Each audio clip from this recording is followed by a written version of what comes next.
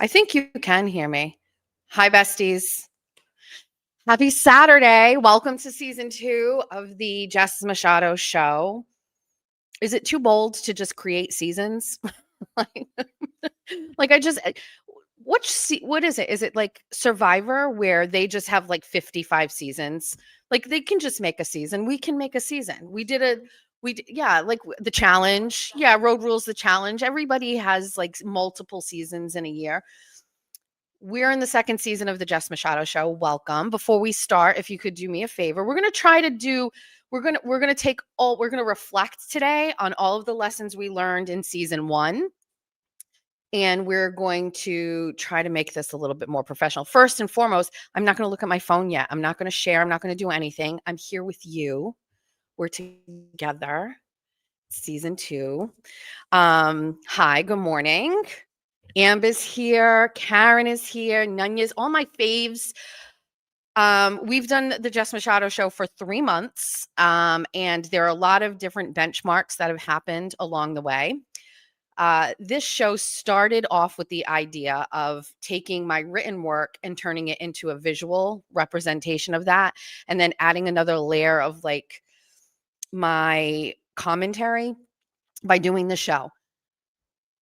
Didn't really know how to do this. And then we basically were like, okay, let's add guests. Let's do this. Let's do that. And so the past 3 months have really just been a artistic experiment on how and what works and what doesn't. And one of the best parts about this is the people who watch and listen and are in the chat and message me and give feedback have been able to kind of shape and mold this show into where we are right now.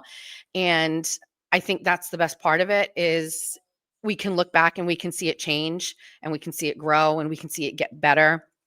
And so the past 3 months have been really, really great. I want to thank all of my advertisers that sponsored the first 3 months of the show. That really allowed me to get off the ground. And that was by design. I wasn't sure if we would have super chats. I didn't know what a super chat was, if you remember. We were like, what is that? What is a sticker? What is a what do you call it? A membership? Didn't know any of those things. And so until I learned, my sponsors carried me and allowed me to do this show every week, and not have my husband say you need a real job. And so it has just been, thank you very much. We tried to go without lipstick today, but to be quite honest with you, it's almost impossible. We can't go without a red lip. Good morning, mermaid. Good morning, cyber chick. I have a lot of great things that we are going to add to season 2. But one of the things you're going to see is we already added Bunny After Dark on Wednesdays because you guys are degenerates and you want a show that is just whatever Bunny After Dark has turned into.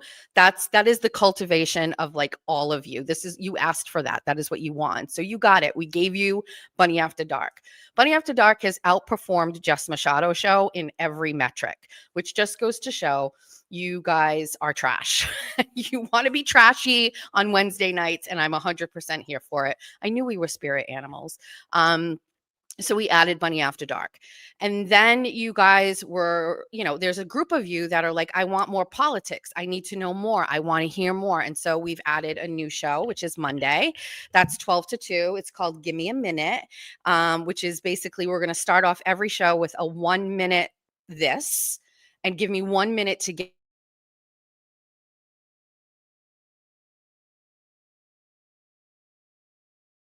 So I am very excited about the Monday show. We talked a little bit about, and then hold on. And now we've added a Monday through Friday 24 on 24 show. We tried to change the name. I'm not sure if it works. It felt a little disingenuous. Buckle Up Besties insinuated that I was a terrible driver, and I am not. And so we changed the name back to 24 on 24. But I was doing a morning drive after I dropped my daughter off at school. And I was like, let's just connect with the besties for 15 minutes, for a half hour, for an hour. So now it's turned into a 1 hour show every morning. It's just in audio. And it's just, random thoughts and, whatever's going on in the morning to kind of motivate me. So it ended up having a couple thousand people tuning in, which is amazing. but it's really more for me to kind of motivate myself and get going and talk about what's going on. So we have Jess Machado show on Saturdays. We have Give Me a Minute on Mondays from 12 to 2. We have the 24 and 24 every day, Monday through Friday at 7:30 to 8:30. And then we have Money After Dark on Wednesday. And that is all in the 3 months since we started this platform. And so I think we're growing at just the right pace. I think that we have a lot of potential. I think that we have grown a group and a community here that continues to grow. One of the things that I really try to do is I try very hard to connect with every single person. Usually a day after a show, I will go back to YouTube and I will go to the comment section and I will read every comment, the good ones and the bad ones, and I will either comment back or interact back. I take note of feedback. I screenshot some things so I can remind myself. And I've talked about this in the beginning when we only had a couple hundred people watching. That was easy to do. I'd be done in 5 or 10 minutes. But now there's so many of you, it takes a little bit longer. But I think what makes this show unique, and I think what comes across to everybody, is that even though we don't know each other, I genuinely care about the opinions and the thoughts of the people here, including all of the haters, of which there are quite a few. And so there's that. So this show, we want to kind of keep, as much as I say I want to keep the drama out of this show, that's going to be hard to do because we're actually going to get into it today already. I prayed about it, but these bitches keep coming at me and we're going to have to take care of some business today. I don't know what to tell you. So before we do anything, first of all, if you could like this, if you could share this on whatever platform you're watching. We stream on Facebook, we stream on X, we stream on YouTube. We used to do Substack, but I really would like to actually just keep that separate from writing, for writing separate. It is really the only platform where I can just publish work. And also, I have some companies that I do some freelance work with, and I just want to keep that platform really pure and separate. And that's it. Does that make sense? Some things that are going to stay for season 2 is show and tell. We may move unboxings to just Bunny After Dark. We may. I have been getting a lot of uptick of people asking for address to send. If you private message, you can text me. I have no problem with my phone number being out there. I will throw it in the comments. You can text me and I will send you my address where you can send things. But we may streamline things. We may just do show and tells to start here, and then we may end Bunny After Dark with unboxings.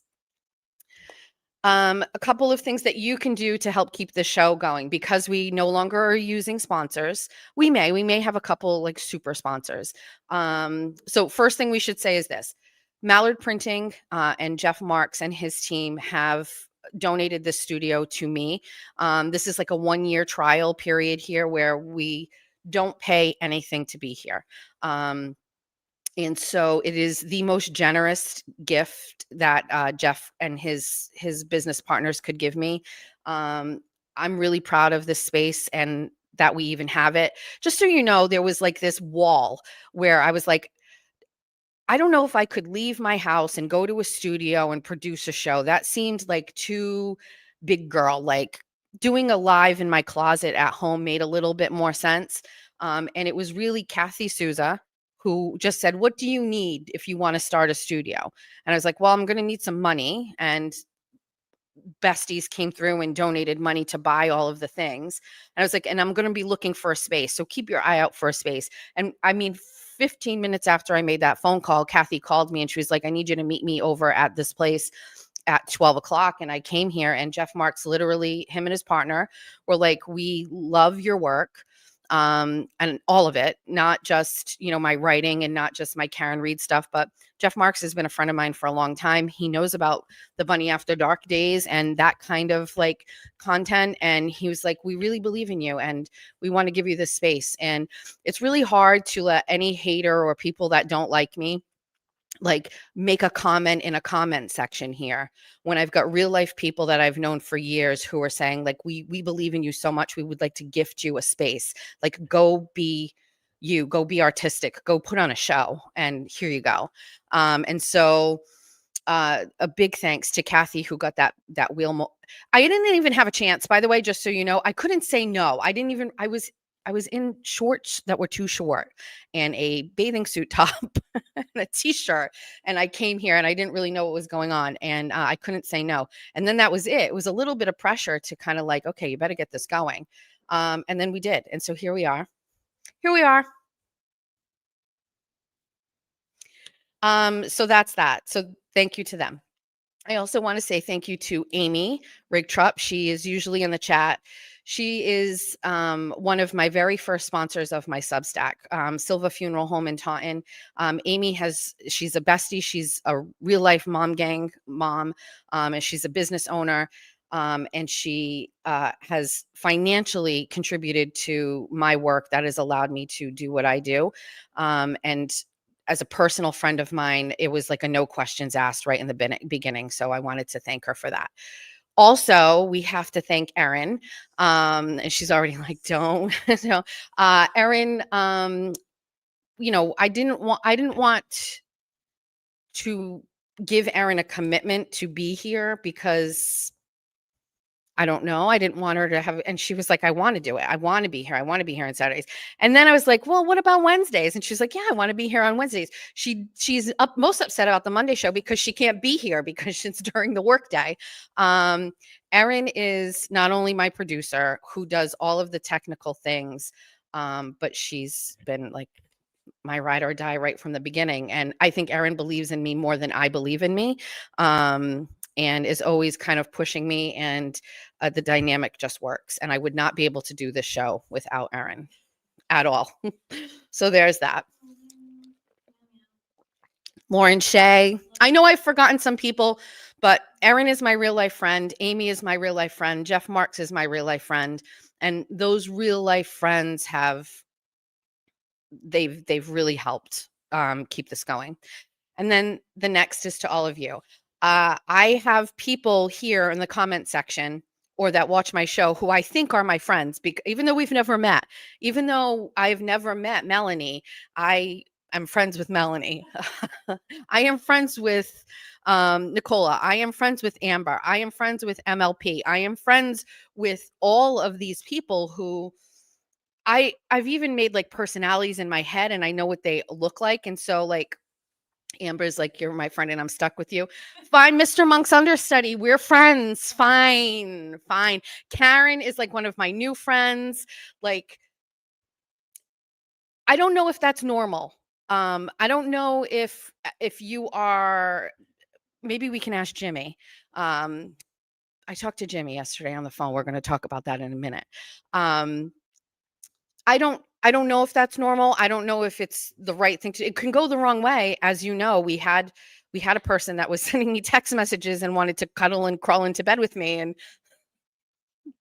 there was that. So I don't know if it's normal to feel the way I feel about my friends here in this group chat. But I love them and I love you guys, and I don't know if that's right or normal. But if it's wrong, I don't know what to do about it because we can't change it. There were also some people like Amber saying, I've loved you for 5 years. It's pretty normal to me. Like there are some people who have been like following me for years and years and years.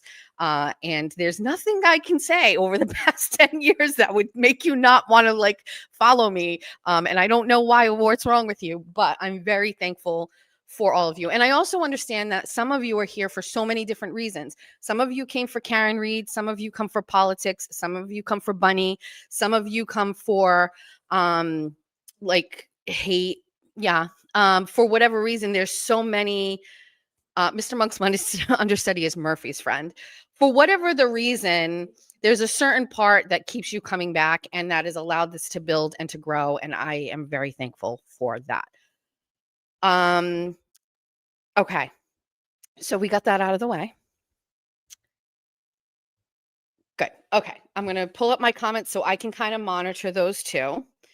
And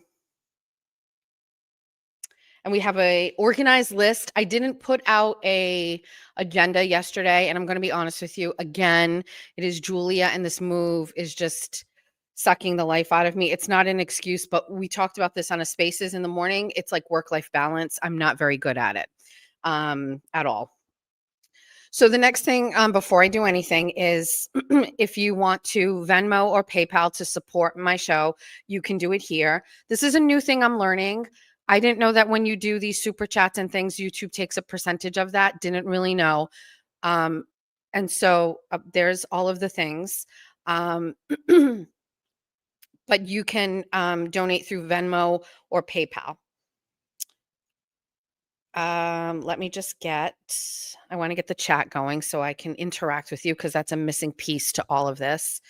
One of my favorite things about some of the followers from season 1 are the people that left after I raked Brian, and then they came back and they were like, "Shit, like you were kind of right, and I'm back." Those are my favorite. This is what you have to learn with me. Just wait. Just wait. Give me a minute. Just give me a minute and you'll get it. I have no fear of saying what is happening in my head and then pushing it out there. And I understand to some people it's like harsh and it's a weird it's like no, no, no, no, no. Wait, no. But if you give me a minute, I promise you eventually I am right about it because and I love you after the BLT. So that's the other thing too. Um, there are some things that I could say or I could talk about, but I'm not sure how that's going to end up. I'm not sure how it's going to go. So I don't talk about those things. Or maybe I do after I get more information or whatever. But if you're hearing something from me, believe me, I've thought about it. I know enough about it. When I said that Karen Reed kind of did Aiden dirty, that was with thought. That wasn't an impulsive, like, let's just say this. You know what I mean? This week I was talking about, and we're going to talk about it, it's on the agenda, Mike Minogue and his candidacy for governor. And I said, there are some things here that aren't going to, they're not going to translate into beating Maura Healey. That's with thought. That is something I've thought about. Do I like that Jack Gately took it and kind of like took some hot button parts of it and kind of pushed it out and didn't really explain it the way that it really was? No, but that's what I have this platform for, so we can correct it. So at the end of the day, I didn't like Brian for 1,000 reasons, and I wanted to say how I felt. And now look, everybody has seen what I've seen. It is brought out and extracted what I think is like inauthentic, inauthentic behaviors, petty behaviors, all of the things I knew, you get to see now. Same thing with Mike Crawford. And I know we've got, if you don't watch Bunny After Dark, we have a 10,000 view threshold now. So we can't talk about something that gets said about me on the internet until it gets 10,000 views. Not 10,000 followers, not 10,000 views. Except we're going to make an exception today because we've got to bring a new hater into the realm. Okay. I think that's everything. Let me just get into the chat so I can see some comments. And then we're going to do a special show and tell. Let me see people and say hi and good morning. What? Oh, the 10K rule. Oopsie. Forgot about it. Oh, for some reason this isn't. No. No. It's not an original bone in his body. All right, let's try. We're going to try to be better about this and not shit talk people, especially on the Saturday show. I don't know what's happening. I can't get into the chat. It's weird. Okay. My phone is weird. I don't know. Dan Medeiros, FBI Dan. We can now. He goes, "Hi, are you in Fall River? It's Saturday. We have a show to do. You guys, let's." I don't know. We're gonna make some calls. We'll make some calls. There's a guy. His name is FBI Dan, and he is. I think he's from Swansea. That's the key. We don't know much about FBI Dan. He just showed up and started participating in some of the political campaigns several years ago now. It's going back a while. And nobody really knows who he is. And believe me, your girl knows how to do some investigations. Erin and I did some investigations. Erin just said, Erin just said she will quit if we talk about this. One night, let's just say we were down a hole and we were convinced we found who FBI Dan was. Now, just to my listen, I'm gonna have to. I wanted to have a structured show, but he just texted me, so let's do this. First of all, FBI Dan is the sweetest, nicest guy of all time. He is wonderfully nice. He pops up all over the place, and it's weird. And remember, we talked about orbits the other day. Sometimes I see him. Sometimes he's driving on the side of me. I wonder if it's concocted. I wonder if it's just it happened that way. But FBI Dan, first day I met FBI Dan, I was doing a sign holding when I was running for school committee, and he introduced himself and he handed me $100 bill and he's like, "I'd like to contribute to your campaign." And I was like, "Thank you. This is extremely generous, especially for like a small towny election." I was like, "Who are you?" And he's like, "Oh, my name's Dan. And, I know Jeff Marks." And I was like, "Oh, it's so nice to meet you. Thank you so much. Like, but do you know anything about me?" Like, you know what I mean? I was very sus right from the beginning. And over time, I remember I had to find out more about him because I had to write it on my campaign finance. Like, what is this guy's last name? Like, where is he from?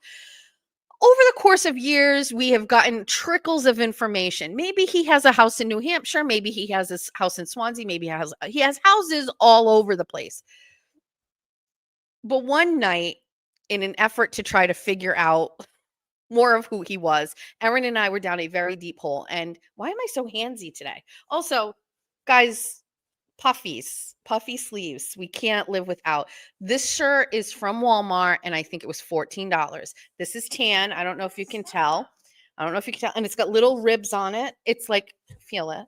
It's like not cheap. It's no, not Ralph Lauren, but it looks like it. But this it's like $14. It comes in black. It comes in blue. It comes in cranberry. I'm FBI tan. That would make a lot of sense. Erin was just like, Somebody said, "Is this a repeat?" I've never worn this outfit before. We love a good puff, you know that. So we're down a hole one night, and Erin and I are convinced that we found him, and we know who he is, and we found his history and everything. And I'm actually not going to be able to tell this. I won't tell the whole thing. Erin and I have found a photo on the internet. And we thought it was him. And we were texting back and forth. We were on Messenger or texting, and we would blow up the photo, and we were taking with the red circle, and we'd circle the ear in his photo and an ear in another photo.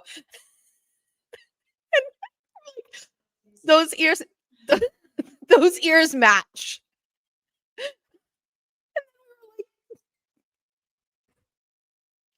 And while we were doing it, just so you know, I'm not talking about it all. Just so you know, while we were doing it, we were convinced. The next day, we were like, "What the fuck were we thinking? This is not the same person." Erin said she's got to quit now. That's it. We didn't talk. We didn't give all of the info. And I'm convinced Mr. Monk is FBI Dan. It would all make sense. Although someone told me Mr. Monk is a real person. All right. So no, FBI Dan, I am in Fall River, but I have the showy show right now.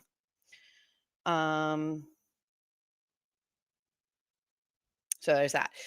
There is a recount going on in Fall River right now. The mayoral election last week, Boomer Amaral lost by a couple hundred votes, and he has instituted his right to have a recount. It's taking place today in Fall River. FBI Dan was just telling me that Attorney Macy is representing Paul Coogan in that. I do know that Boomer has kind of handled all of that. I just didn't have the time this week to interject. I did alert the Mass GOP that there was going to be a recount. Some recounts we're talking a couple votes, and I think there may have been, in my opinion, Mass GOP should be helping Boomer no matter what. So I don't know what's going on, but my whole screen just changed. Oh, there we go. So there is a recount going on today. Whether it shows I just don't think there's any way we're moving the votes a couple hundred, but it's a good practice, and it's your absolute right to do it. So good morning. No, I've had some recounts that have been like much of a smaller margin. We had our selectman Todd Costa won in Somerset by 7 votes, and we didn't have a recount because they didn't want one. So I'm not sure, but Chris Ryan is our GOP representative, so I'm assuming he's your state committee man. Elaine Polino just announced that she's running for governor of Rhode Island. I saw that yesterday, actually. I did. I saw that. We're going to save all of the political stuff for the Monday show, and then you can watch it on replay if you can't watch it from 12 to 2. Speaking of that, hi to all of the replay peeps, because there are many of you who don't catch it now and they come back and watch. So good morning to you guys, or afternoon or night, or whenever you're watching it. Nicole is, yeah. Ben is saying, Sean, good morning, Ben. Shauna won by 32 votes in a recount when she won her first race in 2010. No, I think, did she win it in the recount, Ben, or was she always up by that many votes? I don't know if I've ever seen an election move from a recount from one to the other. And we've even had some statewide races, or not local races, that were by like a vote or 2 votes. It's tight. But you know what? In the city of Fall River, I say mix it up. Let's do the recount. Let's try it. Let's see. Good morning, replay crew. All right. So we're going to do a show and tell. Want to go over the agenda for today? Let me get my glasses. We are going to talk about, and we're going to have timestamps on this. We're going to be so professional. This isn't the Wednesday show. What? Erin's making me a content calendar. Lots of things coming up. Erin can't handle it. She needs organization. Thanks. Let's all just say thank you to this hair, which is courtesy of Julia's curling iron, which will no longer be in my house after today because today is the day. Last night, let's go over the agenda and then we're going to talk. On the agenda for today, we're going to talk about BMI testing, what it is, why I don't think it should be in schools, and how long it took for the Somerset School District to actually remove it. We are going to talk about Blue Hub Capital. There was a recent change to this whole thing yesterday where Blue Hub Capital is no longer going to be offering shared appreciation mortgages. I have done extensive research and work on Blue Hub Capital. It is like my story. I was the first to tell the story about Blue Hub Capital. I have continued to follow it the whole time, and this is a huge recent development that I want to share with all of you. Show and tell. We're going to just talk. I have a couple questions about Bitcoin machines. Maybe you people can help me. I talked to Auntie Deb, Jimmy, yesterday on the phone. We had an actual phone call. I'm going to tell you exactly how that went down. Also, we're going to do some homework. I need to know how people feel about these AI cat videos where they go meow, meow, meow, meow, meow, meow, meow, meow, meow. Like, at first they were fun, but are they... I think they're taking it too far at this point. So we have to talk about these AI cat videos and where they are coming from. Where are they coming from?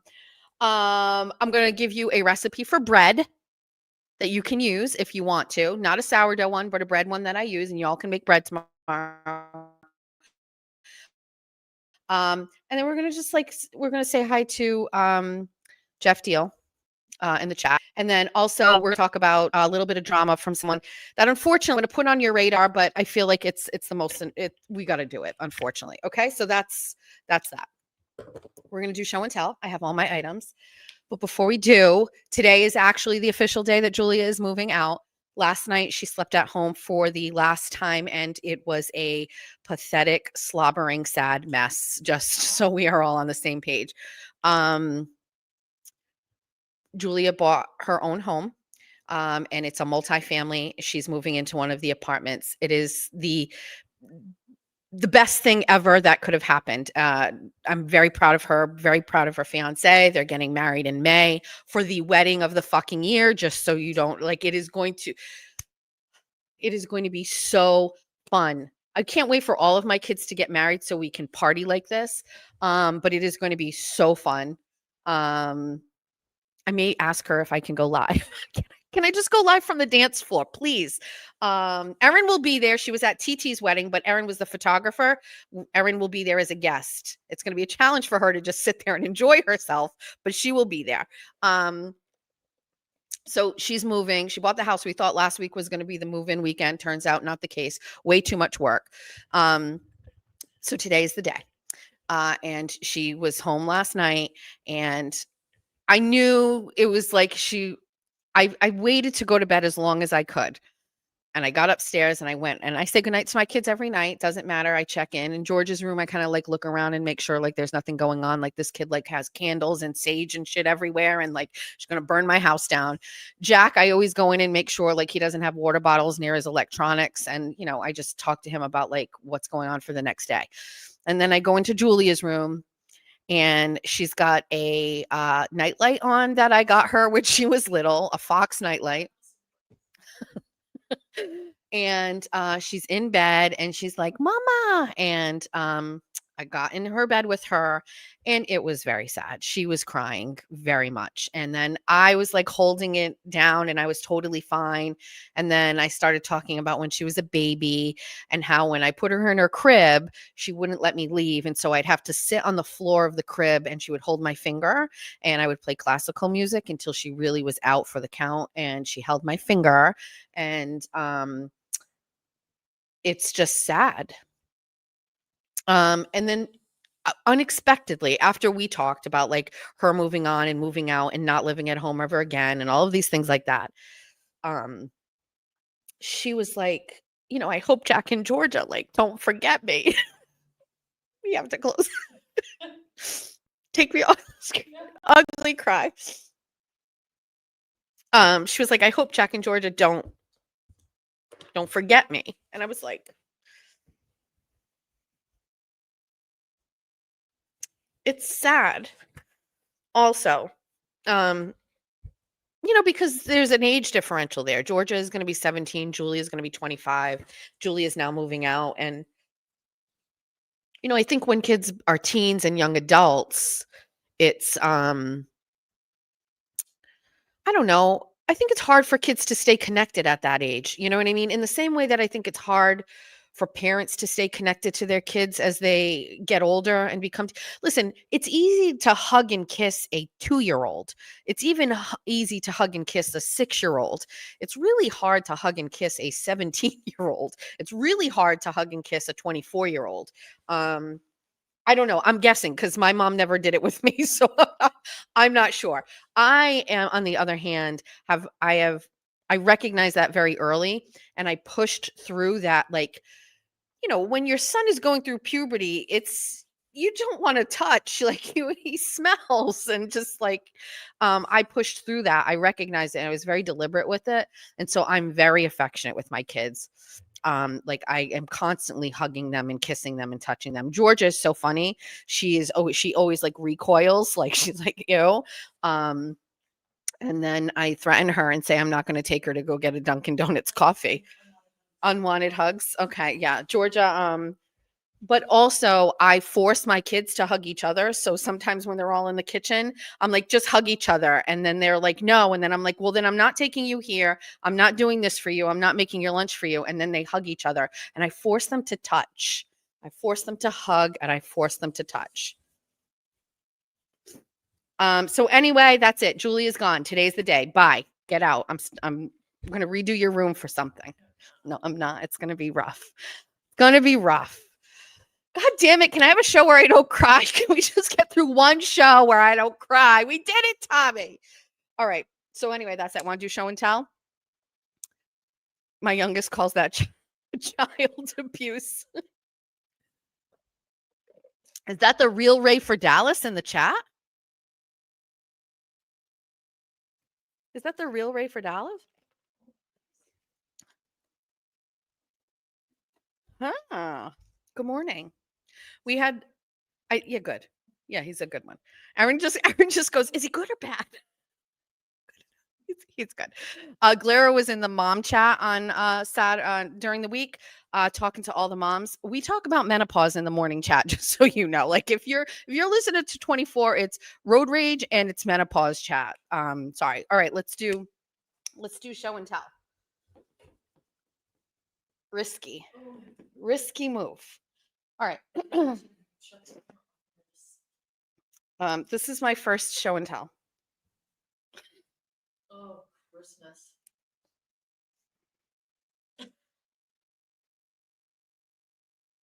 Okay, everybody. Just so you all know, we used to live like this. We used to live like this. We used to we used to we used to walk around everywhere with these on. Erin and I would be in the same space and we would wear masks like this. This was like a dupe Skims mask. Erin got the Skims masks. Those were great, but this was supposed to save this was supposed to save my life, just so you know. I don't How did we live like this? I'm just asking. How did we live like this? The Glara mentioned being in your chat on his live last night before he got kicked off. We didn't kick him off. If he got kicked off, um, so we lived like this. I can tell you how I lived, just so you know. It was like this. My glasses would fog up, and no matter where I was, I would just go like this. I would go like this.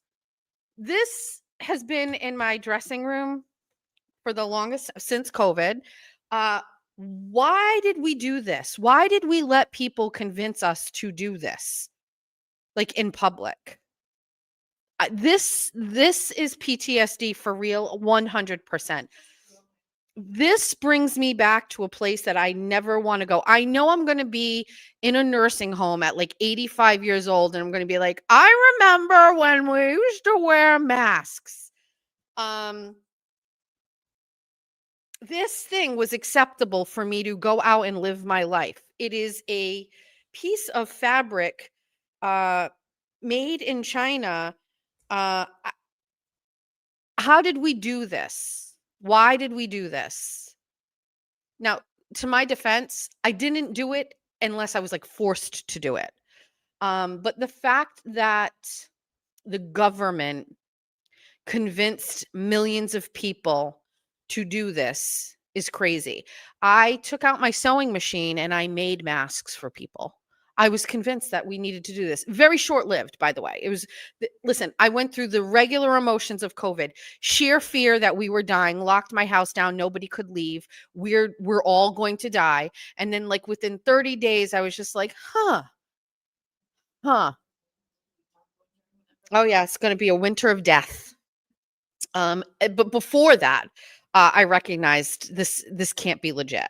And then uh, just started being a renegade. And then when it came to the vaccines, is when that was it. I was already there. But if you've missed it, I'm a pure blood. I've never had a COVID vax, never had a booster. Nobody in my family has. The only person who has is my mother, and she now has AFib and had to retire. So there's that. Just thought I'd trigger all of you this morning with the mask that's hanging out. All right. Um, one of the besties saw me on my show talk about my face regimen, and she is from Bay Harbor Beauty, and she sent me a bunch of like products. Somebody was saying like, is this a paid thing? It's not a paid thing. Bestie was just like, here, just try my stuff. So it's a lot. And I opened the box. I looked at everything. I read up on everything. I have to ease into it. I think because my skin is so sensitive. So we've done two things, and I want to tell you so far how I feel. This one is the Ultra Hydrating Face and Body Cream. This thing right here, 10 out of 10. 10 out of 10. I don't know what it is. It's like light as like I don't know. It's what I imagine like a cold cream was in the 50s, but it's like lighter. And I've used it on my face twice, and I have had no breakouts, no anything. We got to give it a little time. But it's very soft and supple. So I started with this. So I'm just reporting back. So far 10 out of 10, no issues. Love it. Smells great. I'm fine. I've got a bunch of serums in there. I'm not sure why we're all okay with serums that say acid on that, like hydraulic acid, or I don't know exactly what? Hyaluronic acid. I don't know why we're okay with acids, because that to me is like Batman falling in a vat of things and burning you, but I'm open to anything. The Joker, thank you. I don't watch Marvel. Is that Marvel? DC, got it. Erin Erin correcting me in real time. This is a triple C serum with tranexamic acid. It brightens the complexion and evens out your skin tone. So, this one actually was the first one because underneath this makeup sitch, um, I get like rosy cheeks from lupusy stuff. So I've tried this once. Again, no breaking out or anything so far. I don't know if I'm seeing anything yet, but neither one of these things have caused my skin to react in a negative way. And I am telling you, I used that Regenerist or whatever, the L'Oreal, and I had terrible, it wasn't even breakouts. I feel like my skin, like my skin was screaming for help. I had like all these marks down here. You can see it in some of my old show. Do you do Botox? You have no wrinkles. How? Okay, let's get a little closer. There, there's a little. You can see wrinkles. I'm gonna be 50. Erin's saying it's not natural. You know why? Because I use soft soap antibacterial on my face. I do have a little wrinkles here. I have a puff situation going on under here. TT, I told you how to use all this and the order. Not difficult, and you will be happy. TT is definitely living vicariously through all of the fun little gifts thing. She loves it. I do feel a little guilty, so I may give it to TT after I try it all. Yes, I'm 50. I will be 50. TT and I are twins. We're going to be 50 next year. We should just have like a raging crazy party. Yes, 50. Thanks, Ray. Erin says we have super chats. Let's chat. Let's do it. But so far, Bay Harbor Beauty, and if she's in the chat, I'm okay with her putting her link here now or in the replay. So far, so good, no issues. And like we discussed, I have very sensitive skin. I need to try things. Soft soap does work, but I'm just going to be honest with you. Menopause life, things are very different. My skin is losing its elasticity. It's dry. Like you've heard me cry about menopause. Like I don't know what to tell you. There's nothing fake about this. This isn't like an infomercial. I need a little bit of help. And so here, these two things so far. Okay. Let's do. Oh, Erin says show and tell first, then super chats. Okay. Next. I collect things. I collect National Geographics. My mom used to get a subscription to National Geographic when we were kids and growing up. And so we used to have a desk in the hall and all the mail would go there and National Geographic magazines would be there. And I would read them. I would read them. But pictures, I wouldn't read. As an adult, I actually try to read them now. So I brought in just a couple. I have a lot. Some are still in boxes, but I have a pile of them in my foyer on the stairs. The best part about, okay, thank you. Some of the best parts of these are, I just grabbed the 3, 4 that were on top. Some of these photos I remember from my childhood, like looking at them. National Geographic was our internet before the internet. This just, yep. Their basement, they had every still do cabinets. No. Erin is saying her daughter's godparents have hundreds. My mother used to collect them, and then when we moved to Pennsylvania, she sold them. I would never, because I don't like following through on things, I would never start a collection and say, I want to get one of everything and keep going. No. Whenever I go to Savers or Salvation Army or a yard sale and I see them, I grab them. Usually I can get them for 25 cents. Nothing crazy. Although this one from Savers was $1.49. I can't believe I spent that. But one of my favorite parts now, number one, is going back and reading them. Good morning, Miss Lily. One of my favorite things about them is the ads. Let let's just go through. So this is National Geographic from March 1971. This is the lands and peoples of Southeast Asia. New Light on a Forgotten Past, Pagan on the Road to Mandalay, Sea Islands, The California Gray Whale Comes Back, and Quebec, French City in an Anglo-Saxon World. But the ads, look at this Buick Ford Continental right here, everybody. It is just a wonderful step back in time. Just so you know, you could have gifted a National Geographic Society membership for $7.50 for the calendar year. And then you can nominate a person for society membership. TWA planes are in here, TWA. But the ads are really, oh my God, there's a goddamn husky on this next page.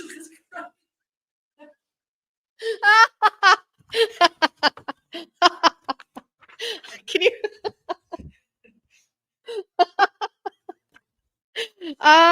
You guys, I hate huskies. Winnebago campers, look at this. This was such a Winnebago. Wherever you park it, it's something else. Can't believe there's a husky in here. Lots of ads to travel to other states, to Arizona, to Quebec. Standard Oil Company. This is interesting. In 1971. Oh, hey, she just somebody said, "Do you have ADD, Jessica?" And it's like it's possible, but like Erin does. She had to submit 5 songs to the Hall of Fame, and the last Great American Dynasty is one of the songs that Taylor submitted, which is actually one of my favorite songs. It is a really great song. So Standard Oil fame, they did an ad. Look at these kids on a beach, and it says, "What kind of?" No, it says New Jersey. What kind of world will we leave them? We live in a tiny, fragile, vulnerable planet. We must learn how to care for it, really. 6 years ago, Standard Oil Company affiliates began using a method for washing tanker compartments at sea that helps to eliminate putting any oil into the ocean. We developed and are using an underwater seismic device that replaces dynamite in oil exploration and does not harm marine life. Jersey researchers are working with auto manufacturers to develop fuels and emission systems, which together will be virtually pollution-free. This is in 1971. Our affiliates are building special plants in Venezuela and Aruba to take sulfur out of heavy fuel oil used by our eastern cities. We have spent millions of dollars to improve the environmental performance of our refineries and chemical plants, new and old. A real accomplishment, enormous cost, but there is much more to be done. The search for and production of oil by Jersey affiliates must continue to be accompanied by vigilant care for the ecology. Our refineries will be looked at again and again for ways to improve their environmental performance. We will continue to seek ways to improve our transportation methods on land and sea. It will take continued dedication and effort to solve our problems, but all industry, indeed all citizens and their municipalities, will have to act with equal concern. To improve the total environment will take time. It will take billions of dollars, and the cost will have to be shared by all of us. We intend to do what one company can do to improve the quality of life on this planet. It will be a long and difficult battle for all of us, but this is a battle we must win. Standard Oil Company. I don't know historically what happened, but I'm assuming maybe there was some sort of oil spill or environmental issue, but they took out an ad in National Geographic to basically say, we're going to fix this, but we're going to make you pay for it in rising costs. That's what it sounds like to me. Metropolitan Life. Ooh, look at this Oldsmobile, GM Oldsmobile in 1971. Look at that. What a time to be alive. Also, one of my favorite things in National Geographics were maps. If you remember, the maps were stuck in here, and there was always a map. Good morning. Oh, hi. Could you do me a fave, bestie? Can you drop the link to your site on there? Were you here? I used this one. This is the triple C serum with the tranexamic acid. Used it so far, no issues. And then I also used this thing. I swear this thing I could bounce it on the floor. It's ultra hydrating face and body cream. I tried this so far. Perf. Thank you. So anyway, National Geographics, I collect them. They're my favorite thing to find, and I love them. I have to dust them, unfortunately. Like they're on the tables, and I have to, sometimes I fan them out. But they're out, and also best part is I see my kids looking and picking them up occasionally. So there's that. We have 3 more things. On Bunny After Dark this week, we were talking about Victoria's Secret perfumes. Lauren, if she's watching, she's in the chat. She sent me Victoria perfume on eBay, which sent me down a hole, and then I found Rapture, and then yes, yes, the perfumes, and I mentioned that I have a bottle of Estee Lauder Youth Dew. This is the lotion. And this, thank you. This is the lotion that smells just like my grandmother. I don't know if they still produce this, but I can smell my grandmother. She's here. Her ashes are in me. This smells just like my grandmother, and I have it in my dressing room. And occasionally I will take off the top and smell it. I won't use it. I don't know how much is left in here. And even if it is, this is beyond ancient. Does it even have a date on it? It doesn't. This bottle is actually glass. But anyway, this was my grandmother's. I stole it from her house. And I've had it ever since. And so I smell it. This is this. 2 more things. We talked about, I contemplated bringing this because it hasn't been washed this week, but we talked about doing homework, and I wanted you all to look at Ballerina Farm. This is the apron that my kids bought me. So it's a smock apron, so it doesn't tie. It just has this crisscross in the back. And it goes on like this. And so it has 2 pockets. I got the gingham checkered red one. It says Ballerina Farm. And it is my favorite. You don't have to tie it. You can literally throw it on just like that, 2 seconds.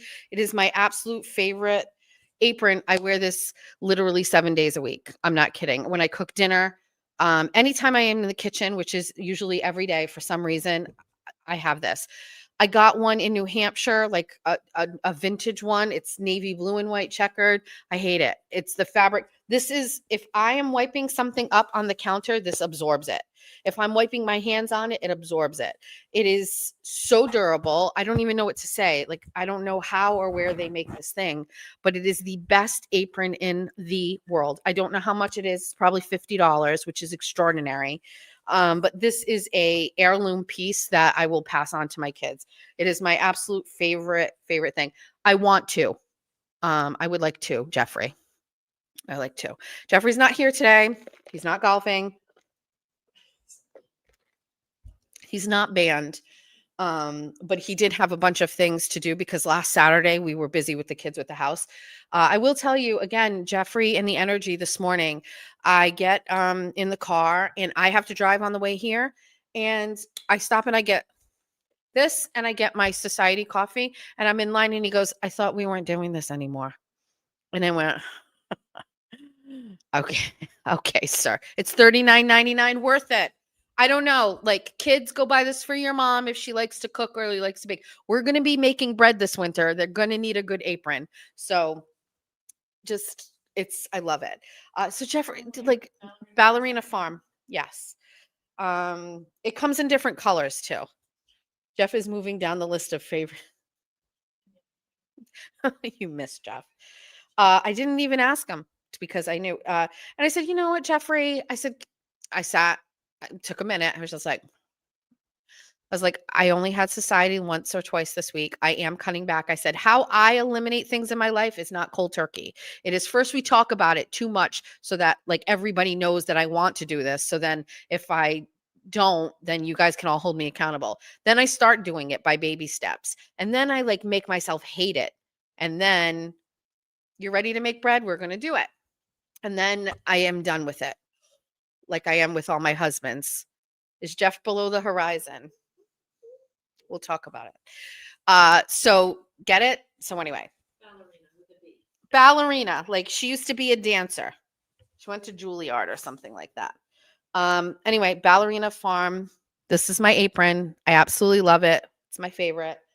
It definitely smells. I usually wash it on Sunday night after I do Sunday dinner. After I do Sunday dinner, I do baking because my kids like baked goods all week long. So each one of my kids, when they leave the house in the morning, they take a treat with them. So whether it's coffee, cake, it's muffins, it's cupcakes, it's cookies, it's bread, whatever. So I cook my meal and then I bake. When I'm done baking and I'm cleaning up the house, this goes right downstairs into the washing machine and then it's ready to go for Monday morning. Okay? Okay. All right. Last item for show and tell. We have sounds. We have sounds? Media assets. Yes. Let me see if this works. Wait. There's no drum roll? I know we had to make our own lunches as kids. I know.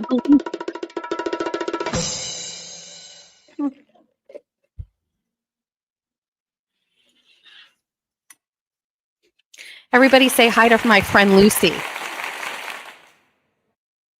I brought Lucy. I know everybody wanted to see her. She's beautiful. She has been living. I know this looks crooked, but in real life, it's not. Lucy has been. There's no discount code Oh, no. for. Somebody asked earlier in the chat if there was a discount code for this. Oh, yes, of course, 100%. Yes. This is Lucy. This is my best friend. Thank you, Bailey. Enjoy my hair because my daughter is taking all of her products and things today when she goes to her new house. So I won't have it ever again. This is the lamp that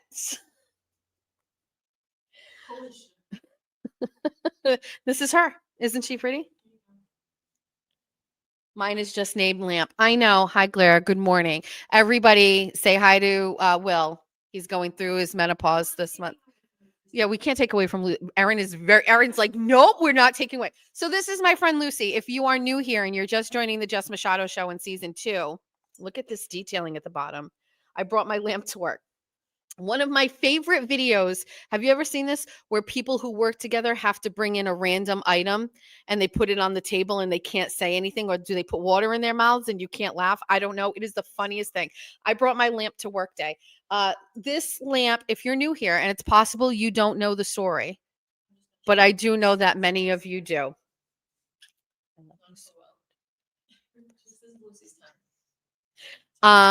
Lucy, one of my mom friends, she showed me a estate sale and I had never been to one like this before. And we started looking. I was Erin, one of my friends. Erin sent me a link to an estate sale and all of the items in there. And this lamp caught my eye right from day one.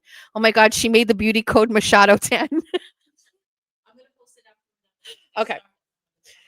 And so I saw this lamp and I was obsessed. So we had to do a lot to get it. We had to go the day before, which was Halloween. We had to go put our name on a list. We had to get up early. We had to bring Jeffrey. Bestie Lauren was there. She was on the list ahead of me.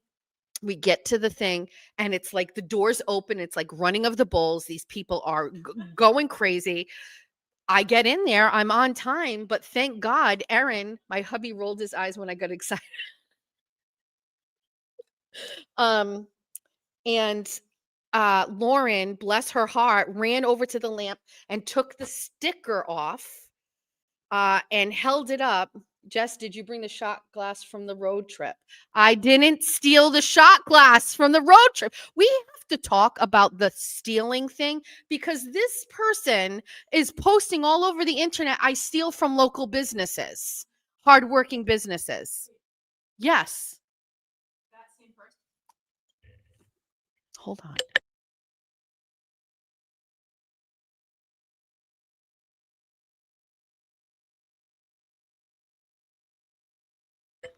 So we saw the lamp. Lauren's there. She gets the tag and she goes, "Here, do you want it?" And I'm like, "How much is it?" And she says, $150. And Lucy, I mean no disrespect because you are worth every cent of that, but $150. And so I had to make a split decision. My first decision was, no, we're not getting that. That's too expensive. That's ridiculous. I thought I was going to spend like 50.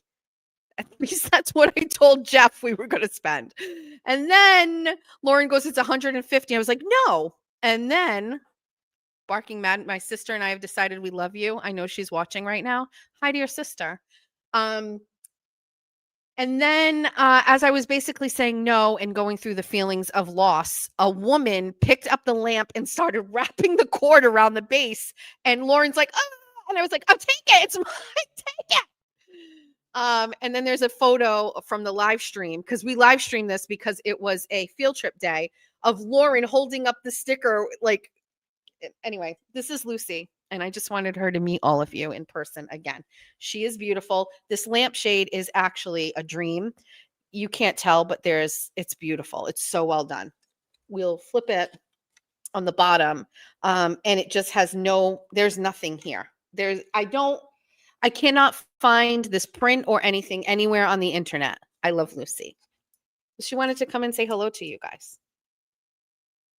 There's just something about the orange and the green. I don't really know, but I love her. Anyway, she came to work with us today.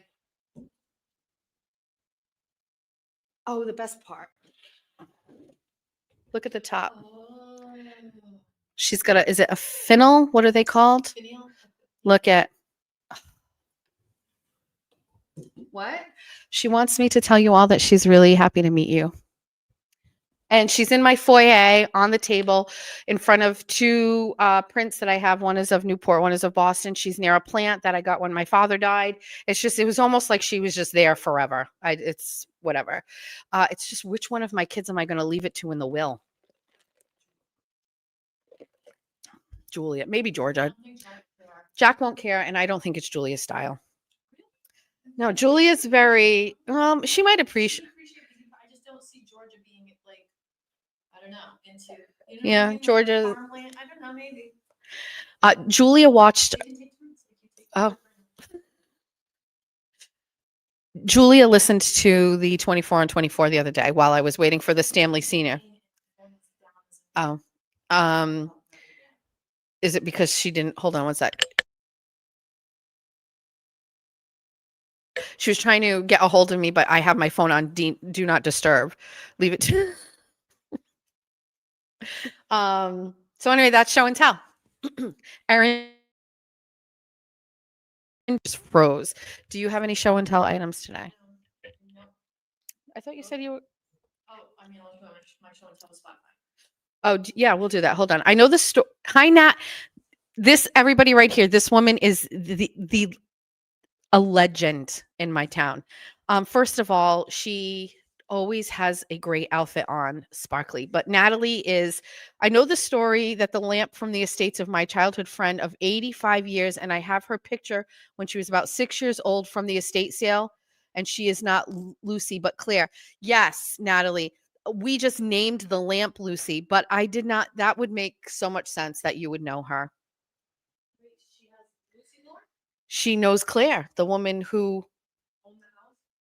Lucy's mom? it was from she knows the woman from the house. Natalie, I will call. Natalie is a Republican conservative in Somerset, and when I decided to go back to school or try to go back to school last year, I say this, and Erin goes, she's going to yell at you. I said, I'm going to go back to school. I'm going to get a little mini paralegal law certificate and degree. And I was really into it. And Natalie called me and she was like, very seriously, like, you can do this. And was like a very firm mother, and was like basically holding me accountable. And she would ask how I was doing, and I was great. And I got through a semester and it was great. But the second semester, I realized that I literally couldn't do it. And so I'm sorry to share with you, Natalie, that I did not finish my degree. Sorry.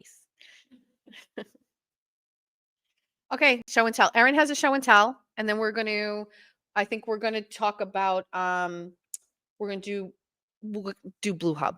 No, BMI testing. Show and tell, please. Yeah, I didn't really bring it. Thanks. I'll read a comment or two.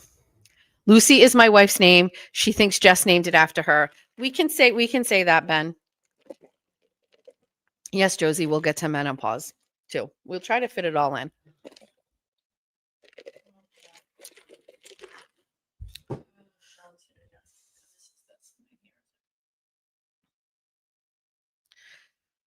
Oh, the background, should I change it? All right, let me take that off. Let me shut this off. First things first. Old.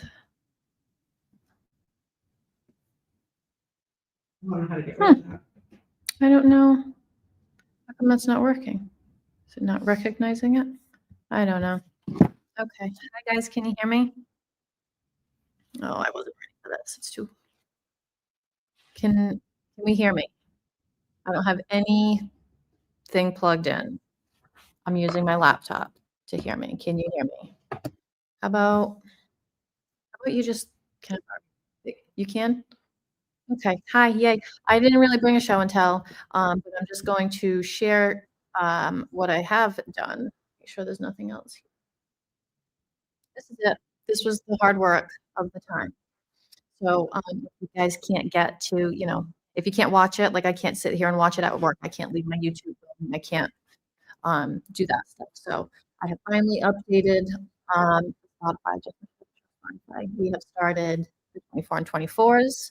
I know you can always go back to those on YouTube. For some people that cannot, leave the YouTube open and stuff, Spotify is all set up. There's only one episode that I couldn't get from Jess Machado show, and it was a Grandma's Ashes one, but there was no audio for that one. So that's all. I really have just sharing my work. That's all. Hi. Jen, center yourself with the bookshelf, please. It's not I'm ignoring the bookshelf because I miss my curtains and my Christmas lights. That's all. I have a solution to a couple things about this. First of all, Erin's too far away from the bookshelf. That bookshelf would work if Erin were closer. We bought a second table, but I bought the wrong size. So the table is too small. So we have to return that and get another table that would bring her closer. But I'm coming up with the compromise. I know she likes the curtains. We're going to change the color of the curtains. It's okay. It was just a nice, Yeah, but it was too, but even though that was too, texture. I Oh, wait, agree. I agree. So we're going to get curtains, but we need a different color curtain because the green is too blasé. And I also do think you need to be closer to the curtains because it was too big. You know what I mean? It was too big. It needs to be a little smaller. This works in the back, but she doesn't like the.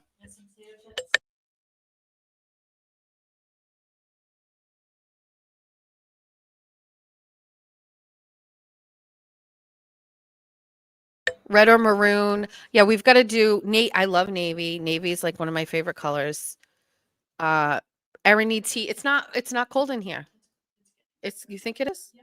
I did text our team about the heat, but when I came in, it wasn't, I didn't think it was that bad. There's a lot of people in the building today. Should get a second screen behind Erin.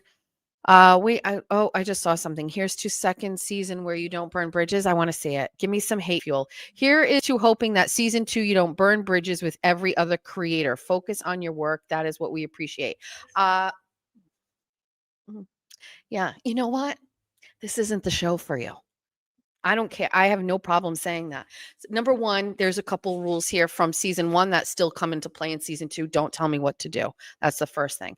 Number 2, burning bridges with Brian and Mike Crawford was singularly the best thing I've ever done. Erin just said it's burning bridges for truth. If you, whatever her name is, if you would like to watch people, Travis and have them dupe you, if it's it's a comfort thing for you to watch people who are not real and not authentic, who are putting on a show for you, who aren't being honest, who are showing you something that's not really who they are. If that's your vibe and you need to live in a reality that is not real, that's your reality, that is for you. I can burn whatever bridge I want. I like doing that. I like letting people know I am not a part of that. And here's why. You can come with me. You can stay. You can watch me and you can watch them. You can do whatever you want. Do you not have free will? You don't have the ability to watch my show and watch that show. And if I say something about someone that you like, you can't turn this off. Why are you here? We're going to empower people here to start making really important life decisions. Like, don't waste your time listening to me if you don't like it. I don't know what to tell you. I'll burn whatever fucking bridge I want if you haven't figured that out. It's actually my favorite. I love getting into arguments with people. I don't argue enough. I hope the Monday show brings me an opportunity to argue with people politically. I will do whatever I want. If you tell the truth, people don't like that. Like,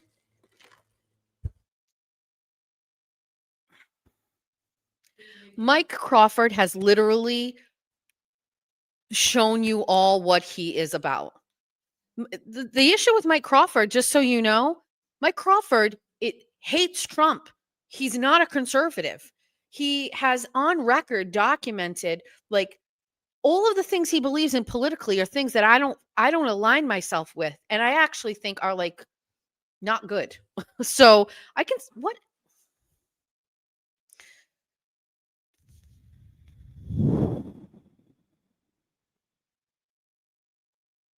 nobody wants that bridge to them anyway. I'm gonna say something. Erin wants to say something.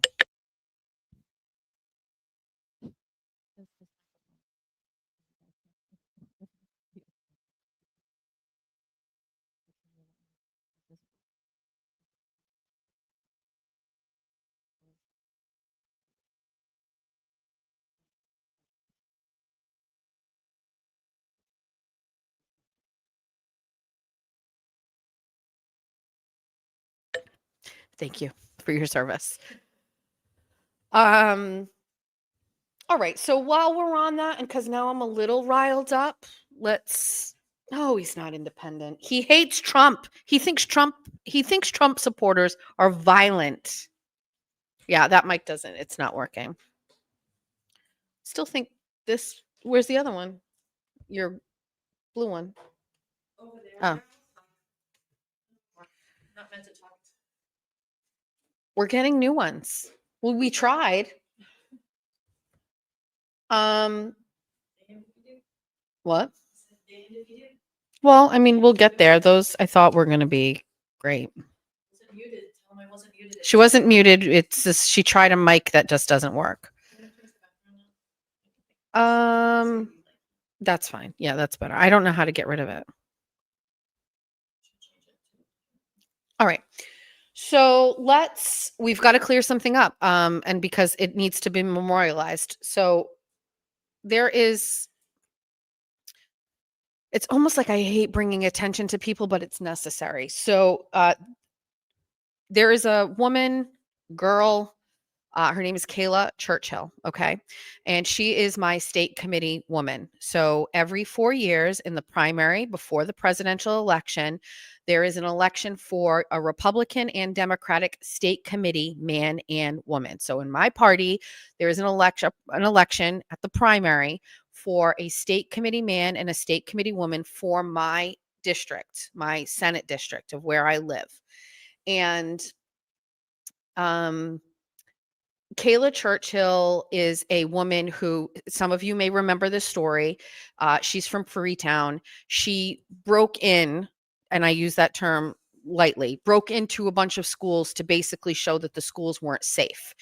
So as a mother of students in a school, she basically just walked into her kid's school and then went to all of the other schools in her district to basically show that the schools were not safe and there were no security measures. Well, the school district didn't like that much and charged her with trespassing because she had her camera going, and I guess there were some kids that got caught on the screen or whatever. Yes. And so if you if you've been following me, there's some fluff on my eye. If you've been following me when I was on WBSM, I can see it. It's here. What? Oh. So when she got charged, when I had a radio show on WBSM, I had her on my show. And I think her mother was also on my show, and she was looking for money to help with legal fees and everything. And I was a supporter of that because I was also doing work in my school district in regards to like make schools safe or whatever. And so I was 100%. I'm not sure I would have done that particular part of it, but I certainly was 100% okay with what she did. Anything that basically outed a school district that their doors were wide open and people could walk right in, I was on board with. And so I didn't know her, didn't know anything about her, but like I was like 100% on board, like help support her. I helped get her story out, like totally fine. Fast forward several years later, she has now kind of like partnered with people in my party, and not people, primarily one individual who I have had major problems with, who is a terrible person. We'll most likely never talk about this, and I'm an overshare, but we will never talk about too much about this person and all of the things. I just won't. Um, it may be like a last show ever type of thing. Like when I'm ready to just like, leave, then we burn it all down. But she is now in a relationship with this man, and it has empowered her to go after me.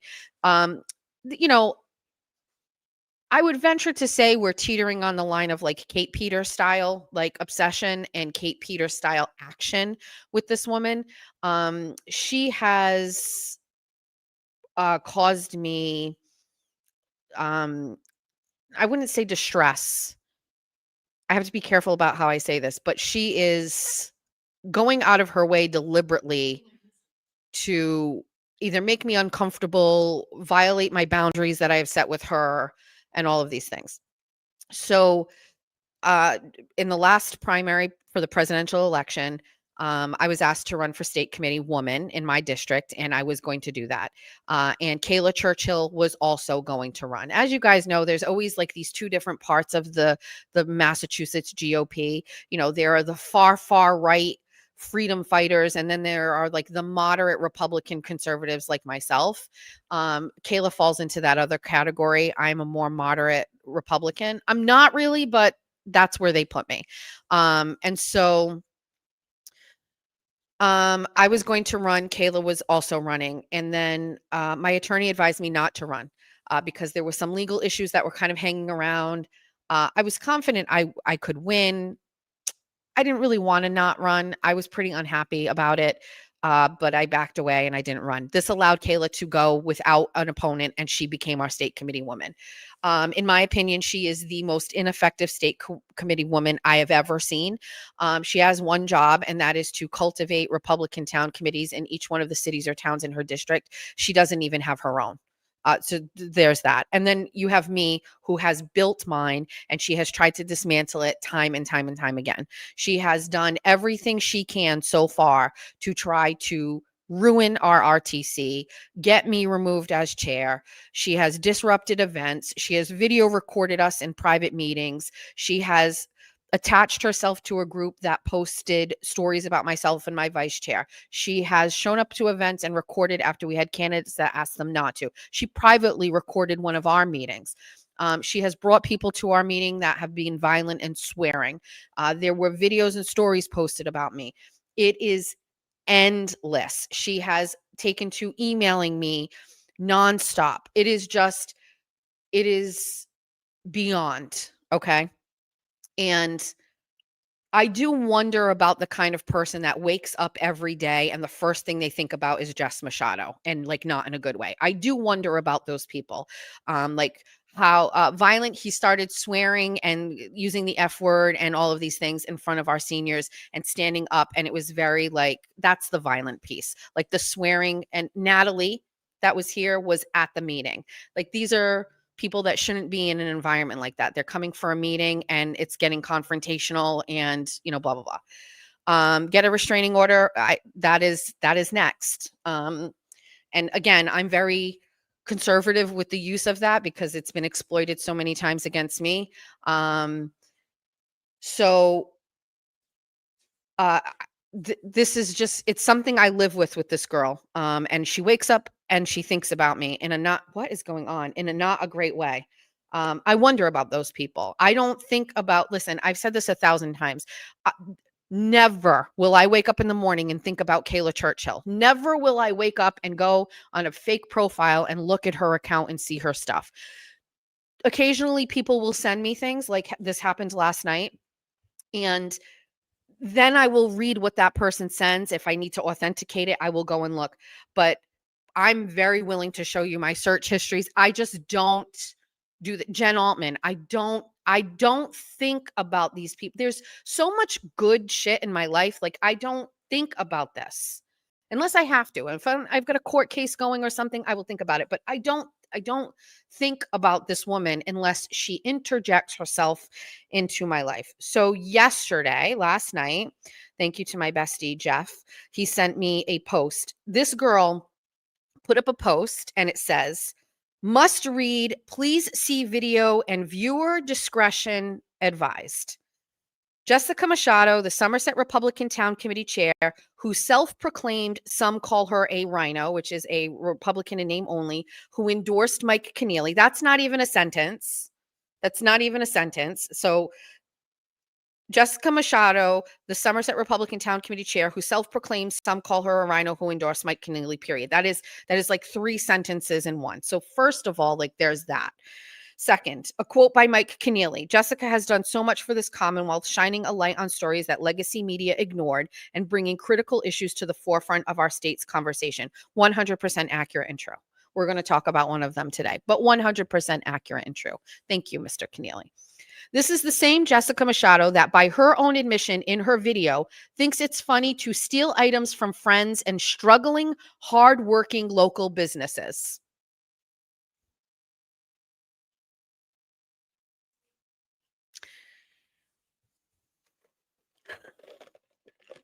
Apparently, this woman would like to frame my trinkets as stealing from hardworking businesses.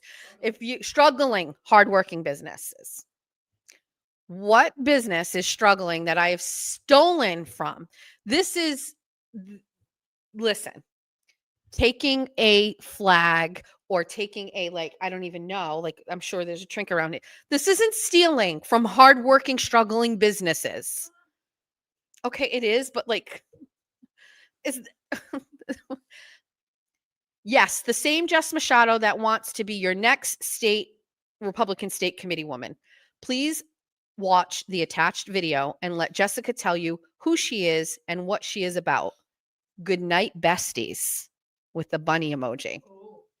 Kayla Churchill, your Republican state committee woman. So first and foremost, she's coming at the besties. She's trying to take the besties from. She wants to take the besties. Now, first and foremost, I will be running for state committee woman in 2 years. So that's it. There will be, I'm sure, 1,000 reasons why I shouldn't or why I can't. Your state committee woman should be your voice for the Republican Conservative Party in your state and do exactly what I've done in Somerset. Build up a committee, keep people meeting as often as once every 4 months or 3 months. Find candidates to run for office, support those candidates, and get them elected. I have done that in spades. I've done that.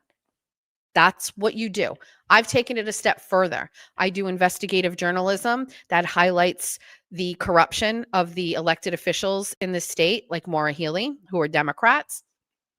I attend events related to Republicans.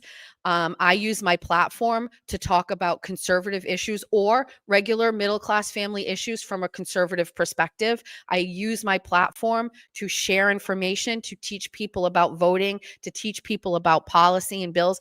I use my platform to better my party. This woman does nothing. She's the opposite of that. She takes me down. She tries to dismantle my things. There is She posted it on her Facebook, Kayla Churchill. The best part about it is she tagged people in the post. She tagged Governor Maura Healey, Amy Carnevale, the Mass GOP chair, Jim Lyons, slippers, Mike Minogue, and she tagged Donald Trump. Taking a field trip on Thursday. What's Thursday? The state committee meeting is coming this Thursday. Besties, do you guys want to go? Wait. Field trip. Maybe we need to activate the bestie army. Ben, where I'll stretch my comfort level. Ben, where is it? Jess, how are RTC wards organized? I'm on her Facebook right now. So how RTCs are organized, there's two ways you can do it. The first is at that time when the primary happens. We're going to do this on the show. What is happening here? We'll do the super chats in a minute. Two ways. During that primary time, when we're voting for state committee men and women, you in your town, I'm going to walk you through it. I'm going to teach you all how to do it. This is what she should be doing, but I'm going to teach you all how to do it. So at that primary time, you get elected at a ballot. So you go and get your name and your people and your committee. And then you turn paperwork into your town clerk or your city clerk. And then when you go and pull your ballot for the primary for president, there's a thing on that ballot for the RTC and you can vote for people. So that's one way you can do it. If you don't have one, you got to start with that. The second way you can do it is you can just file your paperwork with your town clerk and campaign finance and the party, and you can organize. You need 3 people to do it.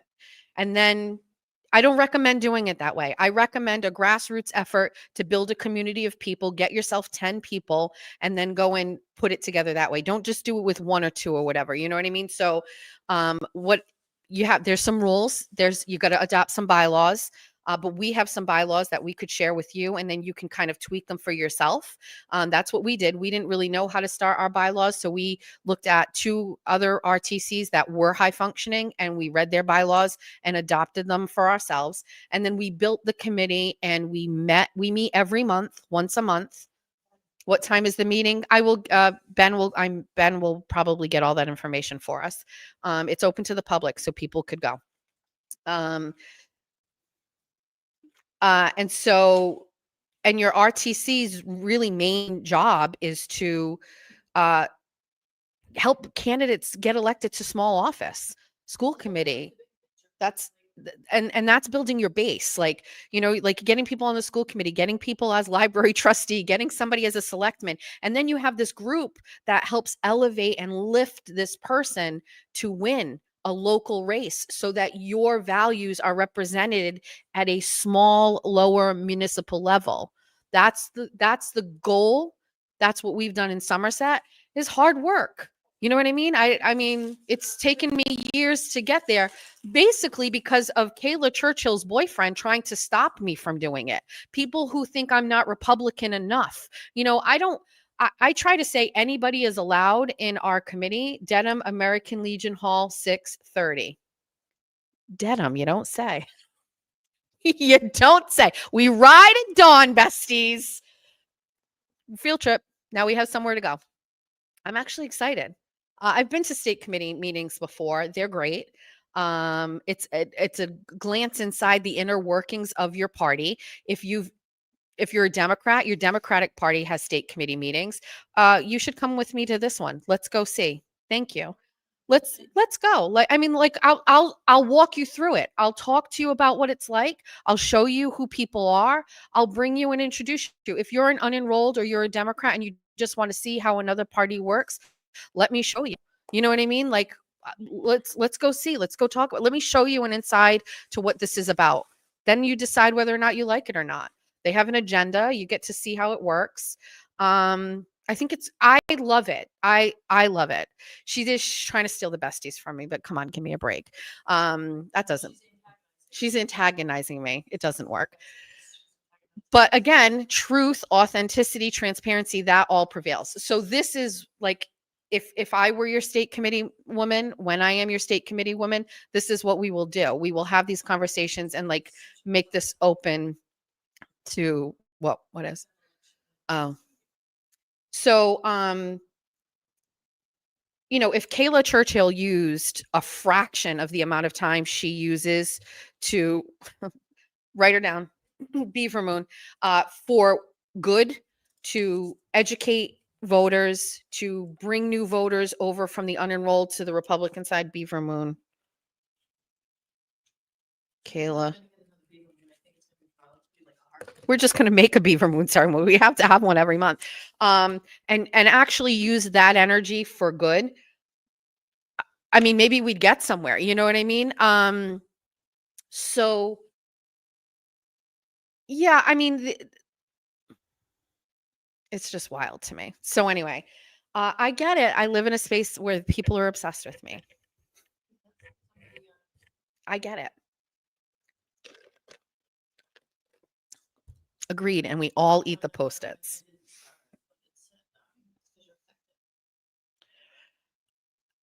Listen, there are people who do just what I do and nobody knows them or they don't see them and nobody targets them because nobody listens to them or sees them or whatever. I get it. I get I have a platform, but I earned this platform. I scraped for it. I hustled for it. I did this all myself through hard fucking work, blind, weird dedication to everything I do. Like these people don't do any, there's a habitual epidemic of women who hate on me, who don't do the work that I do. Try doing something. Just do some effort. Do you want to see what this girl looks like? I sent you the picture. Oh, I didn't even put the. Didn't I send it to you? I don't know. Here we go again with these women who think they come after me. Look at. Oh, no, you just sent me paperwork. I'll send you one. It's okay. No, Erin won't let me. Just trust me. Into- She wears eyeliner on the top and the bottom of her eyes. That's a big one. Or wasn't that in the credit? See that when she was feeding somebody on the way? That wasn't her. Wasn't it? That was Rayla Campbell. Not Rayla. Was it Rayla? I don't remember her license. Not Rayla Kayla, different person. Somebody saying show it. I'm trying to keep the karma good here, friend. I'm gonna focus. She's taking besties from me. She's trying to take besties from me. She's trying. Just with the looks, you know how I feel about that. Erin doesn't want me to say anything about people's looks, even though people go at me every day and my butt. You're the bigger person about it. There is a Twitter account which I didn't even really know about. It's dedicated just to me, and they took a picture from my live stream with Jeff, and it's all my chins. We're not, I was gonna tell you that after. Oh, you saw it? I know that I don't know how I saw it, but there are 0 views and interactions on any of this. Oh. So if we talk about it, that's what, you know what I mean? We're not talking about it. You can talk about it on a show that I'm not here, but because if we do, it's just gonna. Then you're gonna go to it. Exactly, and that is not what we want for this stuff. They came for the moms. Did you see it? That last post? Did you see it? Yeah, they came for what? The moms. Oh no, I haven't seen anything. I didn't know. We're Can't engage. We'll discuss off here. That'll be a secret. All right. So listen, Kayla, do me a favor. I challenge you. Put as much effort into your own life as you put into trying to ruin mine. And just try it for a little while. Okay? Just try it. Just try. I don't know what video she's talking about. I don't know what she's doing. I didn't see it because I didn't go to her page to see it because I have her blocked. So there is some video. I don't really know what it is. It could be one of anything. I don't really care. We will just look. We won't. So I don't know.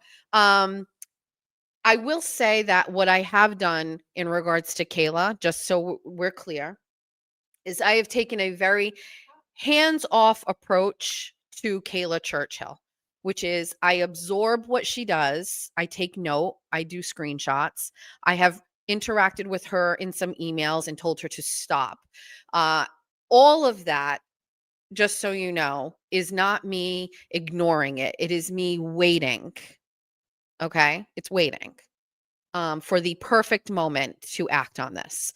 And it will end this. You will not be doing this to me anymore. Does Kayla have poor Irish face? It's actually poor Irish face, Bristol County edition, Fall River edition. Okay. See this red lipstick? We've talked about this. It's my favorite thing ever, color 01. Hers is just like a cheap Wet and Wild, like pink. I don't even know what to say. I can't even say about it. I'm only saying it because I do have to react to the fact that somebody is like going out there and like kind of like trying to tag a bunch of people, antagonize me, make me look bad or whatever. This is why I encourage people to listen to what I say, wait, think. Do I think that people there was somebody in there in comment section that said something like, "Oh my god, she's the worst, she's gross or whatever." Okay. You know what I mean? But like you're my state committee woman. It's not like we don't have a connection here. You are my direct supervisor of my RTC, which you have tried to dismantle.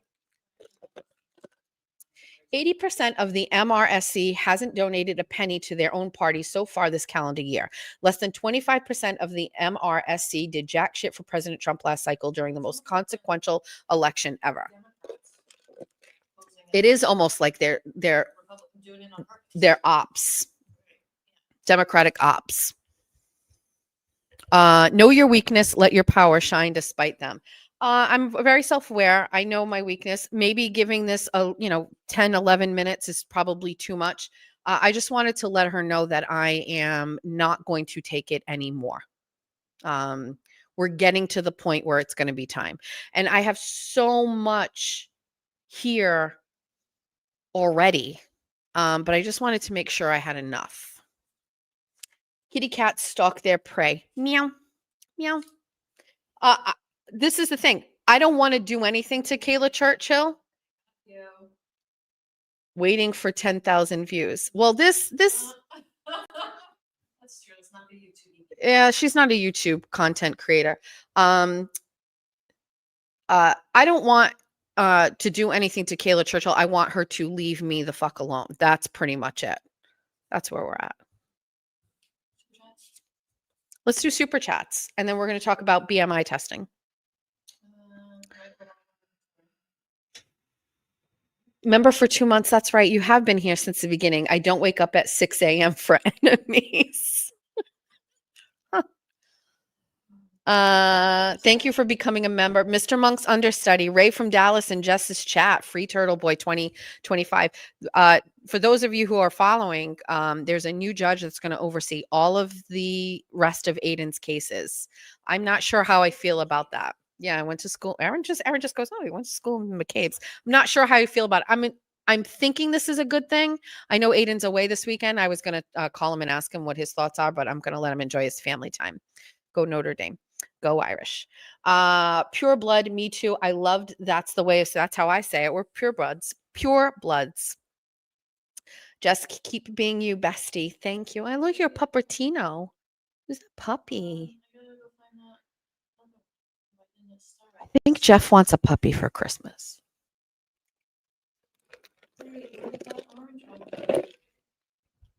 Betero says they're okay with the new judge. Thank you for saying that.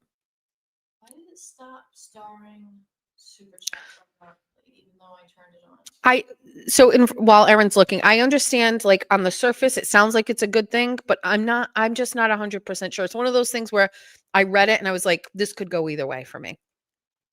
Josie says with a very generous donation, thank you. Despite of how others feel, you don't hesitate to bluntly express how you feel. You've burnt bridges with some I happen to love and respect, and even adore, yet respect exists when we have a right to choose who we love and hate. This is not a effing pageant. By the way, Whiskey is watching too. Whiskey. Who's that? Must be the doggy. Is that the dog? There was a woman, Bunny After Dark, sent us Thank you. super chats on Wednesday. Okay. And I noticed there was a comment in the YouTube stuff after dark. She said I sent her saying you didn't even say anything about that. I thought we acknowledged them as they came in, so I didn't know if you wanted to take a second. So I do. Erin is telling me that there was some super chats that came in on Bunny After Dark, and that I didn't acknowledge them on screen. So we'll have to go back.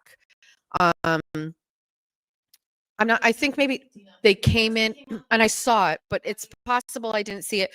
This has been a challenge for us. It's showing me we have 14 starred right now.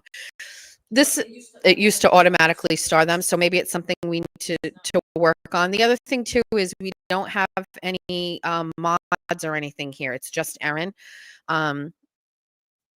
The coffee you order, is it 2 separate syrups, white chocolate and pistachio, or is it one flavor? Thank you. It is one, so it's at Society Coffee. It's a white chocolate pistachio latte iced. It's from Society. I, more than anybody, appreciate all of the super chats and the money that comes in here. It is literally my life and how I'm able to continue to do this. I try very hard to respond. Dina Peterson. Dina, I apologize if we didn't say anything on the stream, but I'm always amazed when people make a donation, but it allows me to do this work. It pays my bills. And so I apologize if we didn't say it. The other thing too, which I notice we're not very good at, is I read comments and we post comments on the screen, and it doesn't require you to give money to do that. Where some content creators, like if you want us to read what you say and include that in our chats or our conversation, you have to pay. We don't do that. I don't want to do that. I want the besties to be able to talk and add to the conversation. And Erin knows me so well. Like when something she knows that is of interest to me or pertains to the conversation, she will just add it to the screen. That's a decision we made. We don't ever want it to have like a dollar amount attached to it. And so I think we have like this very laissez-faire attitude towards super chats because we just want to chat. We just want to talk. My voice is glitching. Oh, sorry. So I apologize. I will say, yes, when we started the studio, I wrote a Substack where I acknowledged every single person. Oh, is your puppy?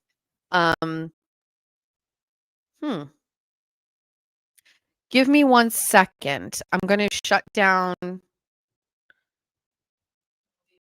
No, I see 2 screens that I'm just shutting down and see if that makes a difference.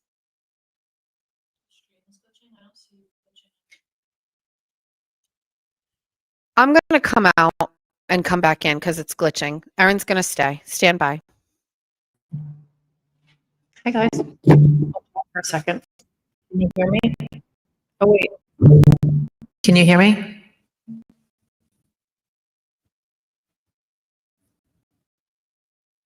I'm going to wait a second. I don't think so because we did it last time. Can you guys hear me? Oh, brother. Oh, hi. You can hear me? Okay. I want to wait a minute for my phone. This is, I was not prepared. I'm trying not to even, oh, they're saying I'm glitching too. Is it your phone? Wi-Fi?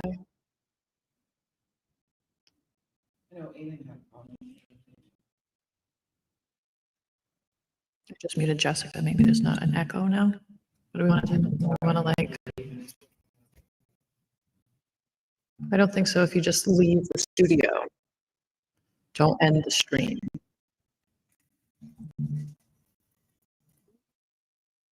Why there's an echo?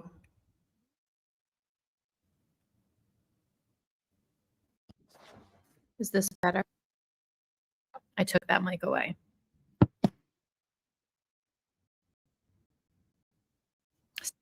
Better. Oh God, what am I doing? I can't bring this closer. Better? Okay. I can't use any external microphone. Talk. Hi. I don't want to just talk. I'm waiting for my pal to come back in. I'm not prepared. Bestie's back. All right. How are we doing? Can we hear me? Is it better? I logged out. I went back in. I closed all the tabs. Okay. let's move on from that. Just needed to handle that. Let me cross that off the list. Show and Tell and Kayla Churchill. Perfect. Thank you. Official Portuguese MILF. You know what song I listened to as my hype song on my way in? I start off slow. And I can't have no music playing because Jeffrey in the car will open up conversation and we'll fight and argue. We can't have that. So we started off this morning with I'm Not Ready to Make Nice by the Dixie Chicks. Love that song. Then we listened to I have like weird music taste, but I listened to I'm breaking up again. Huh. I mean, it's not the Wi-Fi, you're on your hotspot, right? Yeah. Everything looks good on this end.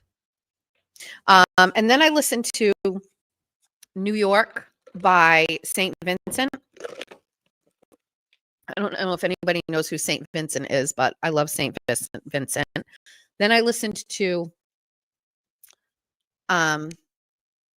Energy by Drake.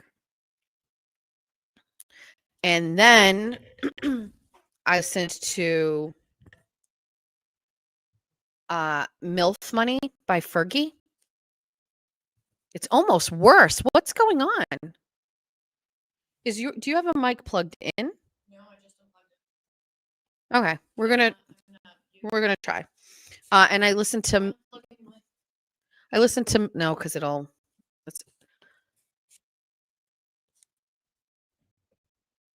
this is so weird. I've never had an issue with this mic ever. All right, we're gonna push through it and we're just gonna try. So yeah, I listened to. All right, we're done with that. Let's try this.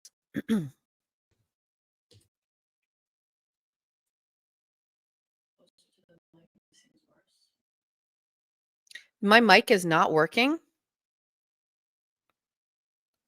St. Vincent does stuff with David Byrne 100%. Yes, they did.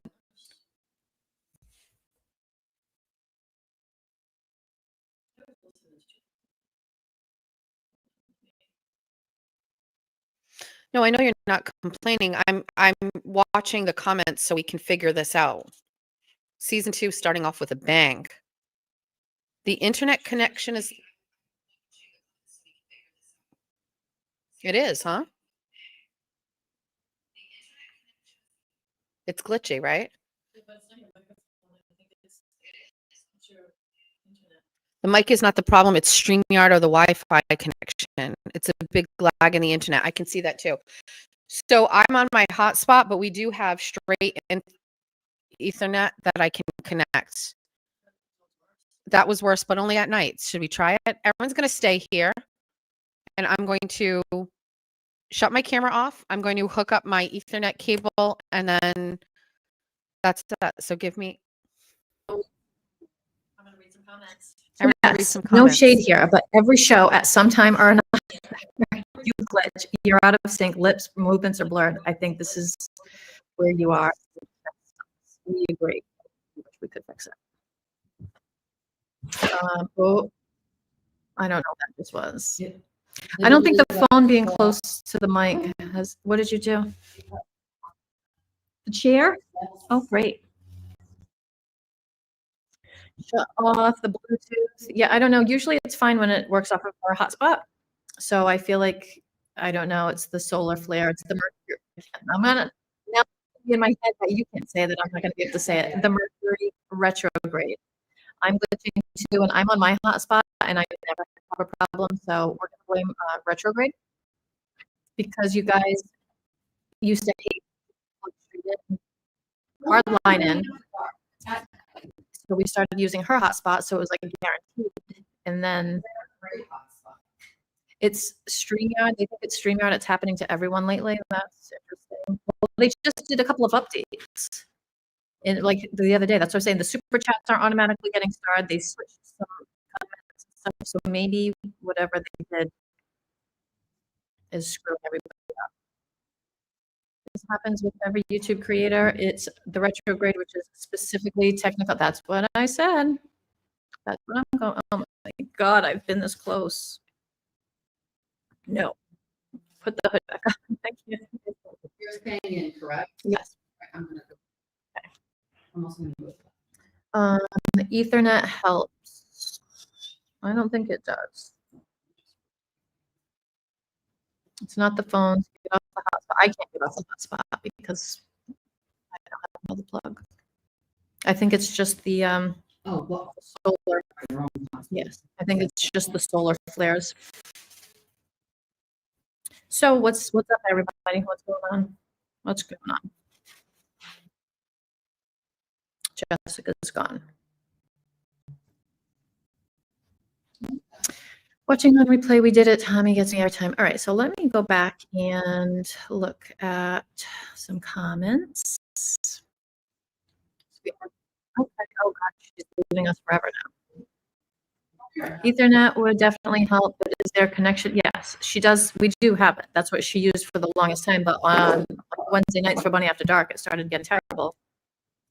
So then she just started using the hotspot, which I think is a little bit more reliable than the here. I don't know. There's a lot of things to work with. The mill is old. I mean, the studio is great, but the mill is old. So,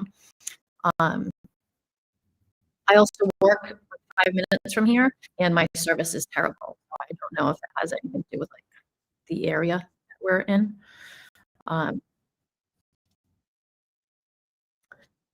Ben is leaving. Have to get going. Got to do things. Have a great day, besties. Have a good day, Ben. I'm sure he'll check in with you soon. What does this say? Same thing happens to Eden. When he moves the phone, it stops. Does he use a hotspot? I think he does his from home though, doesn't he?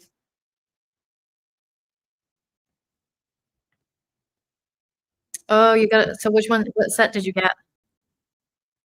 I gotta go home today and check those other pants. I haven't even tried them on yet. Work has been a week. I always wonder, like, I don't know that many of you would because I know you go by like, but what does everybody do for work? Like, what does everybody do for jobs? Like, I work in finance and cannabis. It's been a week having to do like new things that I've never done before this job. So it's just been like, it's been a bit of a week. I'm happy to have the weekend, go home, try on my new comfort outfit. It's the Orbit of Birdseed. So I'm excited to see if those pants fit. I think the mediums are going to be a little bit better. I have the small, and they fit like perfect, but I want them to be like a little bit looser. I want them to be longer. I need them to go to my shoes. So let me know how you like it. Mine is just as bad. I'm sorry. I don't know. I mean, there's nothing I don't think we're going to be able to do.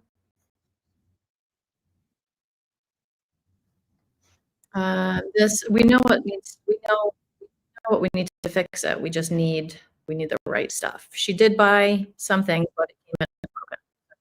She's going to return it. Hopefully that will fix it. We just need both audios to go into her computer so that it treats the audio as one instead of two separate things and us echoing. So we're working on it. It's saying it's still bad. It's yours. Then It's retrograde. well, it's yours. It's not the Wi-Fi. I agree. So then it's Sweatshirt. No, so the gray sweatshirt that I have is a large. It's super huge. So the medium, I have large in that top, small in those bottoms, and they both fit comfortably. And then, I mean, the large is huge. I could probably go small, but the way that I wanted the large. So the medium, the brown set that I just got, I got a medium in the top and medium in the bottoms. So I will report back. The medium top, I honestly feel like it's the same size as the large. Not that much different. So I would go medium. I might even venture to try small at some point now that they're cheaper, but to be determined. The pants, I'm excited for the medium. I just need them to be long. I need them to touch before. I don't want air getting. This is not comfort at the moment. This is Amazon. I had to update all my hoodies because my old ones were all just getting like wilted, pilly and stuff. So this is just Amazon, but this one is great too. I got a brown one and I got a gray one. It's like $30. It's super soft, huge, delicious. You're not even in. Oh, I was like, you're not even here. A large high-tech company fighting cybercrime. Is that real? Because if so, that's important. I wanted to get a blanket, actually. to try one of the comfort blankets, and I thought about it after I closed my order last time. So maybe I'll get myself one for Christmas. This is we're not doing great with that. Listen, I'm just gonna tell you, I tried the mic and it goes against Jessica's, and then the mic didn't work. So we tried a different mic, and that one also didn't work. So then she got the soundboard, the sound plug, the interface, whatever you want to call it. Seems to be better, but that is also broken. So that's not working. I don't know how else to explain. If we could be here every day to get this stuff done, we could. But like I work all the time, and it is what it is. We have a couple of people we can make touch base with, but I don't know what to tell you. I'm sorry. Waiting for the jacket. I didn't know they made jackets, so. I usually don't wear a jacket, just live in the vest. Let's see, 2 of Auntie Deb's gums or face it. Oh, wait. Does it affect people's ability to drive? I would assume so.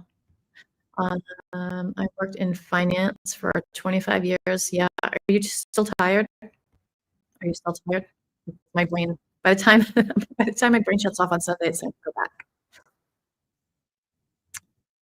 Beaver Moon fucked everything up. No. Oh, the blankets are sold out. Well, that's sad. I didn't get an extra large. I just got a regular large. Regular large because I like them huge for my weekends at home in my pajamas, or just slightly. Size medium for top and bottom. They're bigger. Yep, that's what I'm gonna do. Okay. Underwrite excess. Ew, no. Why? Why do you do that? Insurance is a world I don't understand. I don't think I could ever work in that. Did you clear your cookies? Try clearing your cookies and cash. I'm ready. I don't know. Are you here? Just let me finish. No, I'm just rambling. God bless you all.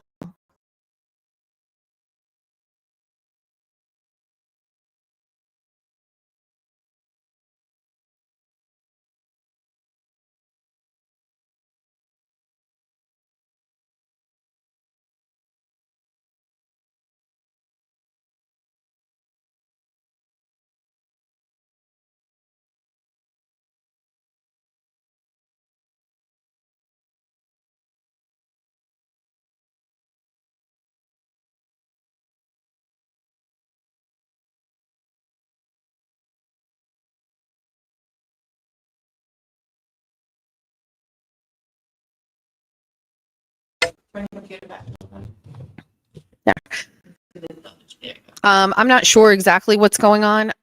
I have used, since I went to the ladies' room. I figured if I wanted it to, I went out completely, everything, closed everything, restarted StreamYard, starting it again. I used to use the direct Ethernet right into my computer. It never, for some reason, during Bunny After Dark, it was an issue. So we started using my hotspot, and since I have T-Mobile, it's great, and I've never had an issue. Very rarely. I mean, I have a fast connection with the Ethernet. It should be totally fine. But we found on Bunny After Dark, we were getting like, I don't know. I admit that these are things that are a big part of what I do. I just am, it's a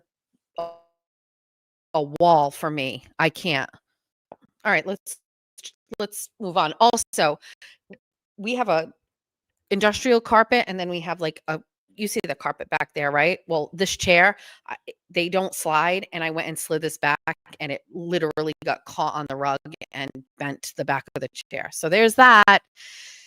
We're winning today. All right, we're going to talk about this BMI thing, which is kind of crazy to me. So I no longer have kids in a school district. I don't know if you have kids in school. I don't know where you're at in your life. I do think, based on my demographic, some of you may still have children in school. Some of you may have kids my age. Some of you may have grandkids. Many years ago, when Julia was in school, she would get pulled out of class with the rest of her classmates to go and get their body mass index tested. Okay. And so you'd line up. It's almost like the scoliosis test too. Your lice testing, some of us have been through that. So are we really still having an issue? It's still breaking up that badly and people can't hear. At this point, we're not even, Erin and I are on 2 totally different bandwidths.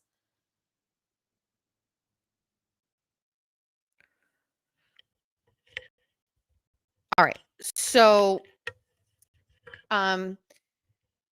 first of all, while I am a little bit of a bigger girl, none of my children are overweight by any stretch of the imagination. All 3 of them are skinny minis. Because they have good, healthy eating habits. And it's a good mix of athletics and it's a good mix of, like, I don't know. Like with everything, I did it right. And so my kids are like healthy and they have healthy eating habits or whatever. So, but I have always had a big concern with body image and how my girls in particularly, and my son too, I've learned as in his teenage years, it does matter. But if you can't figure it out, I have like a certain level of delusion where I think I'm just like a 10 out of a 10. And that has allowed me to get through life and do things because I'm confident in what I am. I am not perfect. There's a big difference between being, what's the word? Not cocky, but like conceited. I'm not conceited. I balance this with self-deprecation. I'm just saying that I have a level of confidence that has allowed me to talk to strangers, apply for jobs that I normally wouldn't do. It's rooted in like my ability to communicate, how I look, and all of these things. And so I wanted to make sure my girls had that same level of self-confidence. Now, my self-confidence, 100% was probably born from being raised by a stepfather that made fun of me all of the time. And because he made fun of me and he also punished me a lot, I would basically be in my room and convincing myself that I wasn't any of the things that this person said that I was. Okay. There are other ways to get confidence without having to go through abuse and trauma.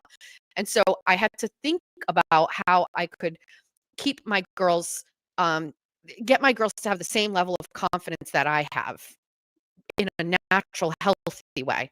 And one of the ways was, I think, to micromanage when there were conversations about body image. And one of these things is in school. And, kids are kids. And my kids were getting pulled out of class to go and get their BMI testing. And they're going to squeeze your arm and they're going to calculate how fat you are. And I never thought that this should have been done in school because I was very conscientious of body image and especially around peers and carefully cultivating my kids to have confidence. And so give me a reason why we have to have BMI testing in schools. And so I called the school nurse and I was like, can you talk me through why this is happening? Does my daughter have to do it? And I'm very thankful to the nurse that I reached out to at that time. And she said, listen, you can opt your child out of it if you want to. Just send a note and say that you don't want your child to get BMI testing. And I was like, okay, I'll do that. But like, why are we doing this? And she's like, I don't know. We just do it in school. And then I said, well, what do you do with the data? And she said, we send it to the state. And I was like, okay. So then I call the Board of Health, and the Board of Health knows nothing about any of this. And so I end up calling the state. Now, when people say, like, what do you do when you're home and you're raising your kids and you don't work? This is an example of what I did. Over the course of days, I was researching BMI testing and who could give me answers about why we do it in school. After days and phone calls and emails, I've figured this all out. So it used to be many years ago, and I didn't write this in the article because it's hard to write this, but many years ago, doctors' offices would collect your BMI and they would send that data to the state.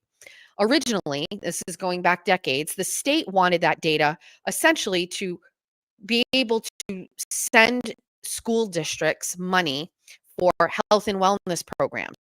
So I don't know how far back that was happening because I can't find that kind of money or these health and wellness initiatives, but it is rooted in the fact that the state was allocating money for health and wellness. This is pre-Obama Obama era, because I know there was like a whole revamp of like the food chart and thing by Michelle Obama, but it was pre that. So school districts were getting state money, and that data was coming from a pediatrician's office. Believe it or not, the reason why it shifted from the data going from your doctor's office to your school nurse is because insurance companies were actually getting billed to take that BMI information and send it to the state. No doctor's office, by their goodwill, was going to share that data with the state. And so the BMI information needed to make it from the doctor's office to the state. And either the doctor's office was paying for it or they were like billing the insurance for it. And both the doctors and the insurance companies were like, we are not paying for this anymore. And maybe the state had an opportunity to pay for it. It didn't matter. The state was like, okay, we're going to find another vessel to gather this information for us. And so they said, well, where are kids under our control? And they were like, school. So they created the program to do BMI testing in schools, and every school nurse was trained how to collect this data and send it back to the state. So this is how it started. This is why it transitioned over to the schools. And this is why schools were taking your kids out of class, lining them up, and then bringing them in and testing their BMI. Even a kid in 4th grade standing in a line and waiting with her friend to go into an office could have produced a conversation that could have worked against a child's self-esteem. Oh, what's your BMI number? Or you're fat, or you're too skinny. Conversations without adults while kids are going into these things, it's just, there's no reason for it to be taking place on school property. And so I called, I can't even remember who at the time, but I was basically trying to find out, what does the state do with this data? And why are we forced to do this? And so I learned that there was funding associated with giving that BMI information to the state. And so the school district, when I put pressure on them and said, why are we doing this? Can't we just opt out of this? They said, we can't. We're getting money for it. And the state will withhold funding from us if we don't turn over the BMI testing. And so I said, well, how much money? And nobody knew.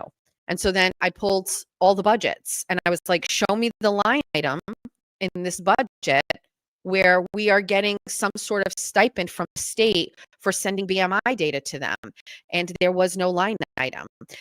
Maybe there was at one point, but the years that I was looking, there was no money coming from the state in exchange for BMI testing. So it was at that point where a member of the school committee had suggested to me, maybe let's just compromise. We maybe can't remove it completely because nobody was on board, but let's give parents the ability to opt out. So what we did is so when your kids start at school, a lot of it is digital now, I'll assume, but before, I mean, we're talking maybe 5 years ago, when your kids started the school year, you'd get a packet of papers, right? If you're a parent, you know this. Public school, your kid's got all of these forms you got to fill out. You got to sign your emergency contact sheet, all this stuff like that. We actually put a form for BMI testing, and it gave people the option to opt out of it right at the beginning of the school year. So before, it used to be everybody did it, and then if you just so happened to question it, the nurse would say, well, write us a note and we won't let them go get tested. Now, through my work, we were able to include a form in the original packet for the start of the year where it said, well, this is me sending it the first year.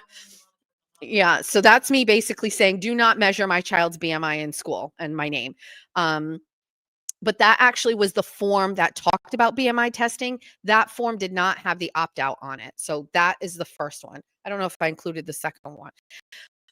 So then we worked on creating this form, and at least in Somerset School District, a parent could read it and say, I have the option to take my child out of it. And that is, yes, that's it. So that's what it looked like. So this is the form that we were able to include in the packet.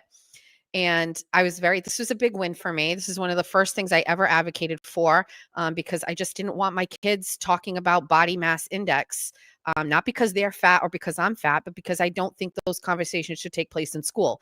And more so than anything, I figured out why we were doing it. And I was like, we shouldn't be doing this. This is 7 years ago. 7 years ago, I was talking about this. Georgia is going to be is 16. So think about that. I mean, Julia 7 years ago, I think she was in high school, but I had been talking about it long before then. And then just this last month, the school committee had a meeting. I went to it, and on the agenda was a conversation about body mass index testing being removed. I went to that school committee meeting to talk about two things. And keep in mind, I don't have children in the school district. I went from a Fall River City Council meeting to cover a story. And then I chose to go to this one where I have no kids in the school district and to advocate for removing BMI. This past school committee meeting, it is finally being voted on by the committee. And, I posted this and I shared it with like people in town. And I was like, Victor Machado, who is on the school committee, has no relation to me, has been on the school committee for over almost 20 years, like a long time. He never did any of these things until now. And it took him 7 years or 8 years to finally remove something that a parent like myself was able to say, this isn't necessary. We don't need it. You're not getting money for it. It doesn't benefit anybody. Negative interactions with students can occur, and there is no reason. It took 7 years for this committee to act on this. This is a perfect example of slow government, inactive elected officials, and people who don't prioritize students. If you cared about students, all you needed to do was just do the research yourself. If you didn't want to do the research, all you had to do was talk to me. I came to meetings. I spoke at meetings about this. I mean, I spoke, I think, at 3 different school committee meetings about this, where Victor Machado sat and listened. And he is a misogynist, so he doesn't take anything women say seriously. Is it validating that after all these years, this is finally getting voted on and getting removed? Sure. But it's too late for my kids. I would have liked to have had this done a long time ago. So the reason I bring this up is the BMI testing is just one thing, but this is essentially me trying to explain to you that if you see something, you must say something. If you see something that doesn't feel right, if you see something that doesn't make sense, take the extra step to question it. Take the extra step to pick up the phone and call every single person I called about this is paid for with my tax dollars. The Board of Health, the school nurse, the State Board of Health, DESE. These are all my tax dollars. So I'm just calling agencies that work for me, that work for you. Take the extra step, get creative, and ask questions. Nobody I knew anything about this. Nobody I knew. Can you imagine my surprise at one of my meetings where it was probably my second meeting I was talking about this? The superintendent actually said, my wife and I have opted to opt my children out of the BMI testing. The superintendent, who is in charge of the whole school district, also was not having his children. So why were these people not acting on it? Why do we have to wait 7 years? A whole slew of Jessica Machado children went through the school district, and this never got changed. It just goes to show how slow it is. This is, to me, a message to you. Run for school committee. Run for school committee. Take an item like that and talk about it and explain it like this to parents. Go to a school committee meeting. Get on a school board, and then even if you are one of 5 votes, one of 9 votes, at least this is like, it's historically documented there for people to say. For me, I shared a copy of the school committee video where I spoke about it. It's cringe because I'm like, hi, this is me, and I've never been to a meeting before. I've prepared a statement. Now I just walk in guns blazing. I don't need paper. I don't need anything. But I was so naive to think that just by going to the school district, giving this information, which I wrote down and emailed, that was going to be enough. And it wasn't enough. These elected officials overlooked it, didn't prioritize it for whatever reason. And by the way, this is before I had a mouth. This is before I was dropping the C word on Facebook Lives. I was nobody back then. Nobody knew who I was. I talked completely normally. I was very appropriate. And they still didn't get it done. So it doesn't matter whether you're a loudmouth and you're running your mouth and you're on Facebook, criticizing elected officials. or whether you go to a meeting and you say, hi, this is my first time. They don't do it. They don't get anything done. And so I empower people who want to get things done to run for office and try to get them done. I ran for office the following year. I lost, but no regrets. And honestly, these are conversations like I don't have kids in school anymore, but I can tell you one thing. The amount of time kids had for lunch and the amount of time they had for recess wasn't enough. And that somehow just got siphoned away from our kids. And if I had kids in school, I would probably be advocating for that again at some point. I picked my battles. I chose school safety. I choose, BMI testing. But maybe there's somebody else out there that can research and look at what it means to have kids have a longer lunch period or to have more recess. And then you can go advocate for it. I don't know what to say, but listen, schools are where it's all happening. Schools are where we're losing our control over our kids. Schools are where they're being wrongfully influenced. Schools are where they are being exposed to things for the first time without us knowing.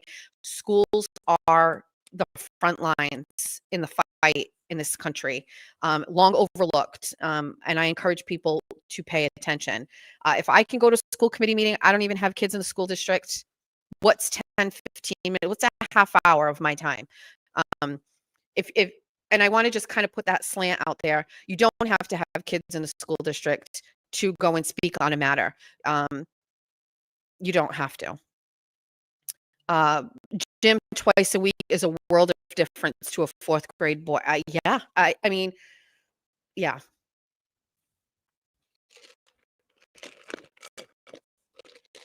Your school committee used to mute you on public access. When they stopped that, they would shut me down and stop a meeting. So fun fact, just a little nugget of information.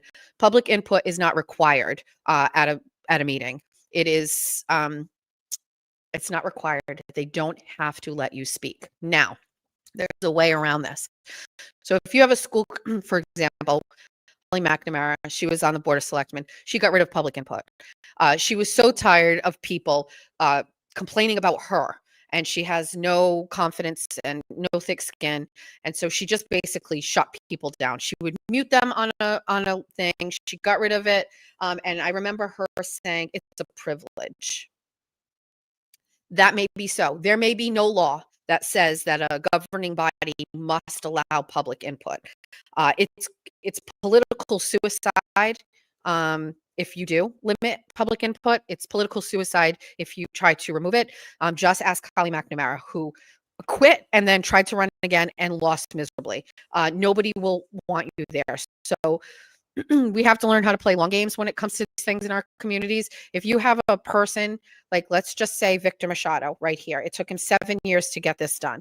If Victor Machado is up for re-election next year, then you can choose not to elect him or vote for him. You can start a campaign to stop him from getting elected. You don't even have to run. You can make a Facebook page. Reasons why Victor Machado has not been a successful school committee member. And we could list BMI testing on there. Like sometimes you have to play a long game.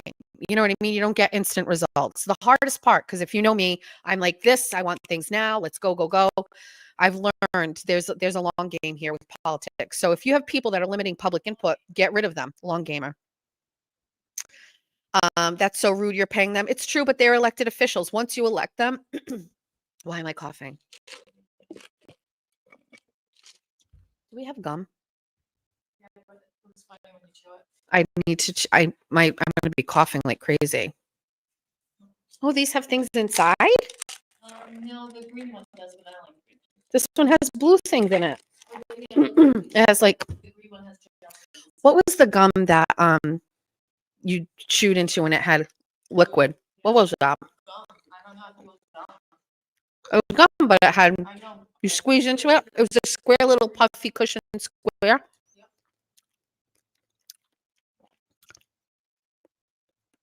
So BMI testing can be reserved for the doctor's office.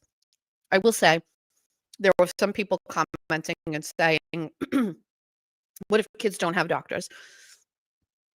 Kids cannot go to public school unless they have a physical. You may not have a doctor, but you have to get a physical.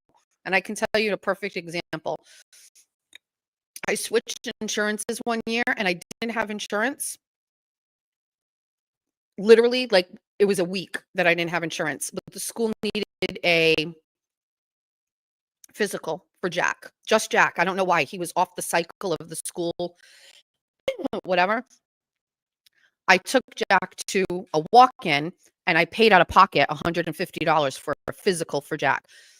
You can have them test your BMI right there. So every student who goes to a public school is seeing a physician once a year. They can gather the BMI testing from there. It wasn't Icebreakers gum. It was another one. I don't know what it. I was going to find it.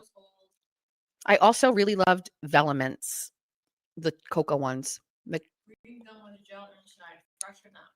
Freshen Up gum. This one, the square, Yeah, the squares. Yes, that's it. freshen up. That's it. Can you put it on the screen?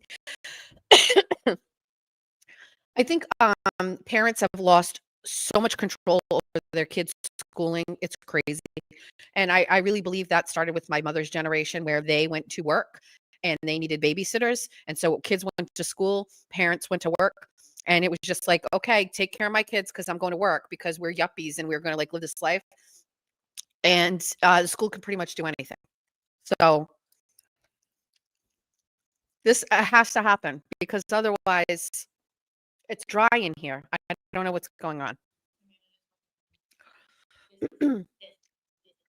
There it is. Yes. This one, that's what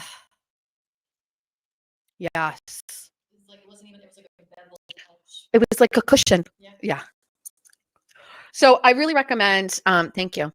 I really recommend staying involved.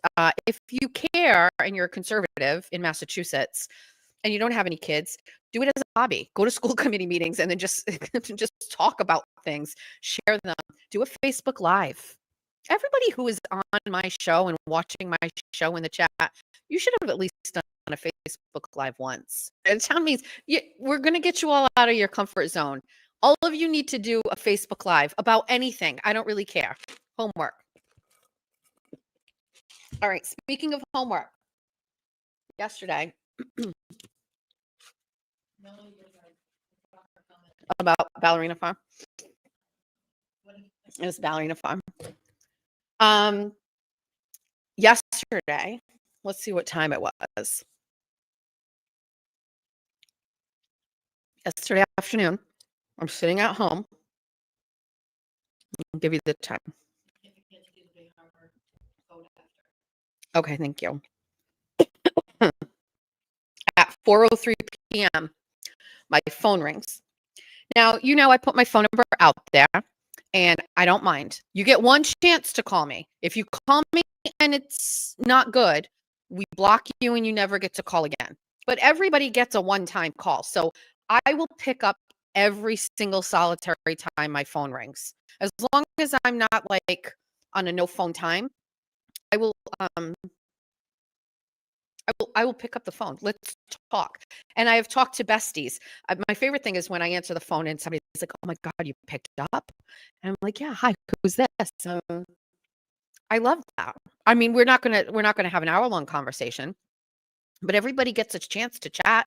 If you feel like you need to talk to me and you need to tell me something, I am answering the phone for you. Yesterday, this thing happened. I got a call. Doesn't have a name. It just says wireless caller. I pick it up. I go, hello. And it's Auntie Deb. It's Jimmy. Never talked to Jimmy before. I don't have Jimmy's phone number. But I noticed some people were concerned about Auntie Deb. They hadn't seen Auntie Deb around lately on X. And people were questioning this. And I started to pay attention. I was like, maybe I haven't seen Auntie Deb around. Maybe. So on Thursday, I sent this message. I said, hello, I am just checking in on you. Perhaps you are fine. Perhaps you are not. If you need anything, XO. And I answered my phone and he goes, I need you to take me and Nan to the clinic. That's how he starts. And I was like, oh my God, Jimmy? Jimmy, are you okay? I met Jimmy once at one of Aiden's hearings. Obviously, I know of Jimmy, and then I talked to you guys about how I've never watched a show. A little bit here and there. One day I watched one in the morning. He has the background, but it was a Nurse Kim and Jimmy two-way, and it was so funny and laughing. I have to just explain this to you.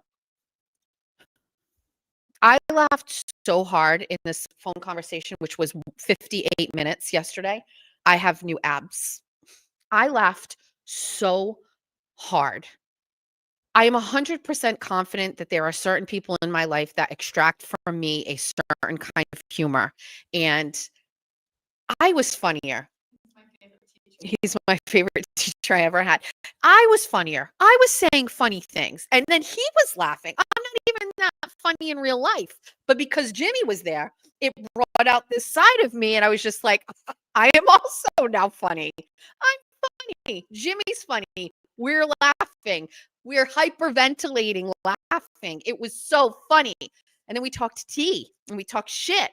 And I was like, and then he like was reaffirming things. But one of the things that Jimmy did, which is something that nobody has done. And he took the time to ask me about like what I'm doing and YouTube. And he was like, how are you doing with it? And I was like, well, I think I'm doing okay. Like I've grown followers, and like the first month I made this much money from ads, and the second I made this much and whatever. And he's like, do you have YouTube Studio on your phone? And I was like, he goes, do you have YouTube Studio? I said, yeah. And he goes, do you have YouTube Studio on your phone? I was like, yeah. And he goes, open it up. I was like, okay, that's the case.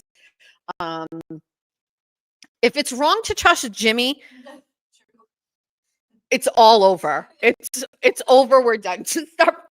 I'm going to start destroying the studio on camera, flipping tables. It's over. If it's not safe to trust Jimmy, I don't want to live in this world anymore. This world, the YouTube creator world.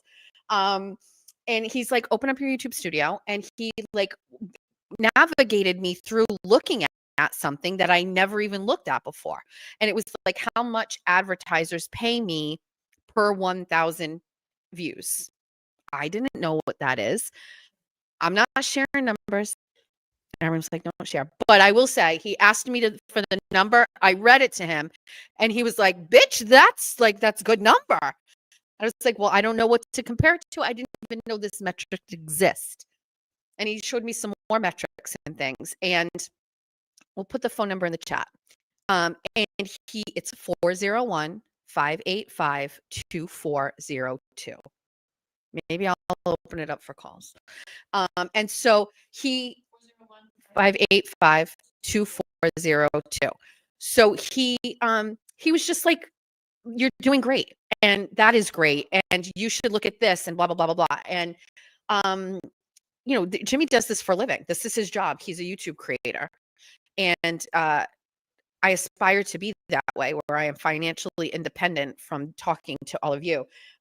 So it was like such a multifaceted conversation with hysterics, shit talking, gossip, teaching, learning, and uplifting. And I just really, it was such a really great conversation. We need to do a show together. That's pretty much where we're at. I recognize I haven't had any of the YouTube creators on because I was so hell-bent on not being a Brian or a Mike, where you carry your show with other YouTube creators. I understand there's a benefit to it. Jimmy's followers come to me, my followers come to Jimmy, although I think I know there are some people here that don't watch Jimmy. And so anyway, we need to do a show. I need to do a show with Aiden. I need to do a show with Jimmy. Jimmy just had me dying. One of the things he said, he's like, so what does Erin really think about things that she doesn't say or that you don't let her say? Because we were on the show Our Money, and I was like, Erin wants to say certain things, and I tell her, don't, because we don't we don't want to do that. But I told Jimmy some of the things. He knew some of the things. He knows her so well. He loves Erin. Yeah, Erin is going to DM you, Jim. You just talk to her. maybe Jimmy will show up on time. I know that he's like habitually late. Erin is also Erin breezed in here with 10 minutes before showtime. She needed chips. I'm here. It's 5 of 8. I'm like settling down. I'm taking my time.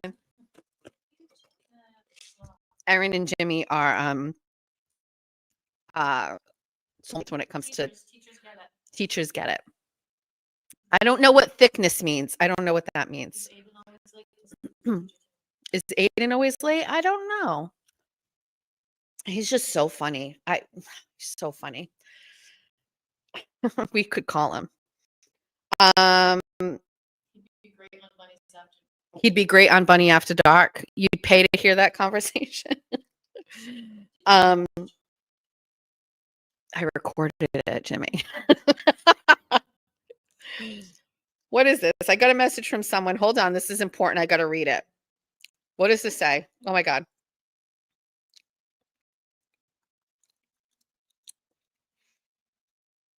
Let's accept this. If you send, what is this? Hi, Jess. I think I accidentally caused trouble in your chat last night with you. That was not my intention. I will be honest. I have subscribed and unsubscribed to you a couple of times. Forget the political differences. That's never a reason for discord. But I seem to barely be really triggered when you say women should stay at home or specifically stay in the kitchen. I saw that comment. I'm an executive at blah, blah, blah. I'm not going to say anything. I've always worked and raised 2 amazing sons with my husband. I was criticized a lot during that time for working, but my husband and I had the help of an extended family. My sons are adulting, happy, and most important kind, seriously good adults, which is so wonderful to be a part of. I'm a mentor to women in her field who are raising a family. Yes. I always say it's completely different for every family and no one should judge anyone else's situation. When you make this blanket statement, it's insulting to those who can't or don't stay home.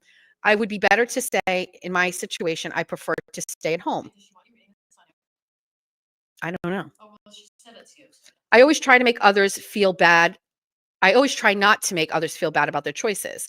It would be like me saying everyone should work. Providing financial stability to pay for kids' colleges, weddings, and down payments on their first home should be a priority. I would never say that to anyone. We fought really hard for equal pay for the same job, and I'm passionate about it. I was trying to politely debate, but was called a troll.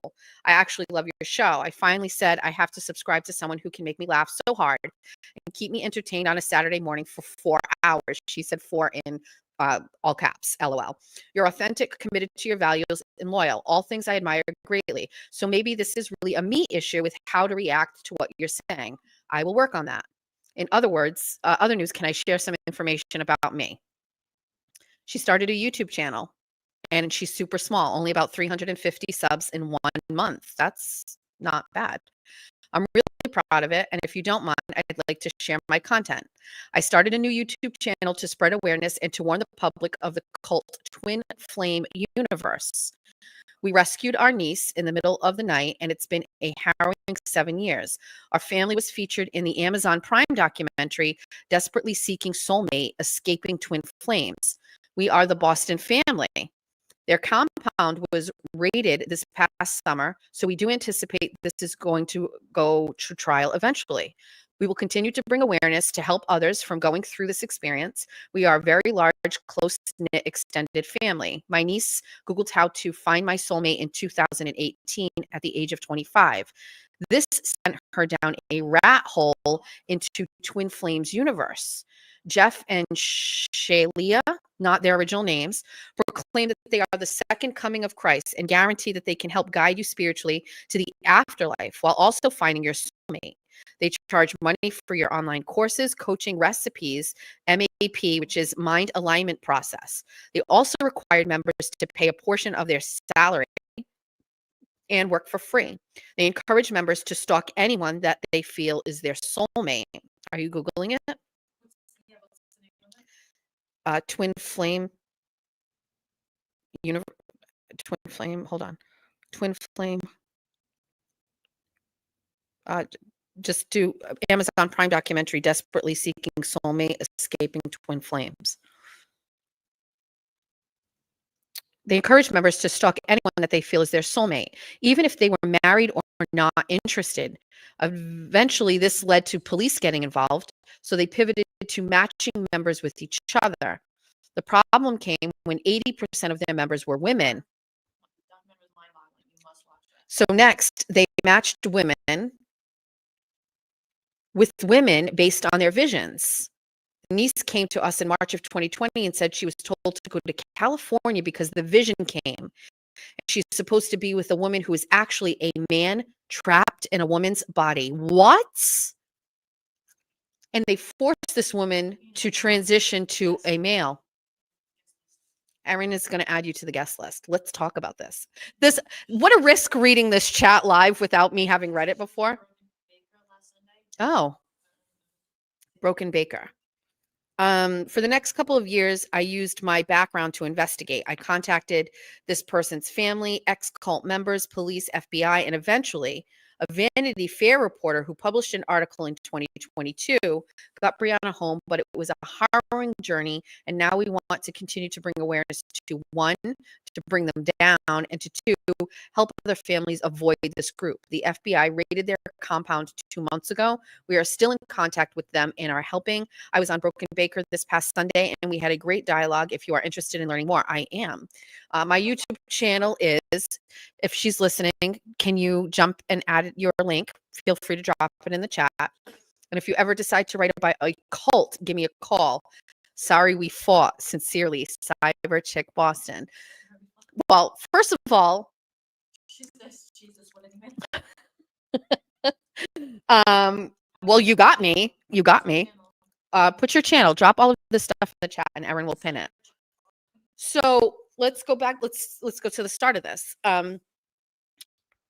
Very often when I give my opinion, I very rarely think about other people's opinion. And it's usually probably rooted in the fact that my opinion is usually not the common opinion, especially being a conservative in Massachusetts.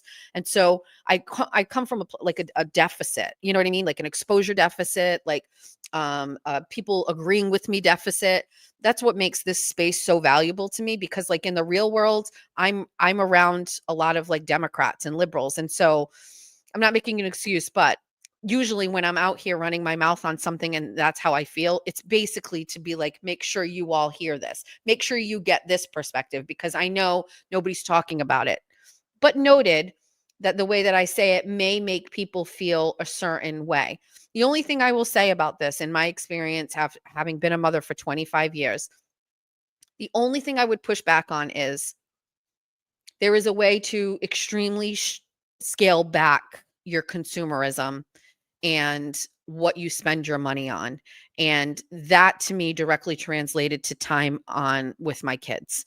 So I say this all the time because it's always the first thing. I never went and got my nails done. I never went and got my hair done. I never went for a manicure or pedicure. I never went and got my hair professionally dyed, box dye for life. I never went tanning. I don't buy brand name things. I very rarely buy new things. Things for my home are all secondhand. And so I am not a consumer because I'm a mom first. And I'm not, it's not against other people. I'm just saying that in my world, I could directly see that going to work for Victoria's Secret generated me so much money to pay for A, B, and C. And if I cut out A, B, and C, then I wouldn't need to work at Victoria's Secret, and then I could just stay at home. When I say to my kids, I've sacrificed a lot for them in an argument, or, to make them feel bad because they're being jerks, it's like, I want them to understand I changed my whole way of life when my children came. Julia's dad and I, when we were together, we obviously had no children. He had no children. We lived a very extravagant lifestyle. We ate at the Capitol Grill once a week. I drove very expensive cars. We bought businesses. We spent a lot of money. I never pinched pennies because we didn't have to. He didn't want to. As soon as I had my daughter, that changed. That it was almost instant. I mean, I think people will know, that's how I feel about it. So I don't mean any disrespect to the working women out there. I don't. I really truly believe having one parent at home is best. And I also think in this demographic, with baby boomers as parents, our baby boomer parents were both working. So we don't have a multi-generational style of people to take care of our kids. My mother was working all the way up until 3 years ago. She could never watch my kids at home. She could never bring my kids to school while I went to go work at the bank or whatever. You know what I mean? So we're in a different era. I'm hoping the pendulum swings to the other side and we have more multi-generational living because these mortgages are crazy. So we have more people living together and people kind of go backwards a little bit, which will allow some other people to live at home. But I am just speaking for the women who I know who don't want to be in the workforce. They want to be at home. They want to be traditional wives or trad wives. So that's where I'm at. With that being said, it's not personal. I have absolutely nothing against you. I love the dialogue, but your remaining portion of your message is really more what I'm interested in. And we should definitely talk about it. If you'd like to be a guest on next Saturday's show, my producer, Erin, can book that for you.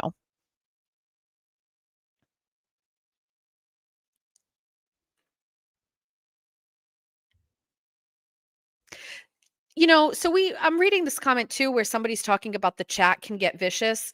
So we can get rid of these people. But what I would rather you do is not get triggered by the chat. If I can teach you how to learn to not care about strangers' words in a chat like this, then this is growth we're doing. They are bringing engagement. Erin is saying they bring engagement. So I guess that does, I'll have to consult Jimmy on this, but I think that does help or whatever, but it's more about don't care. Don't care. Also, you can use humor. My favorite line is when somebody says something, I just be like, I don't know, your dad loves that I do that. You know what I mean? Be humor about it. Let's not take it personally. Let's not you know what I mean? Let's just try to have a little, if you want to hang with me, we have thick skin here. You must have thick skin here. I don't want to block people. I believe in the First Amendment. I believe people should say what they want. Your opinion is okay. How I react to it is my choice. Whether I see it, it is my choice. I do not get my feelings hurt. Kayla Churchill wrote a whole post about me saying I steal from hardworking, struggling businesses. I'm not upset or. Oh, Erin is saying you guys can block people in the chat. Bunny After Dark kind of got bad with the trolls. It's okay. You can block them. I like seeing it. First of all, just so you know. Did we not watch Taylor on New Heights? And she said it's gotten to the point where I could be the front of a magazine and it's. Erin is saying about Taylor when she was on New Heights with Travis and Jason and saying she could be on the front of a magazine. It's none of her business. I do live in a little bit of a space there where I don't care. Sometimes I choose to react. Sometimes I don't. I talked about Kayla Churchill today because I just want to give her a soft warning that she is on my radar now. And we're going to be making moves, legal moves. It's a soft warning. It's almost like I feel bad for you at this point. But I understand how the chat I don't know how the chat could be because I'm not in it and I'm very rarely watching people's shows and they're not bad. So I don't know. We're not bringing mods in because the one fucking mod that I brought in was Tina. And look what happened. The lady was lying about a whole account one day. FBI Dan and I can monitor the chat. Mr. Monk's understudy. That's something Dan would do at this exact time. Midday. All right. I would love to know more about that. Let's talk about it. Okay. Let's see. BMI testing. Jimmy call. Let's do these two little ones, these two mini things, and then we're going to do Blue Hub Capital, and then I'm going to find you the bread recipe. Okay. Somebody just was asking. I'll get you the bread recipe. You didn't miss the bread recipe. I put up a post this week. It was just a quick statement. There was a video floating around the algorithm of an elderly man that was at a convenience store and he was putting thousands of dollars into a Bitcoin machine. There was also another woman that was putting thousands and thousands of dollars into a Bitcoin machine. And the person there recognized what was happening and told her to stop, which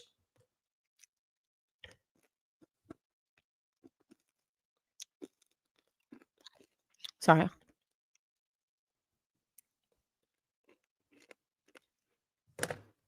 You don't care. You don't know those people. Do you live with them? Share a bed with them? You don't have to prove anything to them. They're just, Not gonna change their mind. the other thing is two things when somebody's in the chat and they're mean. Most of the time, you don't know who they really are, like what they are, their life is, or who they are. And the second thing is, you don't know what their motivation is. You don't know if somebody looks at me and gets mad because I'm prettier than them. We have no idea. I always by default think that that's what it is. That they have like Nan has to look at my face, and I think it might just make her mad. It may come from this hair. People may be very jealous about this hair. Why do you block people on X? It depends. It depends. For a couple reasons.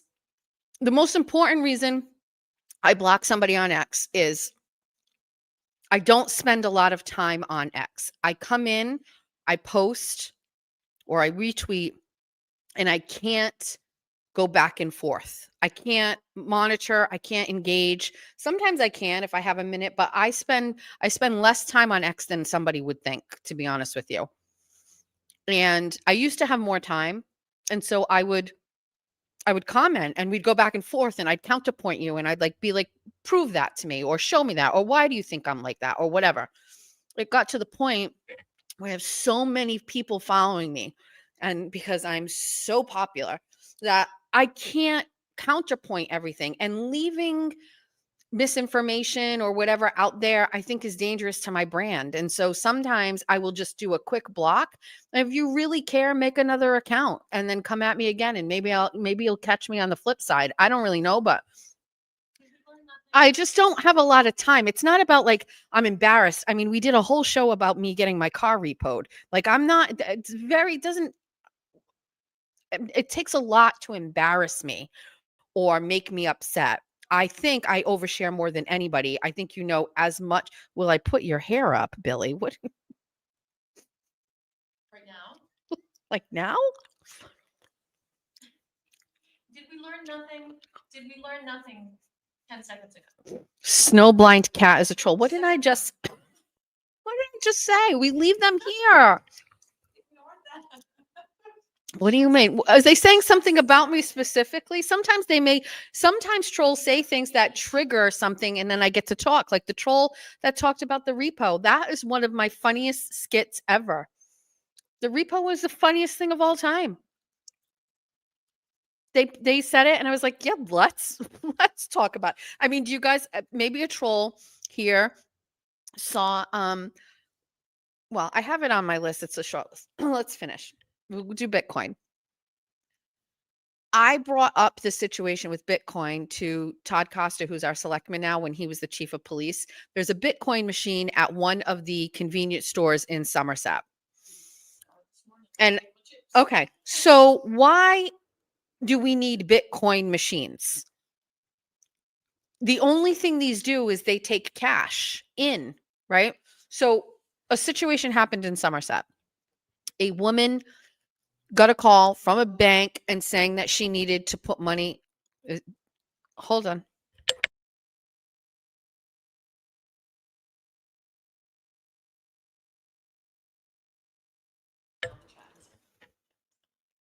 Sorry, let me give the chat a minute to react to my husband being in it.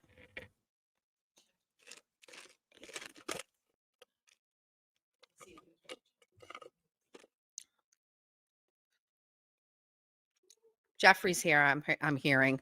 Jeff wants to be a mod. Hi, Jeffrey. Okay. So in Somerset, a woman got a call from her bank basically saying that she needed to deposit this money into the Bitcoin machine. It's always elderly, senior citizens. They don't understand. They go to the nearest Bitcoin machine. They start, hi, Jessica. I have to be a gum chewer right now because the heat in here is making I'm dry and I'm coughing a lot.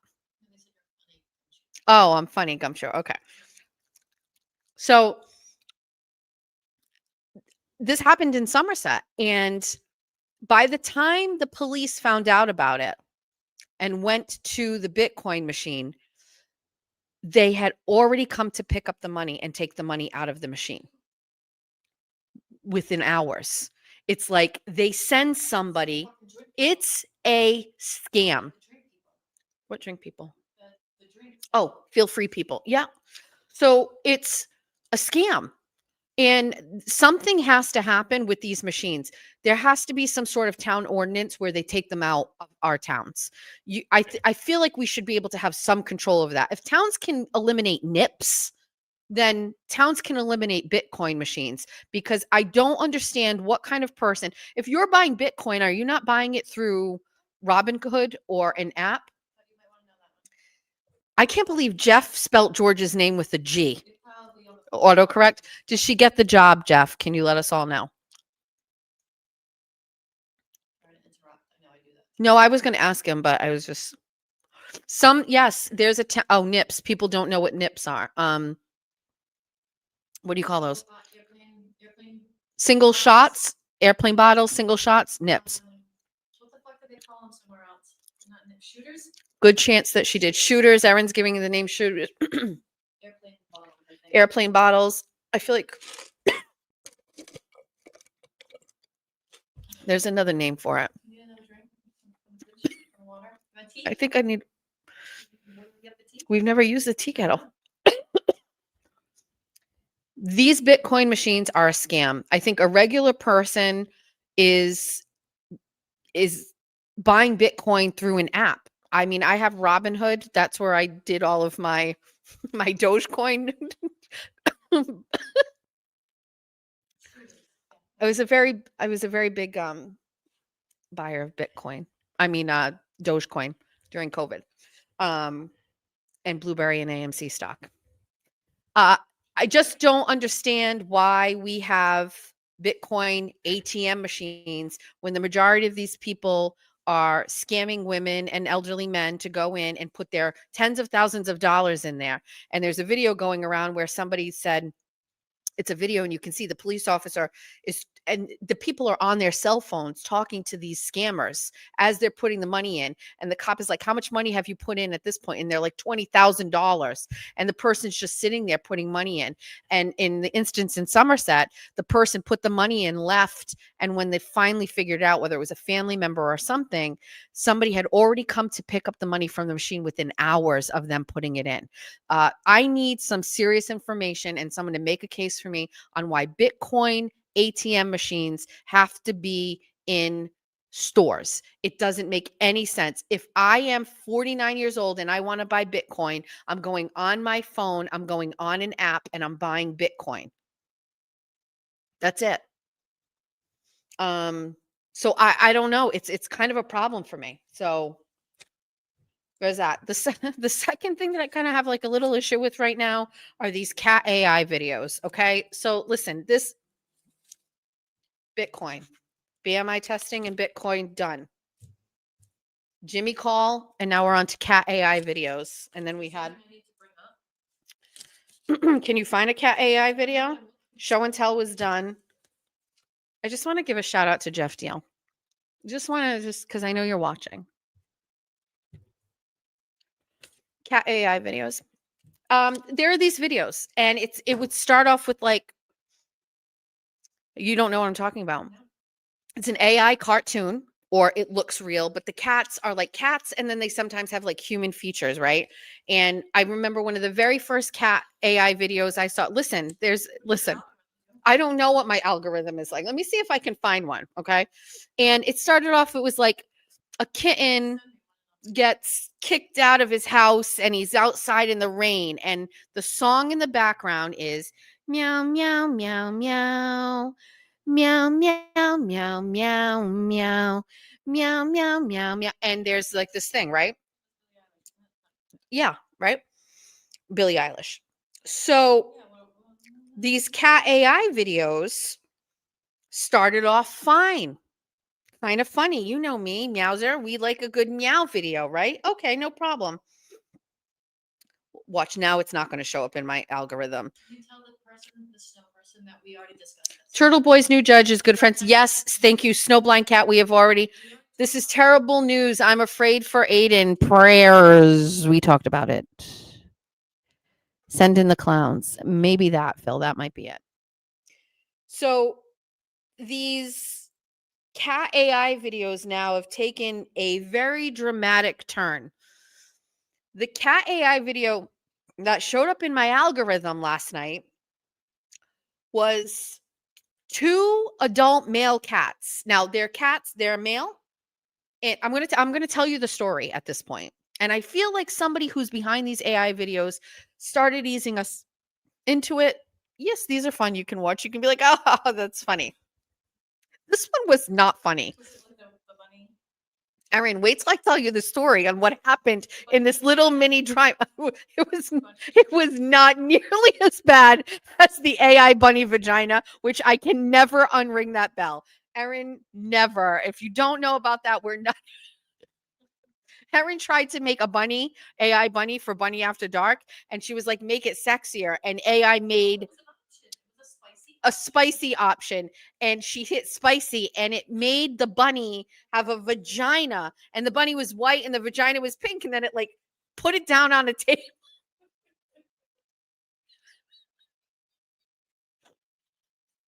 Because we didn't share it. We missed that one, Kathy. Because we didn't You missed that one for a reason. And I got no warning from Erin, by the way. She sends it in the morning. It's like, what the fuck is this? Somebody has to be traumatized. Yeah, she wanted me to like trauma with her. Let me see if I saved this. All right, so I just want to see if I screenshotted it, because it was just, to me last night, I was just like, this is crazy. I didn't. All right, so cat AI video is, I voted for Jeff. Howie Carr fucked him up. How did you voted for Jeff, Cynthia? We're gonna pause the cat thing. You voted for Jeff Deal, right? Every single poll out there of, I won't get mad at you. I'm going to ask you to please listen to me for this next election. Jeff Deal got like 36% of the vote. There was no chance that Jeff Deal was going to win. Now, if you voted for Jeff Deal in the general election, that's fine. But did you vote for Jeff Deal in the primary? Because if you voted for Jeff Deal in the primary, you are one of the people I need to talk to before we get into the next election. Because you cannot,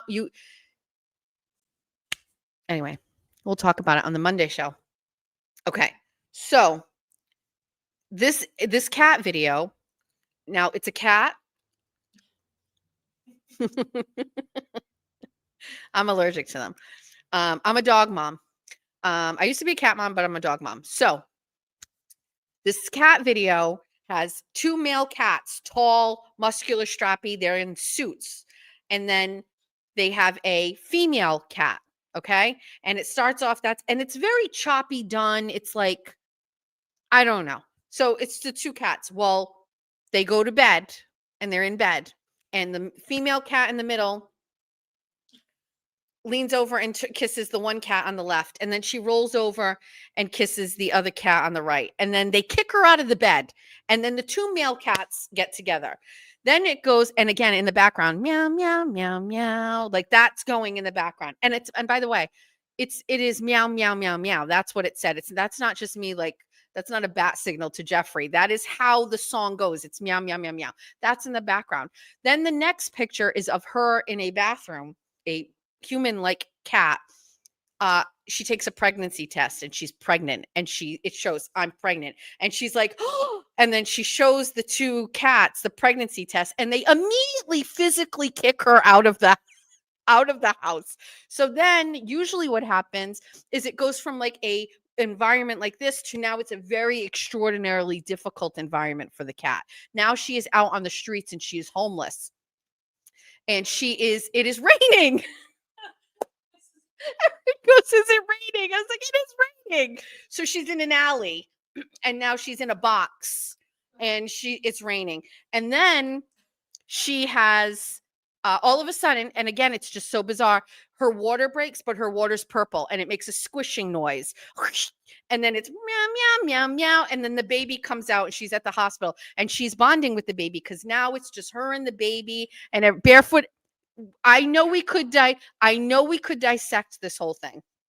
So now she has the baby and she's a single mom, but she's homeless and just one and she can't feed it and she'll do anything to help with the raising this child in the streets. And so she holds a sign, "We'll do anything." And a male cat comes over and this is the guy that's going to rescue her. Okay, this is the cat that's going to rescue her. I don't know. Cat rescues her. Now she's happy. He picks her up and now they're now on a beach and they're turning her around and everything is great and meow, meow, meow, meow. Well, it turns out this guy doesn't want the cat, doesn't want the baby cat. She's a stay-at-home cat.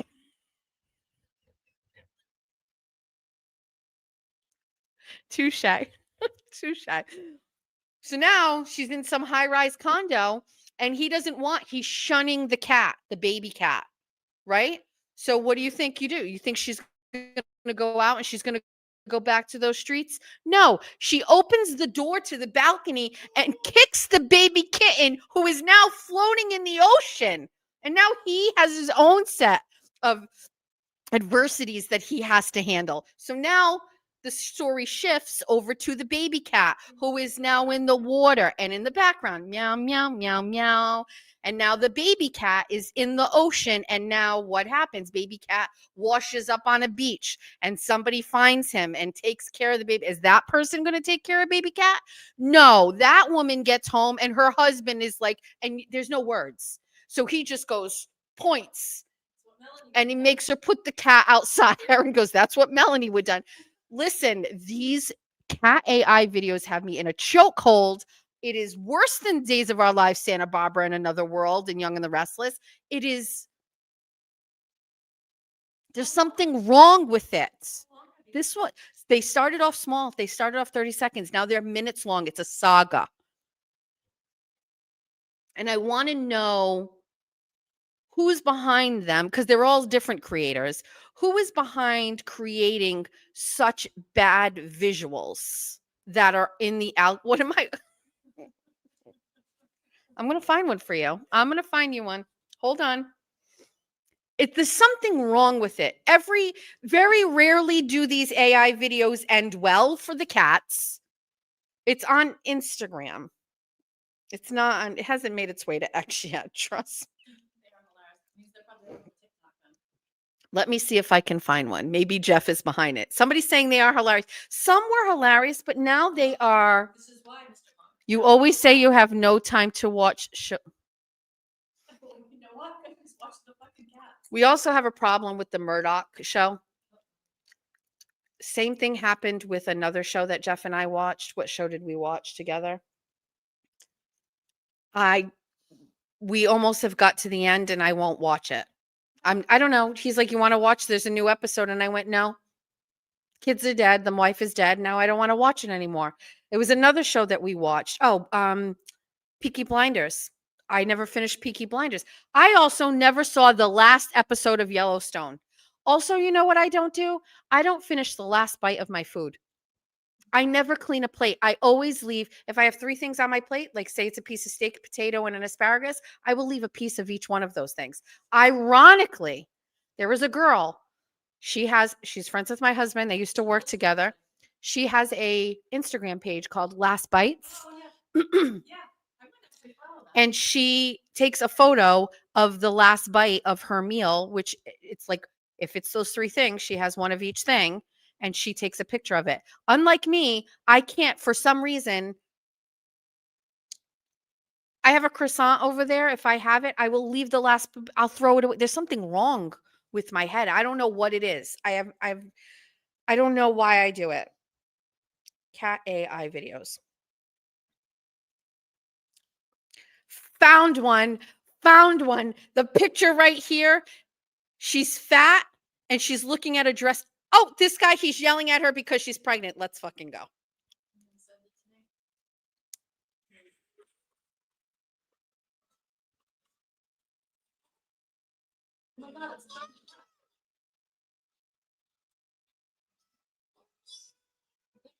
Oh, look. Probably. He's buying her clothes. He's feeding her. He's taking care of her. It's not even his kid. He's working in the coal mines. for her. Wait, he just got money. They're happy. Something bad's going to happen. I know it. Is he going to die? He's going to. Oh no! Oh no!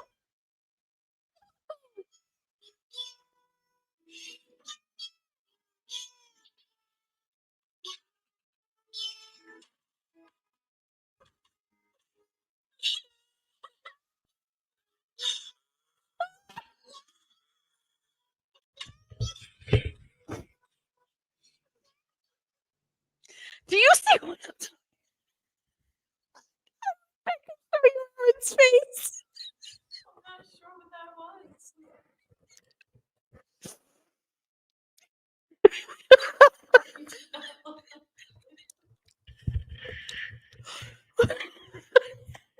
Now that was the end. Now that video is nothing like the video I saw last night, but it also follows the same format. There's something wrong. It takes you through all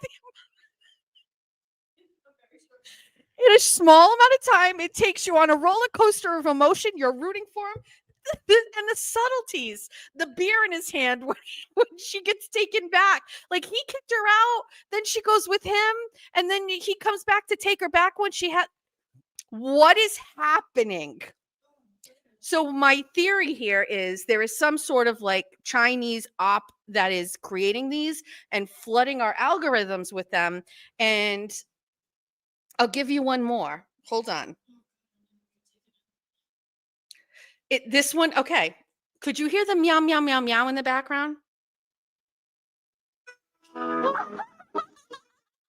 right, this one is also, here we go. That's me. That's Kayla Churchill and Nan.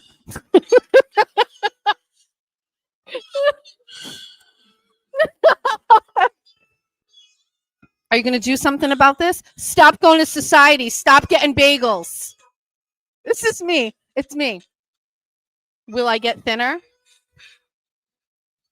You can do it, Jess. That's right. No coffees. Yep. How's it going to end? Look at me. Yes, Jessica. Yes. How about that, Kayla? How about that, Nan? Look. There's a story and a tale in every one of these. God, I'm so proud of myself.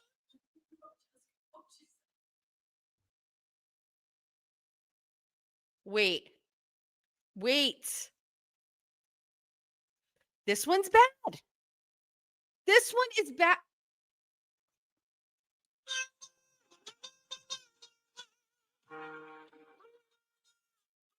This is a different one. This one has sexual overtones. I'm not sure we're ready for this. This white cat is having multiple affairs with different kinds of animals, horses, and the dad cat is mad. He's coming to. Look, he's coming.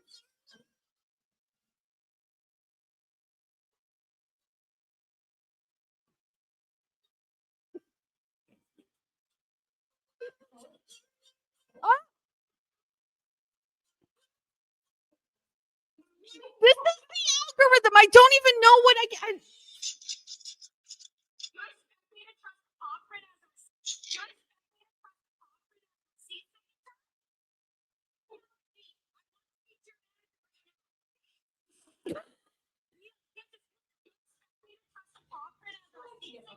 That one just happened. This one I've seen. This is a woman, and Erin, this is the last one and we're done. These. Only one more.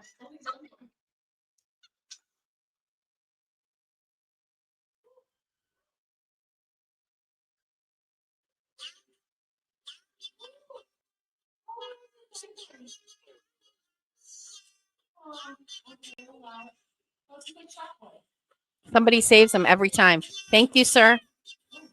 I'm on an island alone. I can raise myself. This is delicious. I'm happier here. I miss my dad, but I'm happy. I'm a fisherman. I'm going to show you how strong I am. I'm going to rebuild my life. Look. More adversity. He's going to get there, though. He's going to do it. He's going to get back to his dad. He's going to walk through the street. It's always raining. Do you know that your girlfriend did this? Have you figured it out? That's right, he has. She's going to jail. There's all some sort of moral dilemma. I don't even know. This is if my kid is 6 and if my kid is 6 years old and on my phone. Do you remember Tom and Cat? Yeah. It looked like that same guy. Yes. And I could take it down. Yes. So Erin is talking about that game, Tomcat or whatever it was, or Uncle Tom, not Uncle Tom, I think it was just Tom and Cat. something, Tomcat or something. Don't call me a racist. I said the Uncle Tom thing. Jesus. But if my kid is on my phone and that pops up, you're going to watch it because it looks cute. It looks fluffy. It's cats. It's got this sad song in the background. But what is this imaging and what are these things doing? And I feel like I need some sort of government regulation to step in here and fix this. These are crazy. It's crazy. And I do not know. I built my algorithm brick by brick on Instagram. I've been on Instagram since like 2008. I don't know what I have here. I don't know. I did love the one about me and Nan. That one. All right, let's cross off that off the list. Let's cross off cat AI videos. We're working through it. We're gonna get done. You're very welcome. You're very welcome. That we said hi to Jeff Deal. That we got through everything. We said hi to Jess Machado. We have 2 things left. We have Blue Hub and we have bread. But I'm going to just briefly talk about Blue Hub, but I'm using it to tell you that you need to come and watch my show on Monday. It is a political show. We are going to talk very much about this. I don't know if we've talked about it on here, maybe once. Kind of wish I didn't see all that. I'm going to get the bread recipe for you and send it to Erin so then we can have it ready to go. So Blue Hub Capital. Is there a Substack I should bring up? Did I send it to you? Yes, the latest Substack. No, but I can- Erin's going to grab my latest Substack. You can subscribe to my Substack for free, or you can buy a subscription. It's $5 a month, or you can do a one-time $50 year subscription or a one-time $100 like founding bestie for the Substack. What that Substack does is it is the platform for where I share all my investigative work. I used to work for Fall River Reporter. It all used to be on there. Now it all goes on here. Some of you may remember my interview with the Karen Reader. It's on there. I'm going to get my bread recipe. we can do Blue Hub first. We're going to do Blue Hub first, though.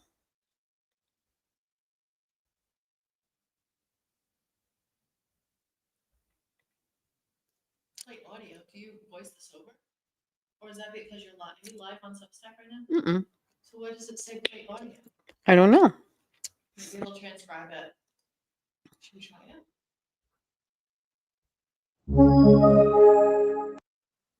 Wait.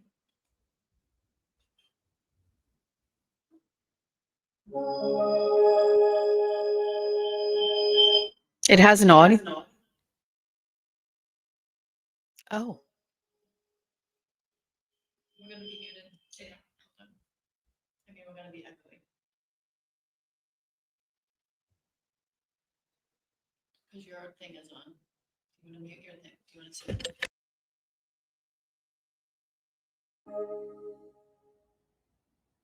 Blue Hub Capital suspends shared appreciation mortgage program.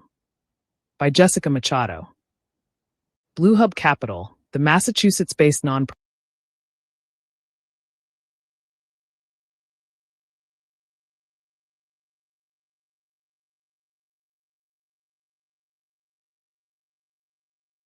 nonprofit, led by Maura Healy-Friend and donor Elise Cherry, has suspended their shared appreciation mortgage program, according to a statement on their website.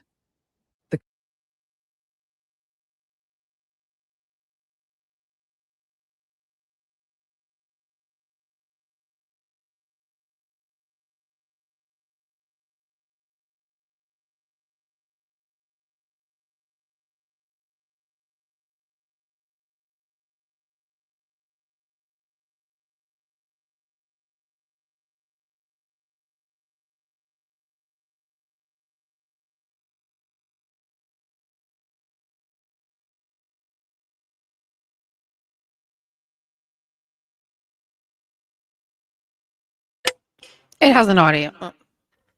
All right, we have an audio. We'll have to figure that out. All right, I sent you the recipe so we can do that next. All right, so Blue Hub Capital, I'm going to give you the abbreviated version of it, and we're going to get in depth on Monday on the political show. So, just so you know, there is a company called Blue Hub Capital. They're based Massachusetts, and the CEO of the company is a woman by the name of Elise Cherry. She is the person in the picture. If you follow this on X or wherever, you've seen the picture of Maura Healey and Elise Cherry together. Elise Cherry is a longtime friend of Maura Healey. She is also one of Maura Healey's biggest donors and fundraisers. So she raises money for Maura Healey. She has done this since Maura Healey was the Attorney General. She's also a lesbian, as is Maura Healey, and they are in some like-minded LGBTQI groups where Elise Cherry is like a very successful business person in the realm. Elise Cherry also is a mega donor to anybody in the Democratic Party. If you look at campaign finance, she has made significant contributions, maxed out sometimes, to candidates, but also she is a good fundraiser. She holds events where people raise money for Maura Healey and other candidates. But Elise Cherry has a company. It's called Blue Hub Capital, and they have grown through the years. But what they're known for right now, first of all, if any of you know what the Sun Initiative is, it's a program where they put solar panels on buildings, housing, and municipal buildings. That's also under the purview of Blue Hub, okay, which I didn't know anything about. Blue Hub Capital basically is a mortgage company or a facet of Blue Hub where they offered mortgages to people who were facing foreclosure. Here's the basics of it. Here's what they wanted you to believe. You're in foreclosure, you're screwed, you can't get out of it. The most important thing is you need some help. They're going to come buy your house from you. They're going to pay off your lender. So say you're Bank of America, they're going to pay Bank of America off, and then they're going to sell the house back to you. You're going to pay a little bit more in interest because who's you're doing a refinance. You got to pay a little bit, but you're no longer going to have the monkey on your back of your house is in foreclosure. You're going to lose your home.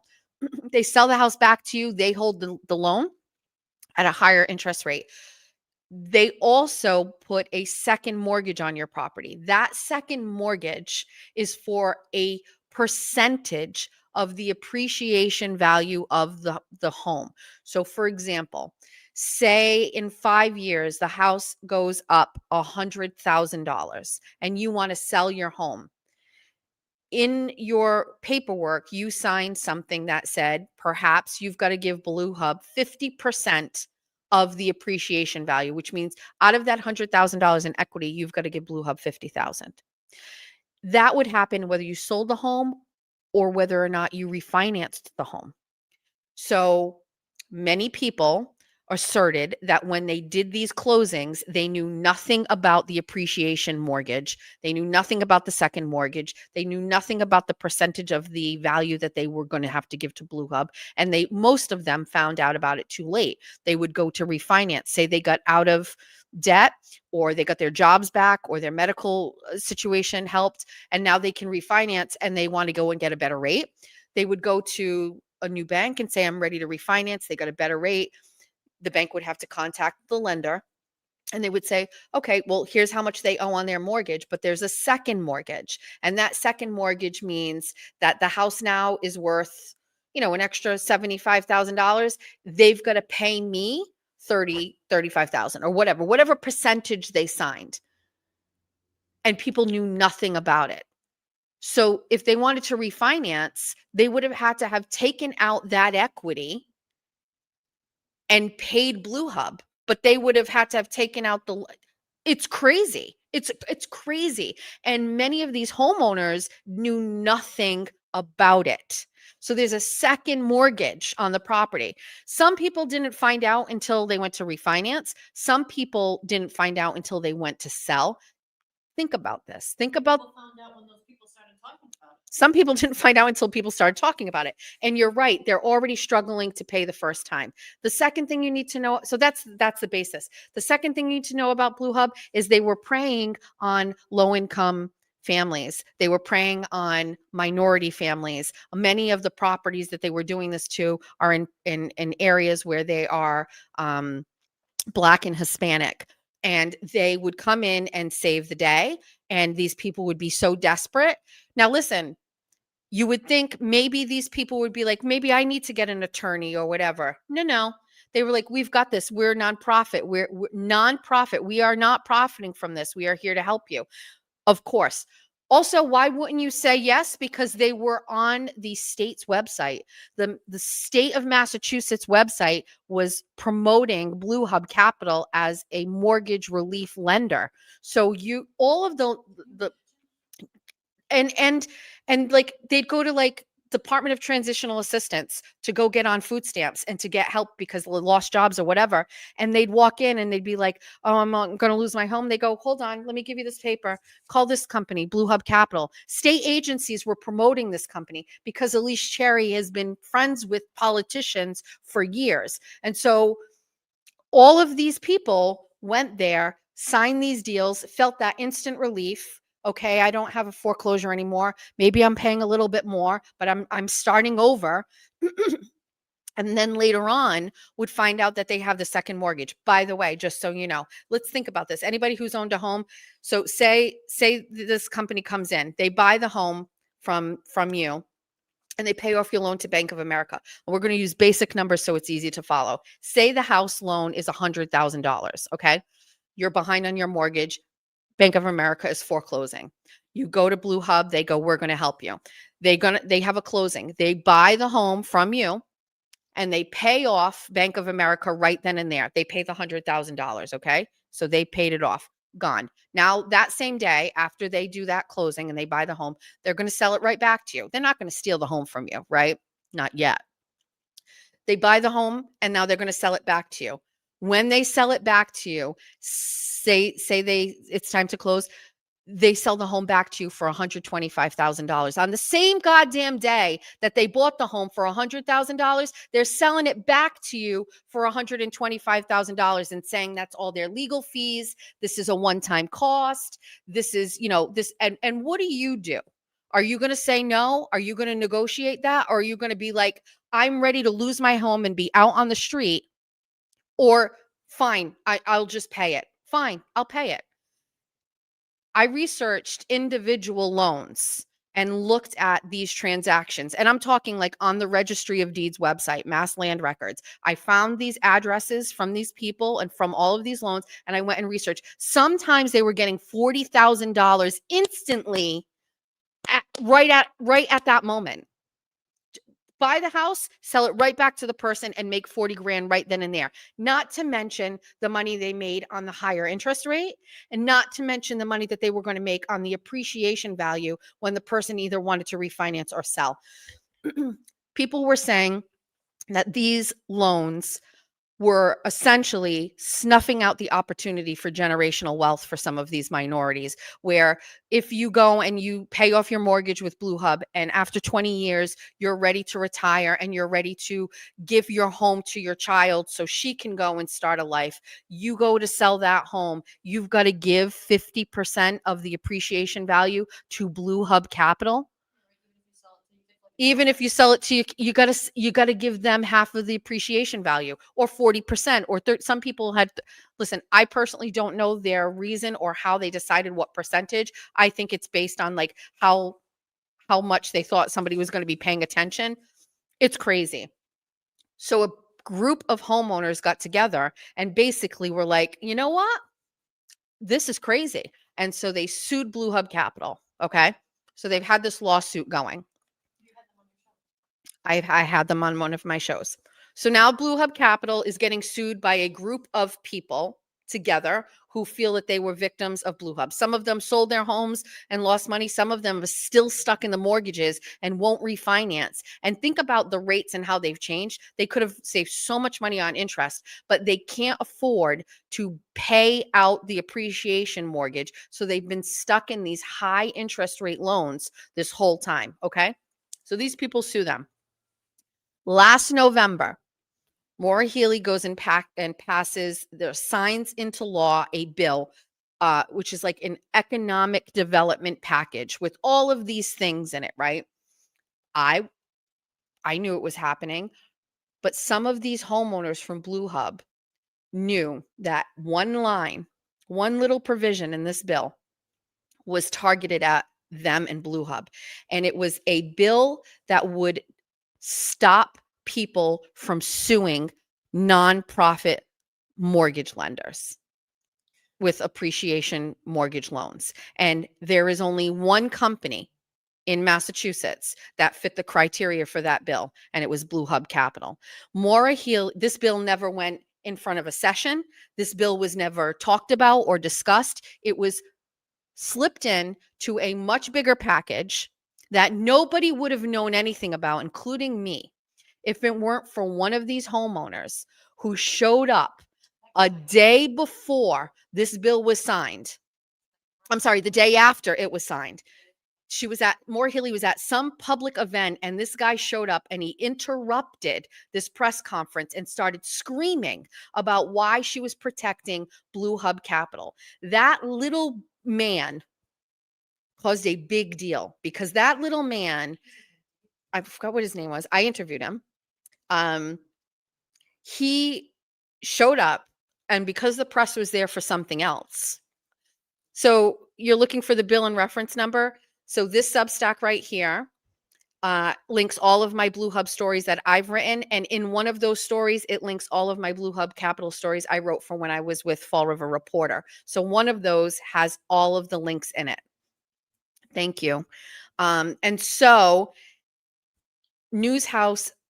State House News Service, which is like a news service, wrote a little blurb about this man. And my boss from Fall River Reporter and I were sitting down talking about stories. And he was like, "Did you see the State House news?" I said, "Yeah, I don't know what it's about or whatever." And we're at Starbucks and he's like, "Well, let's look at it." And so right then and there in real time, I pulled out my laptop, he pulled out his, and we started looking into this man, what Blue Hub was. Then I started looking up Elise Sherry. I think I was at Starbucks for 2.5 hours. I was late to dinner, making dinner, because I was engrossed in this. And I was like, what the fuck did I just see? What did I find? And that was just right then and there. And I think I wrote my very first Blue Hub story like a couple of days after that. I got in connection with Nardella Thomas, who is one of the women who is a homeowner who has been victimized by Blue Hub, who is a part of the lawsuit. She's kind of like the point person that I started to connect with. And we started this relationship where we started talking about everything in Blue Hub. And then I started looking at campaign finance. And then I put in Elise Sherry's name, which is one of my favorite things to do, is to connect somebody and their money to a politician. And then I was on an LGBTQ website where I saw that like Maura Healey and Elise Sherry were there together. And then it talked about her holding a fundraiser for her. And this whole thing opened up.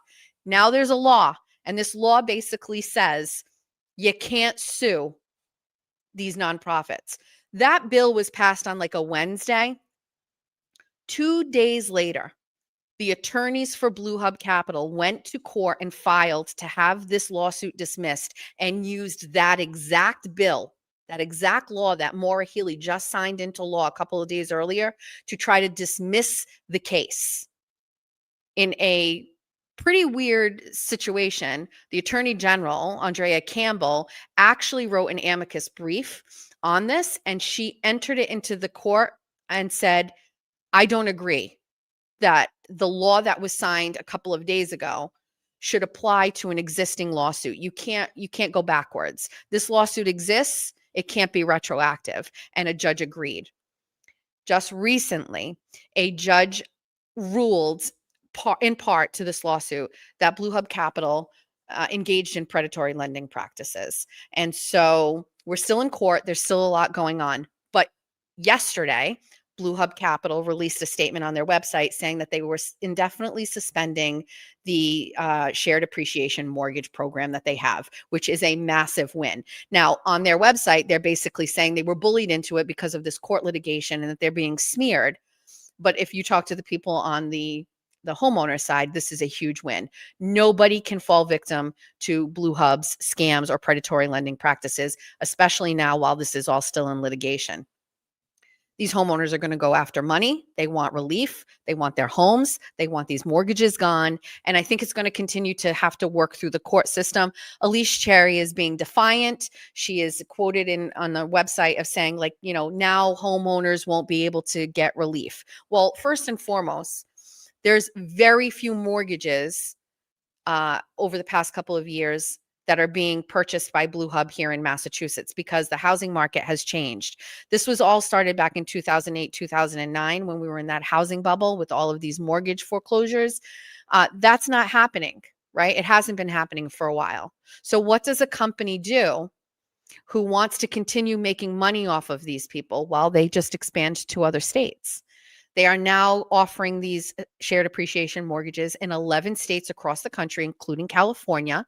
And they are doing the exact same thing in other states that they have already done in Massachusetts. They've dried up. It's dried up here. They're not issuing any new mortgages here. But they've moved on to other states, unsuspecting states, who most likely don't know anything about what's going on here in Massachusetts. They sure as hell don't know about the lawsuit. They don't know about the recent rulings. They don't know about the amicus brief. They don't know about the law. They don't know about anything, which is why I consistently talk about it. But the bigger picture to all of this is the connection between Elise Cherry and the governor of Massachusetts. Their ties going back to when Maura Healey was the attorney general, their relationship, their friendship, the money, the support, and that Maura Healey blindly signed into law a bill to protect Blue Hub Capital. Blue Hub Capital's tax documents are all available online. Elise Cherry, right there on the right with her bestie Maura Healey, has a combined income of over $1 million from this nonprofit. We've talked about this. Nonprofits can operate as nonprofits. That doesn't mean that people don't earn money. Elise Cherry earns over $1 million under the Blue Hub name. And they have a bunch of different companies. They have the solar company. They are now in the business of helping illegal people pay the fees to become citizens. So if you're here and you want to become a citizen and you need to get a lawyer to become like a real citizen, that costs money. They fund it for you and you get a loan through them and then you pay them. John Featherston, who is the whistleblower for all of the migrant hotels out in Marlborough, he told me that that company under the Blue Hub, I think it's 1% America they're called, they used to come to the hotel and they would send flyers to the hotel. So here's Maura Healey allowing these migrants to come into Massachusetts and on your dime. And her friend, who makes $1 million a year under the guise of a nonprofit, is going to those hotels and getting those people to get loans with them so they can help them become citizens. And then you pay these people. It is vast. And nobody was talking about Blue Hub Capital. And in my defense, this is only one company I know about. There are plenty other ones. I'm one person. So Blue Hub Capital, under the guise of they do this, they have a thing about batteries or cars or something. They did the sun initiative, which is another crazy one. I just haven't finished my work on that. But essentially, they were putting solar panels on municipal properties and on buildings, and they owned them. And then you slowly over years paid off. I don't know. I haven't figured it all out yet. And that woman right there is the one that is profiting off it. Big money. Big money. I think their assets or there's more. Click on the links. Go to my Substack. It's the Jess Machado Show Substack. But it was a big win on Friday that Blue Hub Capital has finally removed the shared appreciation mortgages as an option from their website. They will not be offering these anymore. I'm assuming this is some sort of legal strategy to say, hey, we're not offering it anymore, or we're going to temporarily suspend this. But if you're coming from the perspective of someone like me who has researched this the whole time, they basically know every single thing along this path over the past year has not gone their way. The bill did not help them lose this lawsuit or get rid of it. They lost rulings. These people are still going to go forward and try to get some sort of financial compensation. And people like me have started to write about it. And it's an election year for Maura Healey next year. So we're going to continue to keep this story in the forefront so you all learn more about it. If you're a Democrat or you're unenrolled and you vote for Maura Healey, I would like you to just look at this story and just understand that by her signing this bill into place, which was never discussed on the floor, okay? Nobody ever debated or discussed this. that it is designed to help her friend. At a minimum, can that not earn you to vote for someone else? At a minimum, just this story alone. Can you imagine if mainstream media took the time to pay people like me to dig and to go into stories like this, what we could find and what we could uncover? And listen, if there's a Republican doing it, I'll happily talk about it, that too. But we're a one-party state here in Massachusetts. So do you think that they'll just change their LLC or whatever and open up and do these companies? They do.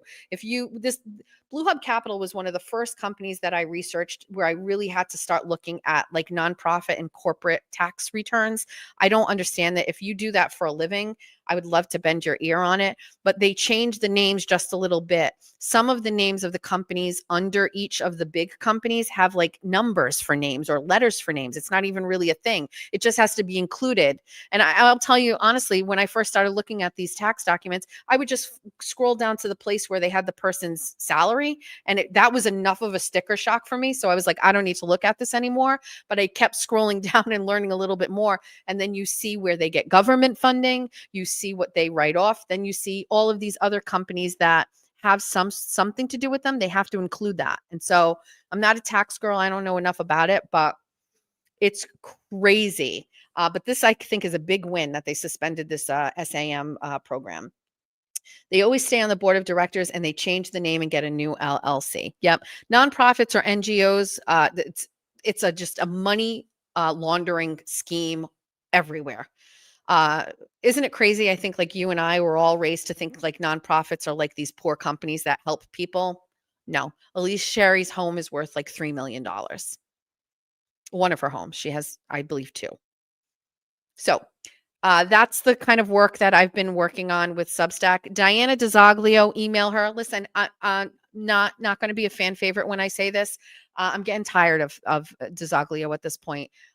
Get the audit done, figure out how to get it done, or that you ran on that. Yes. It's fine. I don't know. I'm not really sure what to do with that. Okay. That's the Blue Hub Capital story, and it's a good one, and everybody needs to know about it. We're going to talk a little bit more in depth with it on Monday. We're going to pull up some tax docs. I'm going to show you some of these documents and things. I'm going to pull up the bill. We're going to talk about it because I'm going to be honest with you. Every single person who's challenging Maura Healey should know everything about the Blue Hub Capital story and tell every single person. Not one person that I tell this story to reacts in like a laissez-faire way. They are almost always like, I cannot believe this. What do you mean she signed a bill?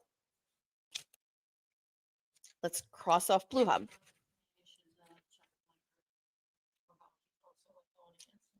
I do think Mike Urban covered the Blue Hub thing, and I believe he gave me credit for it. We're going to bring in some guests on the Monday shows. Look forward to your Monday show. We'll sub up on Stack. Thank you. I like that. We'll look forward to your Monday show and we'll sub up on Stack. So this is the kind of stuff we're going to do on Mondays. The Blue Hub story is very personal to me. It's my baby. It's like the migrant crisis. I've spent so much time learning and Blue Hub was just like my life for a long time. It still is. And also because I met these homeowners, because I've spoken to them, because I've interviewed them. I've talked to Nardella.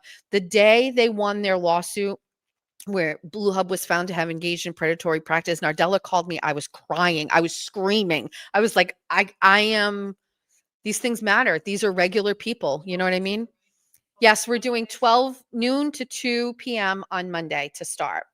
The morning show is a morning drive show. We do 7:30 to 8:30 where we just kind of chit chat and you go on a drive with me. Erin's working on a graphic, but the Monday show is going to be 12 to 2. It's going to be here. If you go into my YouTube, I've already set it up and you can get a notification for it. Who do you plan to have on guests as Mondays? Mike Urban. I wanted to do the first show with no guests, and then I am going to reach out to my peers, John Featherston, Jack Gately, Mike Urban. I'm candidates. You've got to talk more. I want you to hear Mike Keneally. That's my guy. That's who I think is going to beat Maura Healey. That is the guy that I think has the only chance of winning a general election to stop Maura Healey. I need you to hear more from him. I'm going to have some Mass GOP people on. I'm going to, I'm going to invite liberals on, people who are hardcore Democrats to have counterpoint me on one topic or something. Um, a lot of people who talk about the corruption in Norfolk County, that's election based. That is an elected position. Michael Morrissey is elected. You can stop it. You know what I mean? Like yeah. So there's that. Okay. I just know that somebody earlier had asked curious to know your thoughts on short sleeve. I just couldn't start it. I'll talk about it on Monday, but so listen, Brian Shortsleeve gets a point in the column because he is a veteran. He gets another point because he is a Republican. And he gets another point because I've met him and he is genuinely a warm guy. He doesn't get points for a couple of things for me. And we can talk about it. First, before I say anything, I just want to be clear. Jack Gately said that I was a Keneally surrogate. That's not what an endorsement necessarily means. I'm not speaking on behalf of the campaign. I don't call them and say, I think I'm going to say this. Should I say this? That's not how it works. And if they ever proposed that notion to me, as you can imagine, it would be declined. Nobody tells me what to do. I have existed in this political arena long before Mike Keneally, Brian Shortsleeve, or Mike Minogue got into this. I've always been opinionated. I have always given my 2 cents. I spoke very openly and aggressively about the last gubernatorial election and why I thought Jeff Deal could not beat Maura Healey, which is why I chose to support Chris Doty. And I advocated for that. I care very much about elections. There's no indication that I am a mouthpiece for Mike Keneally. It's actually the opposite. I'm probably more of a liability to a candidate because I'm unfiltered and it's a little rough around the edges. And, me saying some things about Mike Minogue the other day, Jack Gately takes my spaces, makes a story out of it, and then calls the campaigns and asks them for a statement. I mean, what statement is there? She does what she does, So all of the thoughts I say on politics are my own. They are not bought. They are not sold. They are not controlled. I feel like we have established enough of a foundation here where you understand that that's where we're at. Does that make sense? At the same time, if I say something that's not attractive or gubernatorial, you certainly can't hold that to a candidate that I'm talking about, whether it's Mike Keneally or a lesser candidate or Justin Thurber or whatever. I'm not a politician. I'm not an elected official. I'm not aspiring to run for these offices. I represent the people in this chat. I represent these besties who like my work, who like how I talk, who like what I do. There's a lot of them. And those are the people that I represent. And those people are flawed and not running for office and are regular people and struggle with money and have had car repos. Maybe not as fun as mine, but you get the point. So with that being said, there's some things I like about Brian Shortsleeve. There's some things I really don't like about Brian Shortsleeve. I think that we'll save it for Monday. How about that? I don't need to say all of the negative things about Brian or Mike Minogue. I want to point some things out. I want to be able to say some things to you. I want to talk to you about the team behind Brian Shortsleeve and why I don't think it's an effective team and it's the one that you need to get you to where you need to win and get this state back. There's a lot on the line here. People who want to just do this for fun or for a buck, I don't have time for that. We have to take the state back from Maura Healey. This is a serious situation here and we have to be very responsible with our vote, okay? Okay. Want a recipe for bread? There is this website I sent to Erin, just so you know. It is there's a couple of different websites that all recipes has one. I just found one that's easy to find. Just so you know, if you do any recipes online, it's always the same thing. There's a lot they want you to read through. They want you to go, but there's always a chip to jump through the recipe. So click the recipe, jump through the recipe. World's easiest yeast bread recipe, artisan, no knead. Okay. This will make you a very good loaf of bread. Okay. This is a prep time, 5 minutes, cook time, 40 minutes, rises for 2 hours. Oh, So what you need to know about this recipe, and this is why I like this one, it's very crusty homemade bread. It's very easy.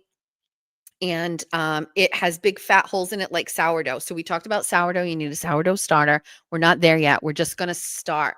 This bread I use for one thing when I make it. This isn't a sandwich bread. We can do a sandwich bread. That's even easier. But I believe that you are all ready for this bread. You can do this one. I take this bread, I cut it in half, and then I cut it on the side in slices, and then we get olive oil with some Parmesan cheese and some red pepper flakes, and we like not your average Joseph, if you know what I'm talking about, and you dip it in that. That is what this bread is good for. My kids will eat this. It will not last a day. We didn't discuss the Chinese meal from this week, but I will if you want. We can grab that. Let's work on the bread first, Lacey. Hi. Okay, so you need 3 cups of flour. This is it. This is it. There's nothing here. 2 teaspoons of instant or rapid rise yeast. I use Fleischmann's. It comes in packets and it also comes in jars. Get yourself a packet. I'm fully prepared. Somebody here may not have ever used yeast before. I want you to prepare yourself. It moves. It moves. It like it's alive, but it moves. I don't know how to explain it. You'll see. It like jumps. It stays behind. It's not easy to use. The reason I like the jar is because I can just scoop in it and I prefer that. But if you get the little packets and you want to start, just buy the jar. Just buy the jar. We're going to be making bread all season. Just buy the jar. You can put your teaspoon in and you can scoop it out. Okay. But you'll see what I'm talking about if you don't know what I'm talking about yet. So you need 2 teaspoons of instant or rapid rise yeast.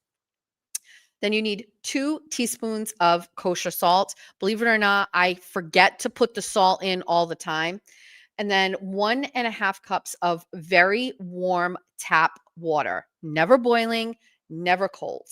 And then you need a little bit of flour on the side for dusting and for shaping.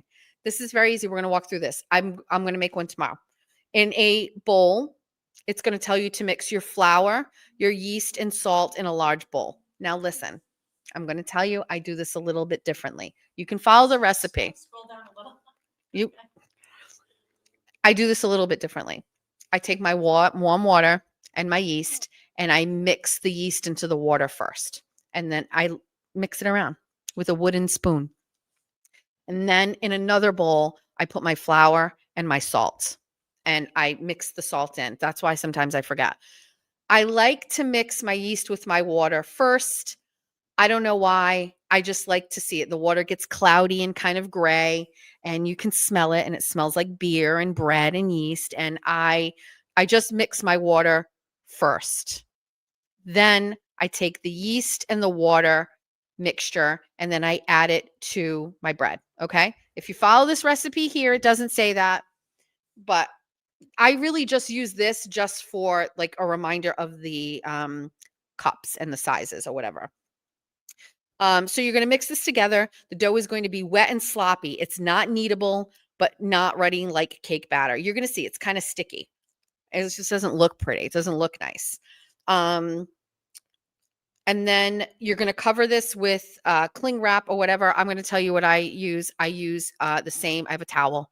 I use the same towel. I leave it in the bowl. I use one of my Pyrex bowls, which, by the way, is warm. It's never cold.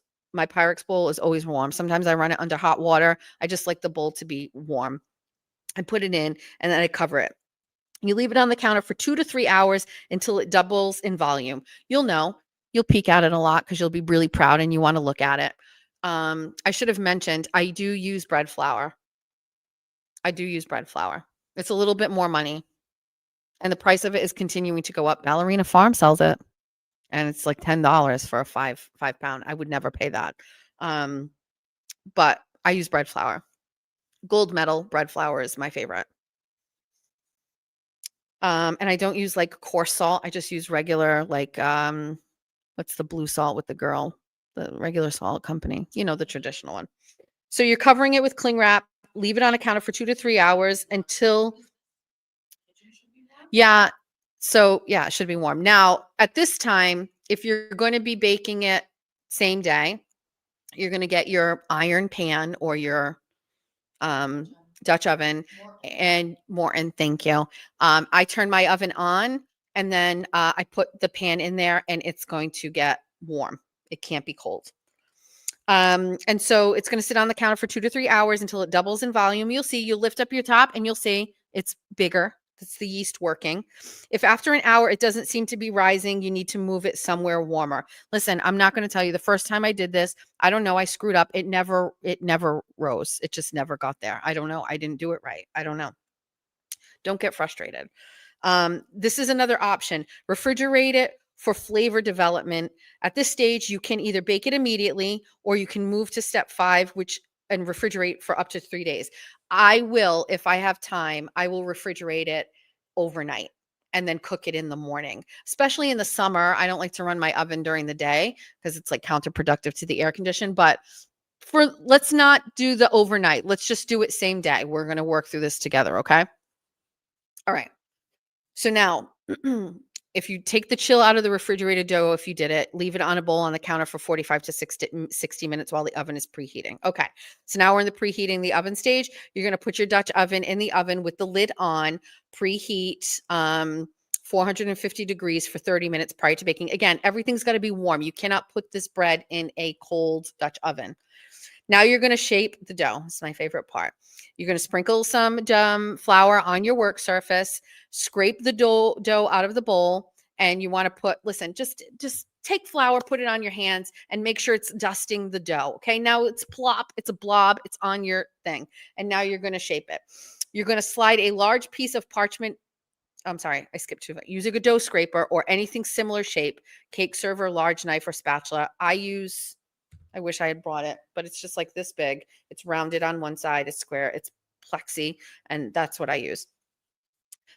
You want to fold the sides inwards about 6 folds to roughly form a roundish shape. You don't want to be too meticulous here. You're about to deform it. It's more about deflating the bubbles in the dough and forming a shape that you can move.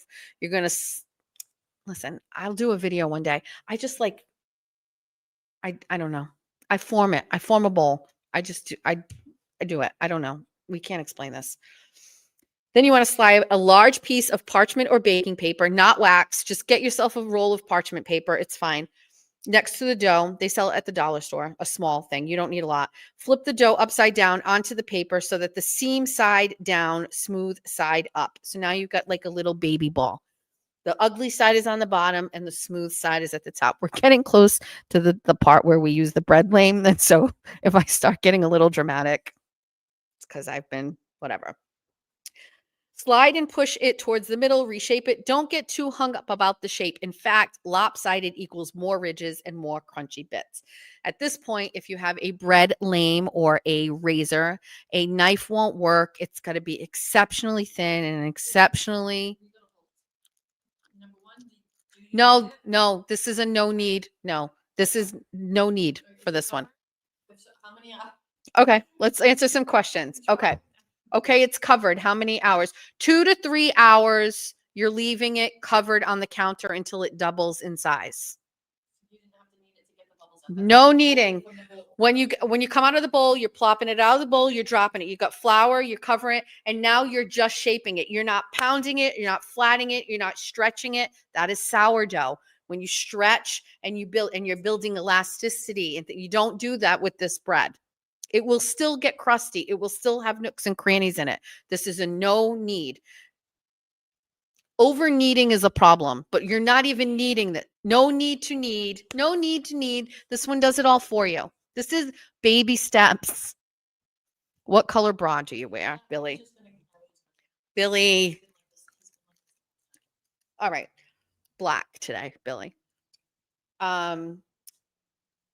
You're not kneading. It's exactly as I said. You're going to dump it out, put it on your table, and you're just going to form it. You're going to tuck the rough sides underneath, and you're just going to like caress it into a ball. And you're going to want to touch it a lot because it's fun to touch. You know, you can push it a little, and and the ugly side stays on the bottom, and the smooth round top stays up top. At this point, do I spray Pam in the Dutch oven flour? No, nothing. You put nothing. Dutch oven is empty. Now you've got a piece of parchment paper and it's on your table. You're going to pick up your dough, baby, and you're going to drop it in the middle of your parchment paper. You're going to pick up your parchment paper and you're going to drop it inside your Dutch oven. That is, we're raw dogging the Dutch oven. There's nothing. Don't spray anything. Nothing. Zero. Zip. I know some people sometimes like to spray it with water. I don't do that. Don't spray anything. Okay. So our bread is, but before that, if you want to make a little design, get a razor blade or a bread lame and you can draw a leaf in it. I definitely always at a minimum. Don't bring it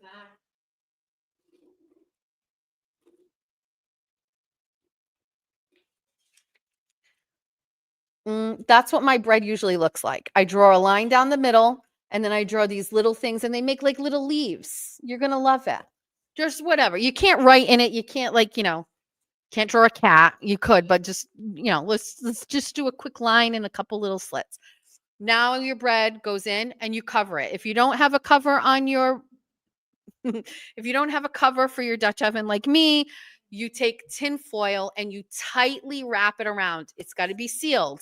Nothing in it. I don't have an OnlyFans page. I do. It's your dad runs it. And so now you're going in the oven and according to this one, it's going to tell you, blah, blah, blah, blah, blah. You're going to bake 30 minutes covered and then 12 minutes uncovered or until a deep golden crispy bread. We're on number 10. Well, number 9 was remove your piping hot Dutch oven from the oven. Use a paper to place the dough into pot and place the lid on. I don't know what it's saying. I cook it with my parchment paper in the Dutch oven. I'm just telling you what I do. Doesn't say I pick it up. I drop the paper right in.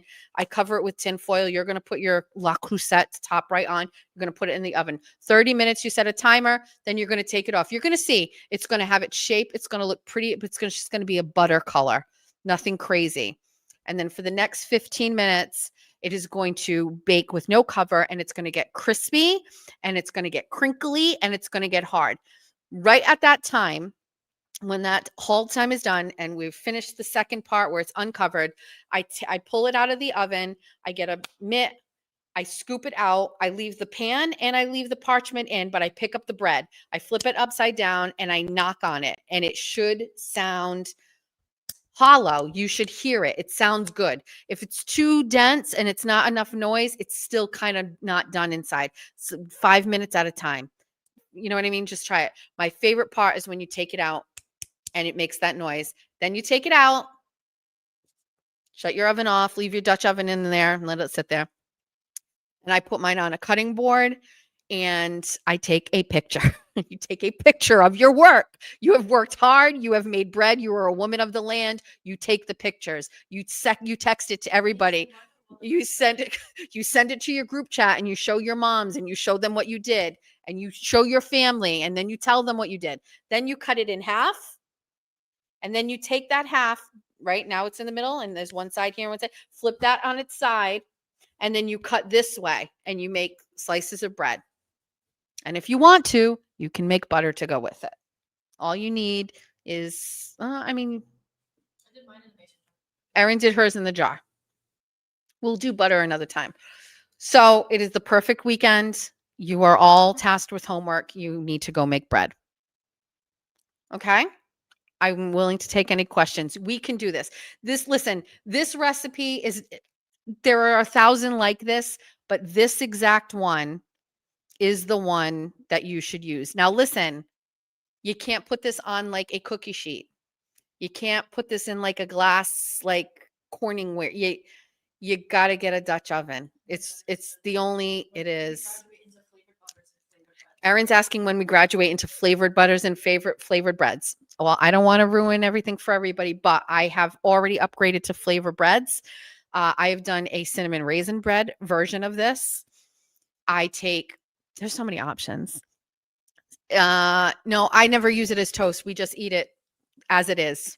It never makes it to the next day in our house if it does, but I do cinnamon and sugar and raisins. I have done pepper jack cheese where we've cut, I don't know how to make apple butter. I've done pepper jack cheese. Another thing too, just to give it a little bit of like depth and flavor, I take Italian dressing and right at the end, I baste the top of it with Italian dressing. So it's just got a little bit of flavor on the outside of the crust. I'm trying to think another one that I've done. Oh, onion. I've done like onions on the top as well. So that's it. But start off with a basic one. Try it out, see if you like it. It's really good. And I want pics. Okay? No. Did we post the link in the chat though? Yeah, Erin posted the link in the chat. Okay, all of this is making me My mom greased it with butter, covered with 100% cotton tea towel, dish towel, kept it covered for about 20 minutes, made just a tad softer. There's another, I've made other kinds of bread. I've made a sandwich bread, which I like. You just buy loaf pans. Those are okay. I can just tell you like fan favorite in my house is this bread. I want a bread making machine. Those are evil. We got to do it the regular way.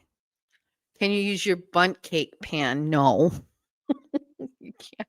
Not for this bread. I don't recommend. Okay? All right. Let's read some super chats if there were any, or did we go over all of those already? I want to make sure I thank everybody who contributed. The Venmo and PayPal stuff, I will take a peek if there's anything there, but I don't think so. I'm assuming I would use a meatloaf pan for the regular bread. Yes. A glass pan or a disposable pan. Yes. Can we get a hashtag? What do we want to hashtag it? Like bunny bread? Let's leave it to the chat. Erin is saying if we're going to post pictures, we need a hashtag. What do you want to name this? Like for your bread pics? I think we've got all those.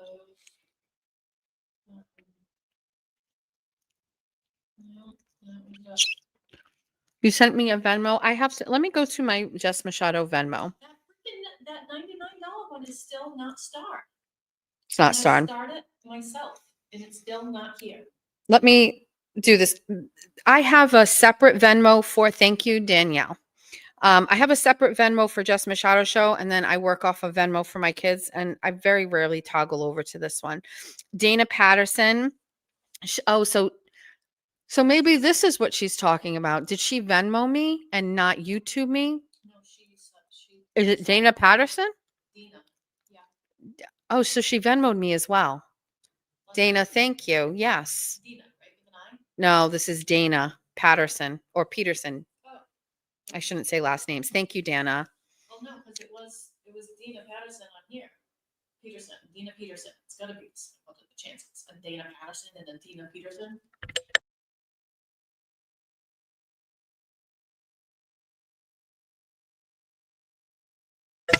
Dana, I'm seeing these on Venmo. Thank you. Oh, look at the Puppertino. We got some good hashtag we can go in a minute.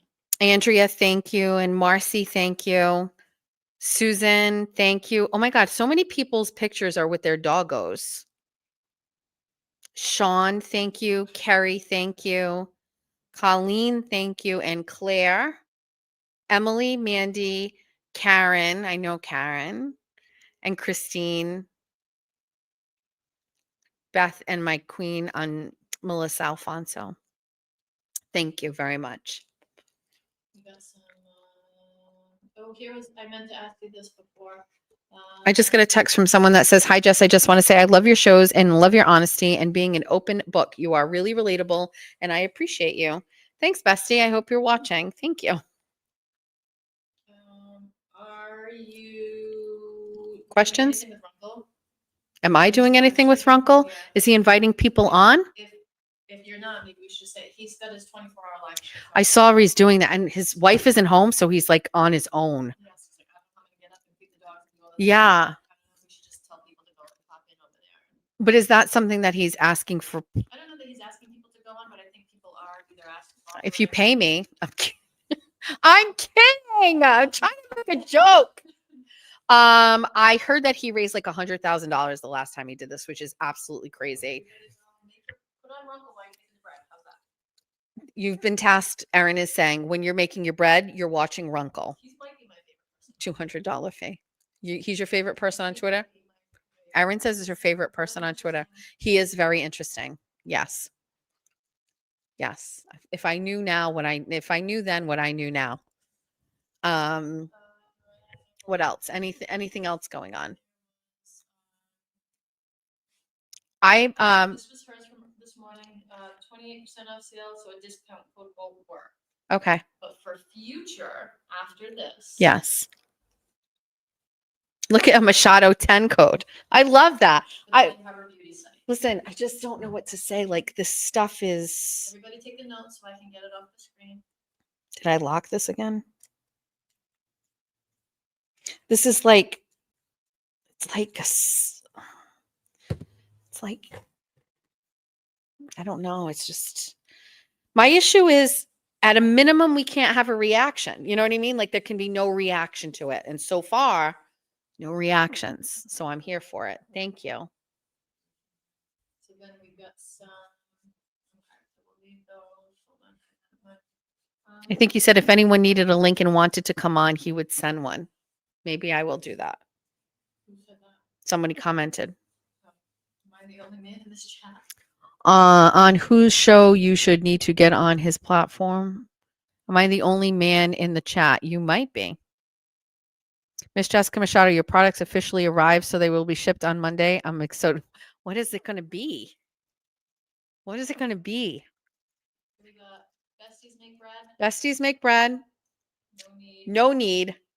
Joey Drop. Don't. I like doughy drop. I kind of do. Because how you were saying. Yeah. Just dough Drop it in. I don't know. They started. Oh, Phil's in the chat. He is very much a man. I agree. A very big strapping man. Bestie bread. I don't know. You'll come up with your own, maybe. I like doughy drop. How do we spell it? DOUGHY DROP. Yeah, I like that one. Let's use that one. Good one, Lacey. If you post a picture on X or on Instagram, you have to use that hashtag. Just don't drop your dough. I think we're asking the show times again in Eastern time, 12 to 2 Eastern time. Because we have people. People everywhere. Yes. So it's 12 to, you know what? I thought Jimmy actually said he thought it was a 12 a.m. to 2 a.m. show. I said, Jimmy, I am in my bed with my heated little heating pad with my 3 fans on me by that time. Thank you. Bestie bread is my favorite. Well, you guys can use whatever. Use whatever you'd like, actually. Who am I to tell you what to do? You don't want anybody telling me what to do. But I think it's a good weekend to bake bread. It takes no time. This takes no time. Listen, you put this together right now. First of all, just so you know, like you let it sit on the counter and in like 1 to 3 hours, it's ready to go. You can let it sit there for an extra hour. You can go grocery shopping. Just cover it. Do me a favor. Next time you're at Walmart or TJ Maxx, buy yourself a really good hand towel, and that's your towel for your bread. Can we just read it? It's not Auntie Deb. Is Auntie Deb 12 to 2? No. Let's go over it again because we're getting to the end. First of all, thank you for joining me on Saturday. We love it. Thank you. This is the Jess Machado Show. It airs every Saturday. What's the matter? Oh. Well, winner, chicken dinner, Caroline. Machado. It's great. Jess Machado with Breaking Bed. That's going to be my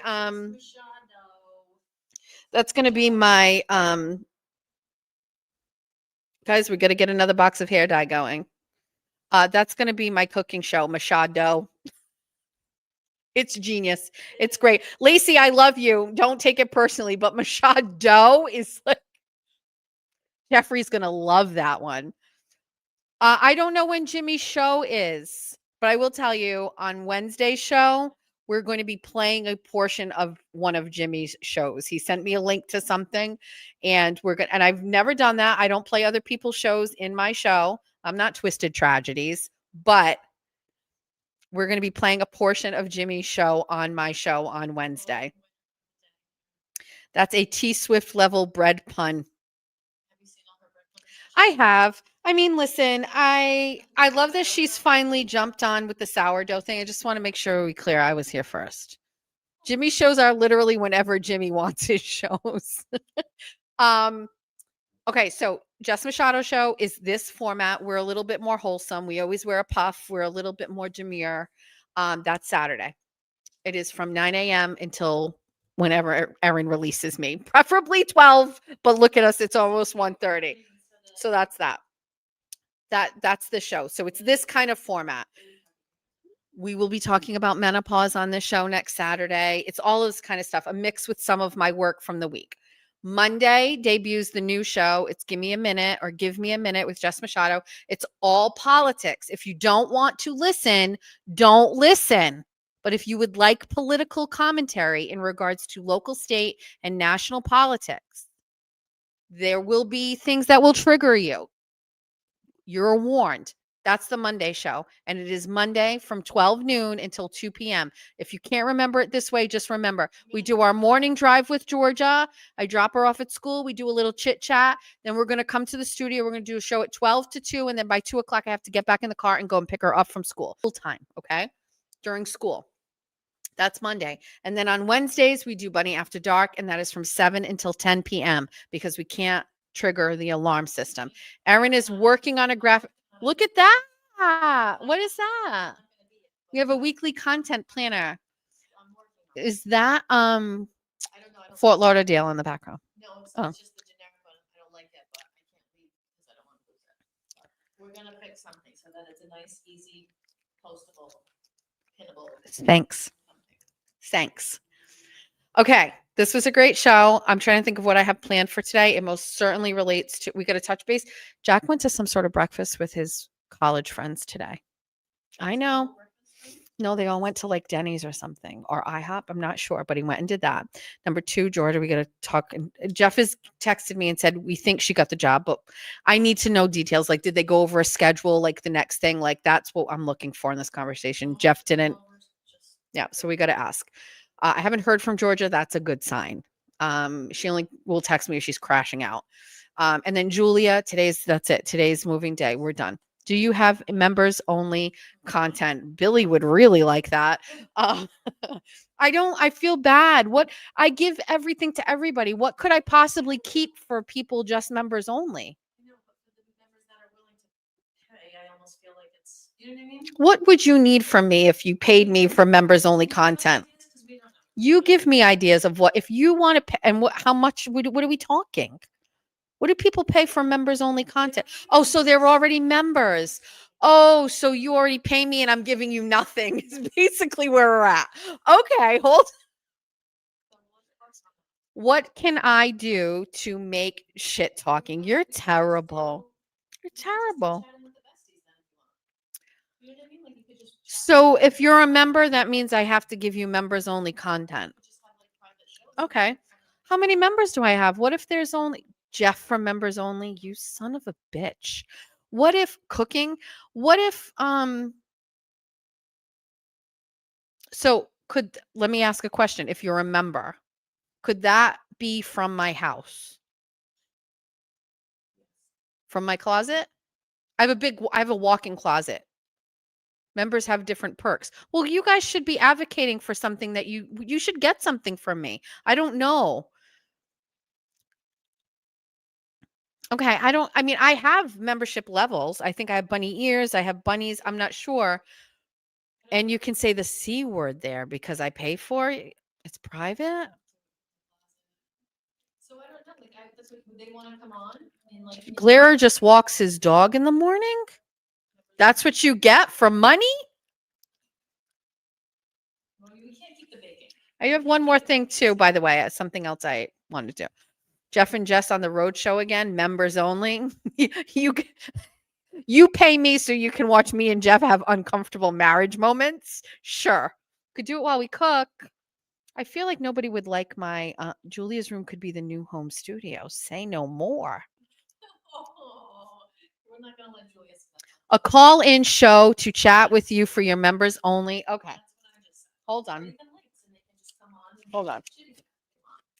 Call-ins. Special emojis. If she gave me the YouTube, I would work on that, but I don't have that. I don't even know the password to my YouTube. Call in. Would you wear a black? Would a black bra be out of the question? We're- You know what? I'm going to tell you something. Jeffrey would allow it. If it funded Jeffrey's lifestyle, Jeff would allow it. Jeff only available in members. You guys are ridiculous. Let's make his own channel. Make a bunny emoji. How? Tell her that help me help her. That sounds complicated. That sounds complicated. She won't give me the YouTube. Fucking- I can't do it. I will have to reset everything. It could be a once a week thing. We even talked about getting like once a month thing. If I did a once a week thing, what time do you want it? What day do you want it?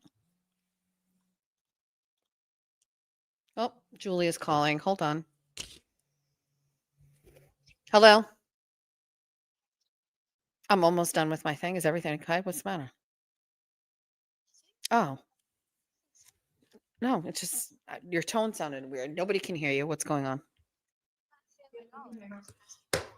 Oh, go ahead. What about them? So they have some that we're gonna fit, so we're gonna buy them. Okay. And then we might go to the next Family Dollar and try and get. That's what I said because one store only has so many. You have to go to another one. What did you curtain rod stuff here too? Or no, there are curtain rods at the house. What do you need a curtain rod for? Which room? Well, the living room and the They do have them there. they're there already. Like, No, no, no.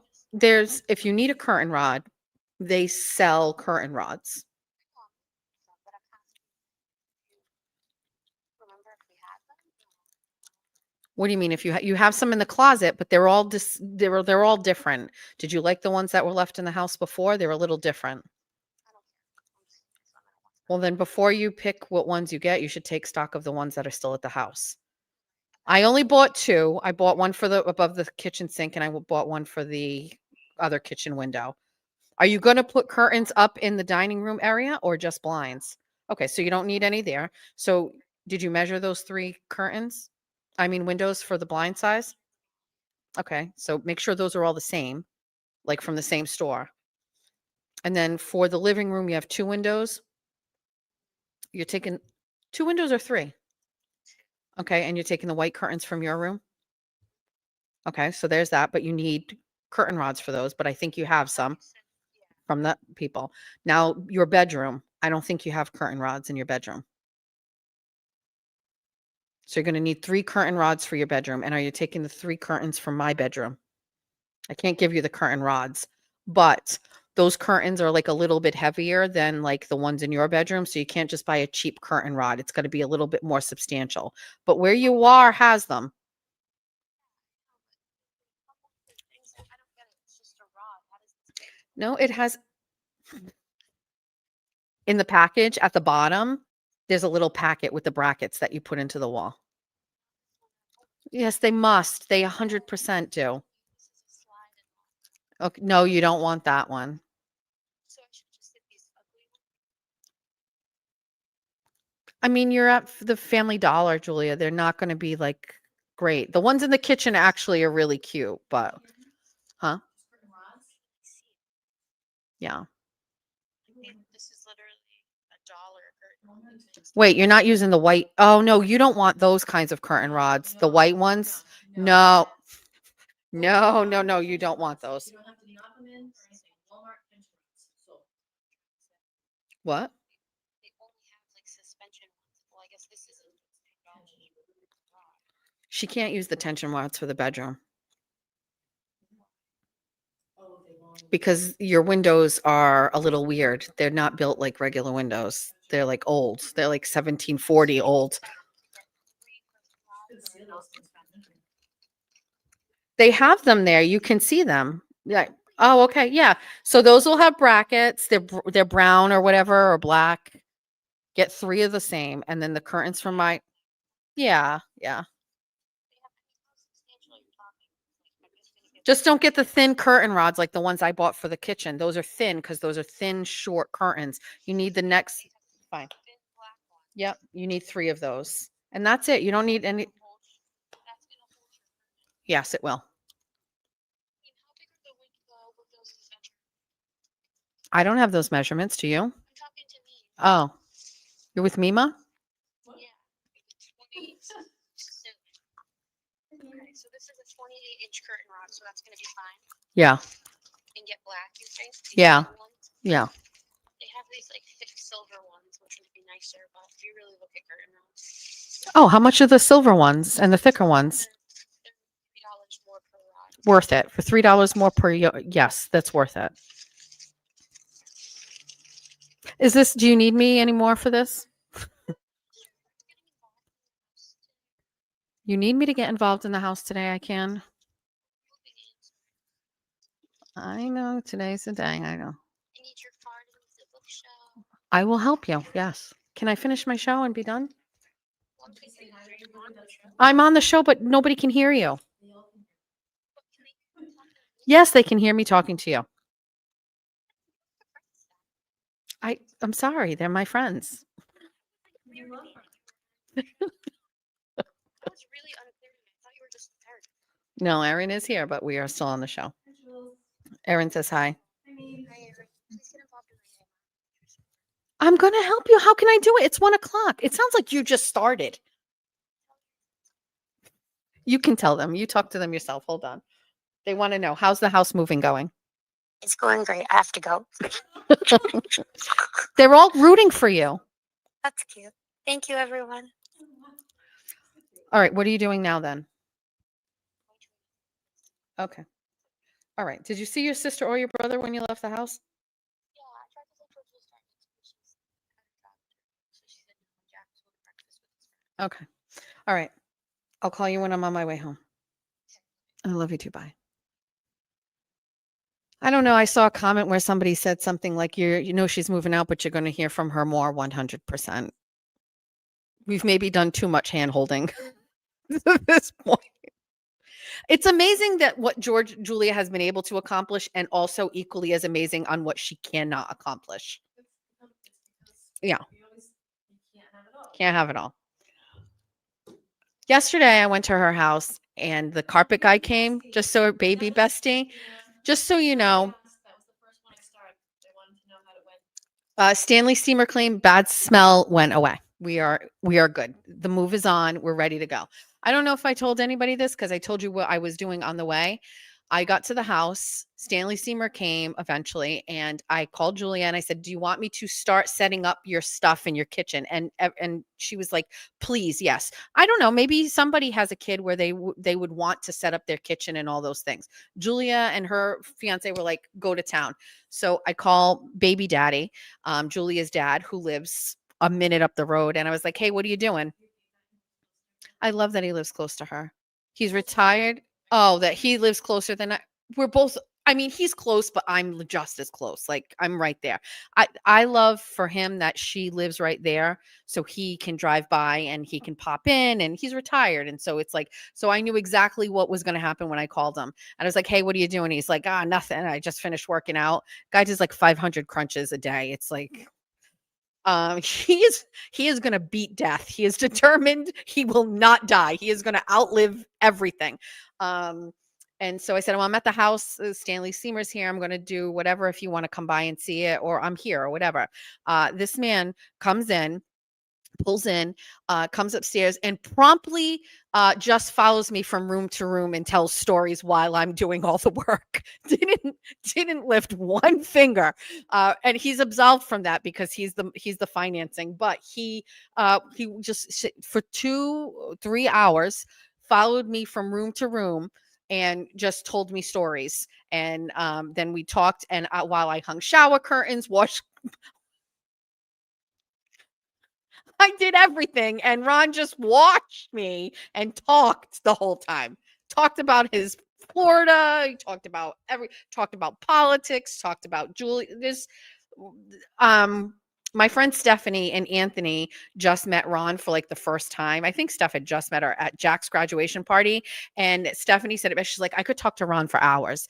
Ron and I will never run out of things to say. And when we run out of things to say, then we will shit talk people. If you wonder where I get it from, I was taught from the best. Ron is a shit talker. He always Ron members only show. Ron, see that mustache right there that you have, Mr. Monk? That's what Ron has. Ron is Julia with no mustache is what Ron. Yeah, you can show the picture of him. Yeah, watch. I took a picture to send to Julia of what was going on at her house. Julia has it. Here's what Ron was doing. I'm not always this tall. I'm just sitting on my wallet. I don't know what that means, really. I'm pretty much going to start charging Billy to stay. You better Venmo me $100, Billy, and I'll let you stay in the chat. Oh, does he? Oh, yeah, you got to pay. It was on my short agenda. So I type an agenda on my phone to myself, and then I work it out into the Post-its, and that's what we're really going to talk to. But I did have on my short agenda. Okay, look at my baby daddy. First of all, never saw a man rock a pair of New Balances the way this guy does. He was wearing them before all the kids does. This is Ron. This is the apartment, which by the way looks amazing. He basically just followed me around just like this the whole time. So where I took this from, I was in the kitchen. I had just finished washing like all the glasses and the plates, and that's Ron. That's my baby daddy. He's the best. He is great. Hold on. What was I just going to say? I was looking for? Oh, I had on my short list for my agenda. I'm going to pull it up just so everybody knows. It's the last thing on here. It says, be the better ex. We're going to do a whole show about that. If you're an ex and you have kids, or you're going through a divorce, or you're in a divorce or whatever, be the better ex, because I'm going to tell you something. I have no doubt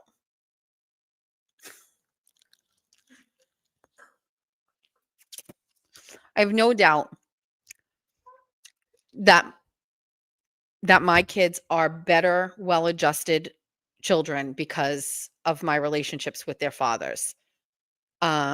Julia gets the absolute best of both worlds.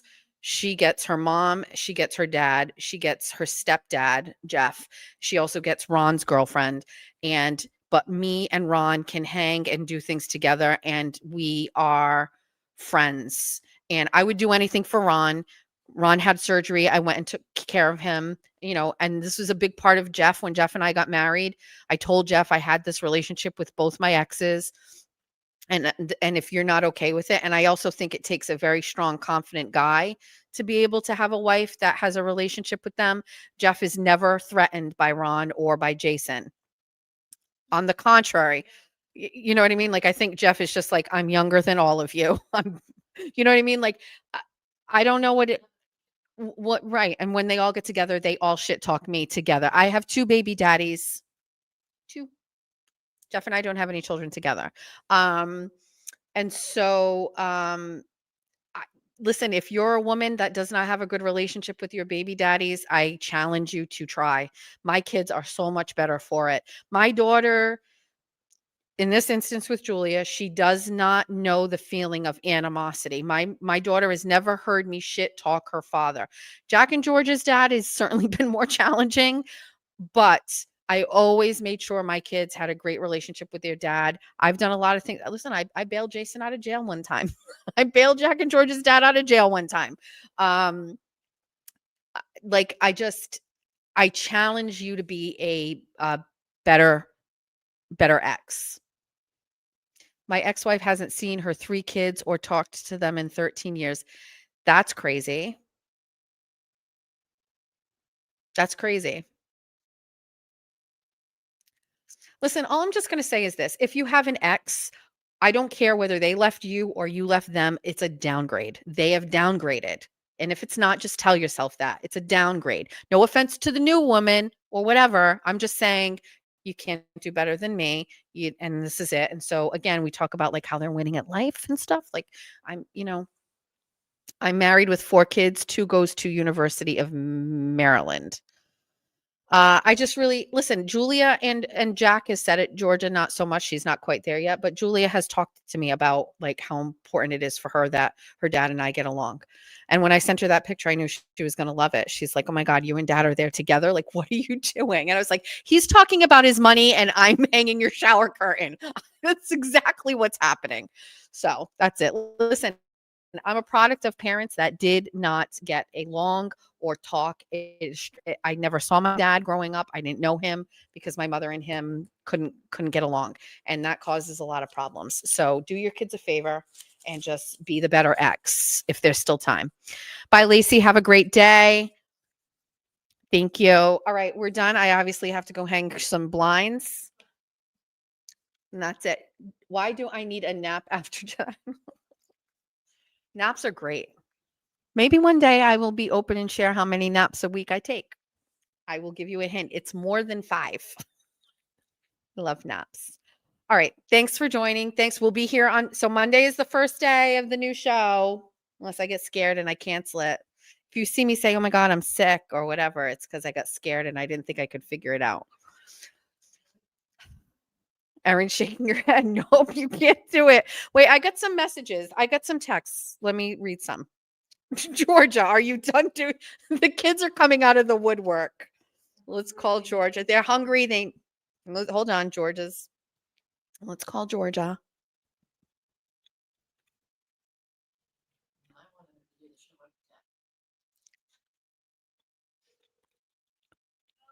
Hi, I'm still on the air. People can't hear you, but I'm just calling you.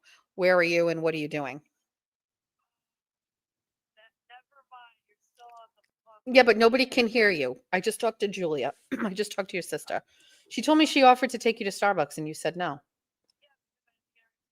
Oh, how'd it go?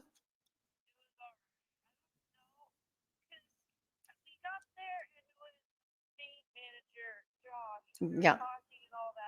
Yeah. Should I mute you?